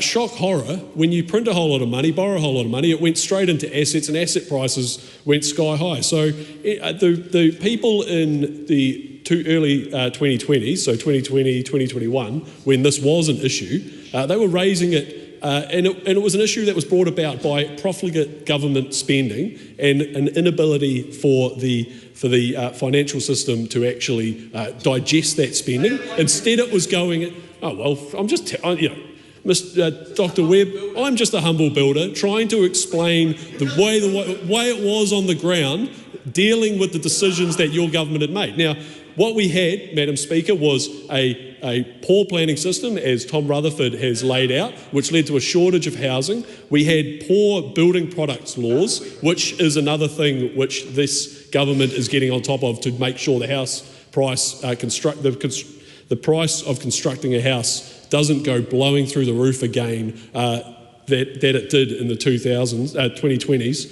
What we had was an inflating house price that was completely devoid from what value there was, and that was a monetary phenomenon, and that is what this bill is seeking to address. Something that happened, an embarrassing part of what the last government put onto New Zealand, but it is something that we hope we never see again. Coming to the mechanisms in this bill, well, this is talking about, Dr. Webb, I was trying to lay out the ground for your colleague taking such a decision despite being misguided. This bill, Madam Speaker, will be removing, there was an interesting comment that Ms Leary made in there saying there's a risk in being a developer and a risk in buying a house. Well, risks have costs. So you could say we're going to remove the risks on the purchaser by making and having the developer have no ability, or the builder have no ability to mitigate those risks of increasing the costs. But all you're doing is putting the costs on the upfront price. If you can't say this building is getting more expensive, it's taking, because of delays, through consenting delays, through products, if you, as a developer, yeah, oh, you can, but you have to go and spend a whole lot of money, tens of thousands of dollars, fighting it through the High Court. Yes, you can, but it's creating legal uncertainty. It's adding costs if it goes wrong, which means, Madam Speaker, if a developer looks at that, and this bill, by some horrible turn of circumstance, actually passed, a developer would then have to look at that and then say, okay, I'm going to have to price that up front because it's a cost that I can't mitigate. And that's what would happen. We'd end up with higher costs. We would end up with fewer off-the-plan builds, which is what we need in this country to actually get some more supply into the housing market. We need off-the-plan builds. This bill, if by some crazy turn of circumstance actually passed, it would lead to less off-the-plan builds. Therefore, New Zealanders would go back to that old pastime of being in trading already built houses, which is one of the things that has held our economy back. This will be creating an equitable High Court test, Madam Speaker, is just going to insert unpredictability. It's going to make humans, New Zealanders who decide they want to go out there and want to deploy their capital to build for other people to for other human habitats for humans. Just to try and get that word in. Anyone to go and build any more habitats for humans, we'd end up being disincentivised providing new housing. All this is going to do is perpetuate an issue that New Zealand has got, which is undersupply of housing. It's going to create uncertainty. It's not going to, if this was to pass, it wouldn't fix any of the problems that the member has identified. And, Madam Speaker, it's hard to do anything but say we do not commend this bill to the House. Andy Foster. Speaker, look, first of all, I want to start off by thanking Ingrid Leary for reaching out around this bill. Congratulations for getting the bill drawn. I know that's a lottery rather than a skill, but at least you've got the bill in the biscuit tin and it's got drawn out. Look, we understand the issues that you're raising. We understand the stories that you're talking about. The question is the question of balance. So what are we talking about? We're talking about sunset clauses. Why do we have sunset clauses? They're for the situation where a development you might have expected to take a certain amount of time, 18 months, 24 months or whatever, takes a lot longer than that. And for the buyer, they might say, well, look, actually, I want to be able to get out of that and be able to get on with my life, go somewhere else, buy something else. So it's quite reasonable that a buyer would say, I want to get out as well. But for the developer, they may also have a problem. If it takes a lot longer, there are risks in this. What are the risks? Well, the costs may blow out, the consent may be hard to get. Because what we're doing, Madam Speaker, is we're talking about situations where things are by and large bought off the plans, or it's a new development. That means, by definition, there's a whole lot of processes to go through. You've got to get the subdivision done. You've got to get the consent done. You've got to actually go and build the houses. So there are risks there. And we know what happens when you are committed to a project, come hell or high water, and you can't get out of it if it takes a long time and the costs build up, because you can't necessarily foresee everything at the beginning. Maybe you should say, well, you should foresee most of those things, but you can't necessarily always do that. It sounds a little bit like some of the major government projects. You know, we go in thinking that maybe a couple of ferries and a terminal might only cost us a few $100 million. And then, hey presto, 2 or 3 years later, it's heading up towards 3.2, and then, hey presto, it's looking like $4 billion. And being committed to come hell or high water, even if you're a government, is a problem. If you're a developer, it's the kind of thing that will send you broke. So the sunset clause exists to allow both parties to be able to get out. Problem with the bill as we see at the moment, what it says, it's quite one-sided, because it says that the buyer, the purchaser, can get out. In fact, there's a specific out which says all these, the ability to get out is there for the buyer, but it is not there for the vendor. It's not there for the developer, unless the buyer says, "Yep, I'm okay," or unless they go to court, and that, of course, is a risky process. Excuse me, Madam Speaker. So, take your time, have a drink. Yeah, well, I'll do that. So, look, Madam Speaker. Of water, just for clarity of the audience. Yeah, no, I can assure you it's water. So by definition, what we're dealing with is a situation where there is no lot created.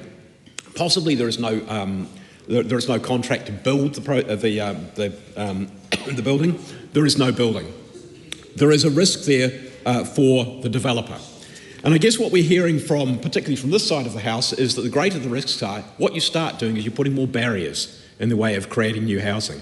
And that, I think, fundamentally is our concern as well, because the more risks you put in place, what it means is you've either got to price those risks in up front, or you might actually say, well, actually, we're not going to do that off the plan development at all. And that, of course, reduces the supply of housing. And that fundamentally is one of our concerns, because this is quite a one-sided piece of proposed legislation.